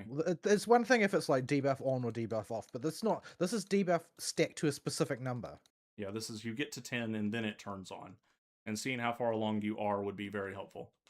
And if you're doing it with off-field mechanics as well, like your ability to count that is going to fall in the toilet very quickly because there's too much going on if you've got two characters operating from off-field to really be able to count that. Yeah. So the application of the effect is short enough that this fight, I won't say it gets away with it because it would still help, but it's mitigated by the fact the buff duration is so small that in practice what you're doing is you want to be swapping all or making sure off or damage is happening all the time from as many characters as possible because of the buff. But it would be nice, like, if you could see you're about to apply the buff freshly or the debuff freshly at the start of a stun window or something. That kind of information clarity would go a long way in allowing, better decision making during the stun windows. Like, I might be able to focus on just pumping stuff out on Jane instead of making sure Remy gets her Luminize out or whatever.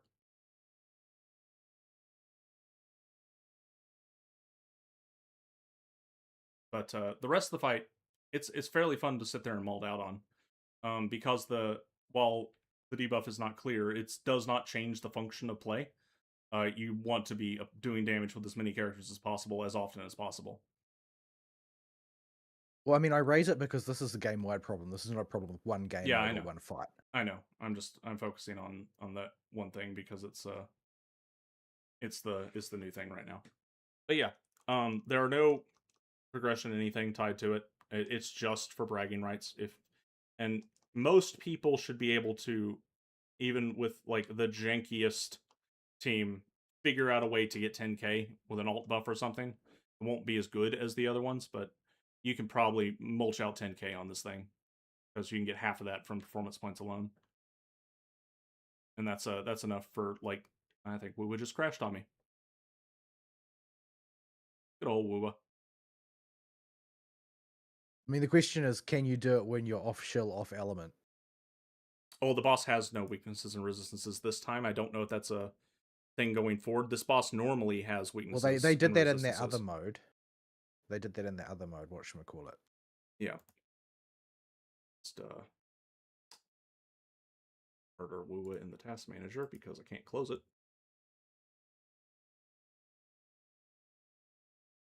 Relaunch it because I don't want to end the show from my desktop. And I will sit here doing 100 damage to this bear until you get back.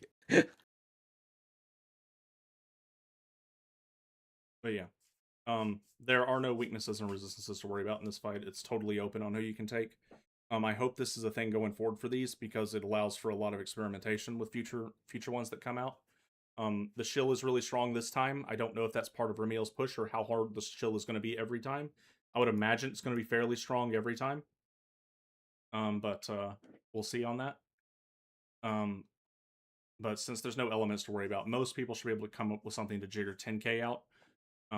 If you've got a built account, expecting 20k on them is reasonable. 30k is for people that are like me and autistic. Or if you've got like mindscapes for days, I guess. Yeah, it's either you have too much autism or too much money, or both.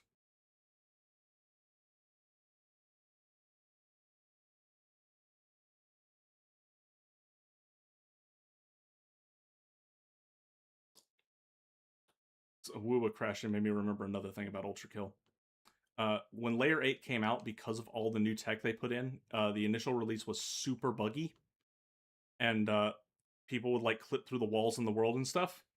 And they had built in a failsafe that would teleport you back to the last checkpoint if you fell out of the world. And it would just pop up with an on screen message that said, oops, sorry about that. Please send reports so we can actually get these fixed. So apparently they needed a bigger test base and they just used the player base for it. But the way they handled it was cute. Oops, sorry about that.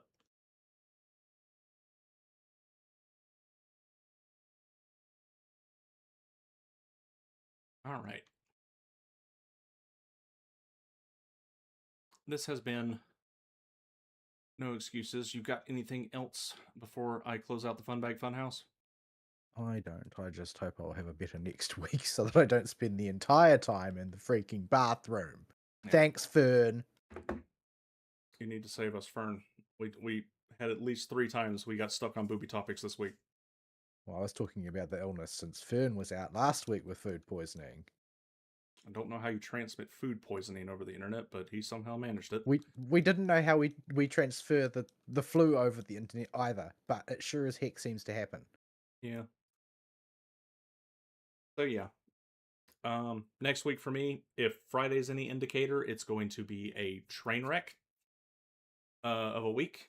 I probably will not have time to get much done, so hopefully you and Fern will be around, and you and Fern can find some stuff to do and talk about.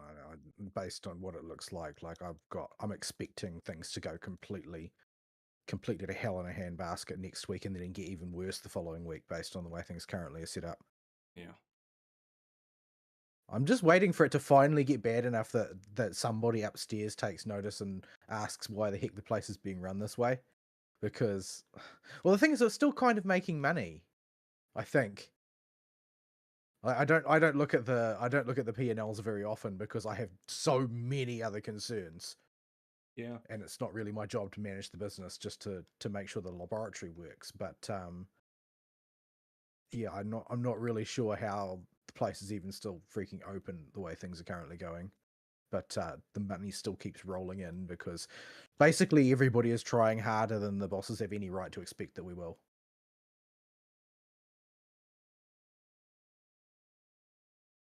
Yeah. Alrighty. I think we are done, folks. We've been going really long, but we started super late, so we'll see you next week. Hopefully somebody will have something to yap about on the show. We'll get there when we get there. And we'll see you then. Sayonara. Bye bye.